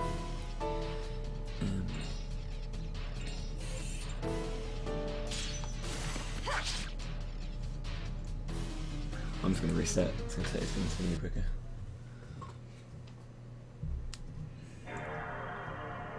Yeah.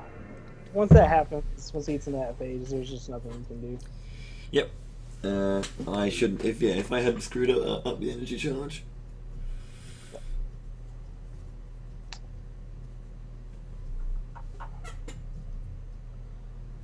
When we first started the game, we used the gamble ring, but it was quickly obsoleted by the technical ring.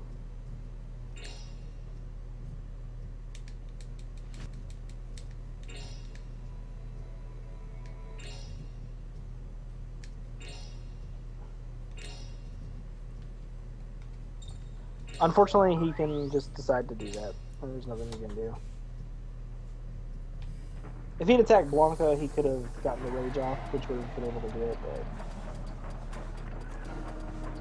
Or the perfect energy charge. So he still could have recovered, but it was unfortunate. Do another try?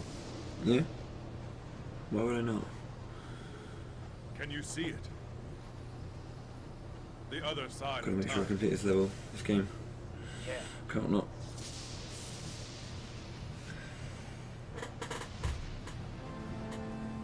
Well then,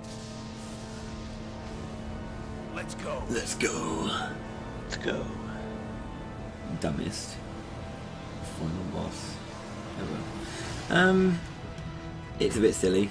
I mean, if you play it casually, it's not an issue. Oh yeah, and it's not as bad as Necron just showing up in Final Fantasy IX. Like, it's kind of, it's definitely hard pressed, the reason for this boss, but it's not like, at least they attempted to make it something. They didn't just go, hey look,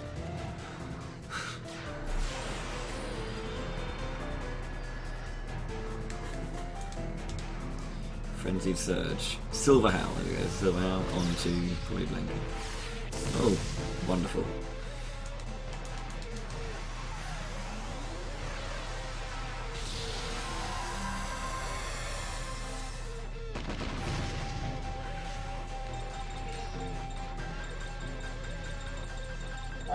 That's not terrible because you can just res her or whatever. She's dead after she died after Frigid Surge. She right? didn't die, so she will probably get killed by someone else's attack. Fearsome Thunder on Karen. I just need the sword to attack Yuri, Karen, or Blanca. Anyone but Lucia. But he probably will attack Lucia. Yep, attack Lucia. It's okay. You can still kill him with the rage and energy charge. Should be able to. Yeah, they both need to be perfect though, because the crit is huge.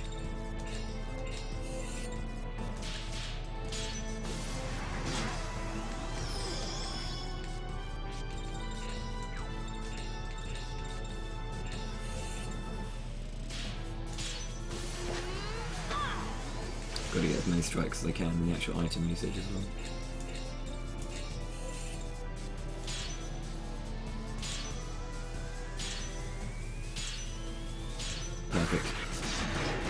GG. Okay. We did it. Well done. And that is Susanoo, everyone. 647.25. That was I got a perfect 5th key. Yeah, and he did 2,700 damage more than the boss has. Nice. 10,000. Yeah. That was good.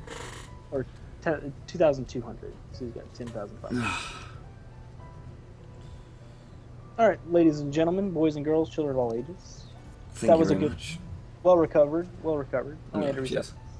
I had to reset once on my TV as well, so it's the way it works. Mm. Final Revelation was terrible. Follow that up by. It's good. Thank you very much, everyone. This way. Oh man, yeah. So LCC, it's 634.43 for Shadow Hearts and 647.25 for Covenant. It's 47.25. Yeah. Sorry, that was a lot slower than it should have been. Oh, that's fine. You can't return. It's only 3:30 for me. I got Yeah. all the time in the world. Mm. All the time in the world. But yeah, are you ready to go or? Yeah, I'm pretty good to go. Okay, I'll just let it play. What For a time you little want to bit. cut it? Just gotta get the copy pasta in there first. Yeah, we do need to go get the copy pasta in. The best one. Yeah, thank you very much, everyone. That's very, very kind of you. Imagine. Oh, the Carto pasta is out. Everyone, It's out. copy and paste Return. the Carto pasta. Kato. Man, you know, and I'm gonna say this, but one of my favorite things that happened in Scrub-a-thon was when we raided with that damn message. Yes. I thought Dylan was gonna have a heart attack. I'm pretty sure Down knew it was coming. He was just being down. Yeah. Bless him. Just look at that chin, man.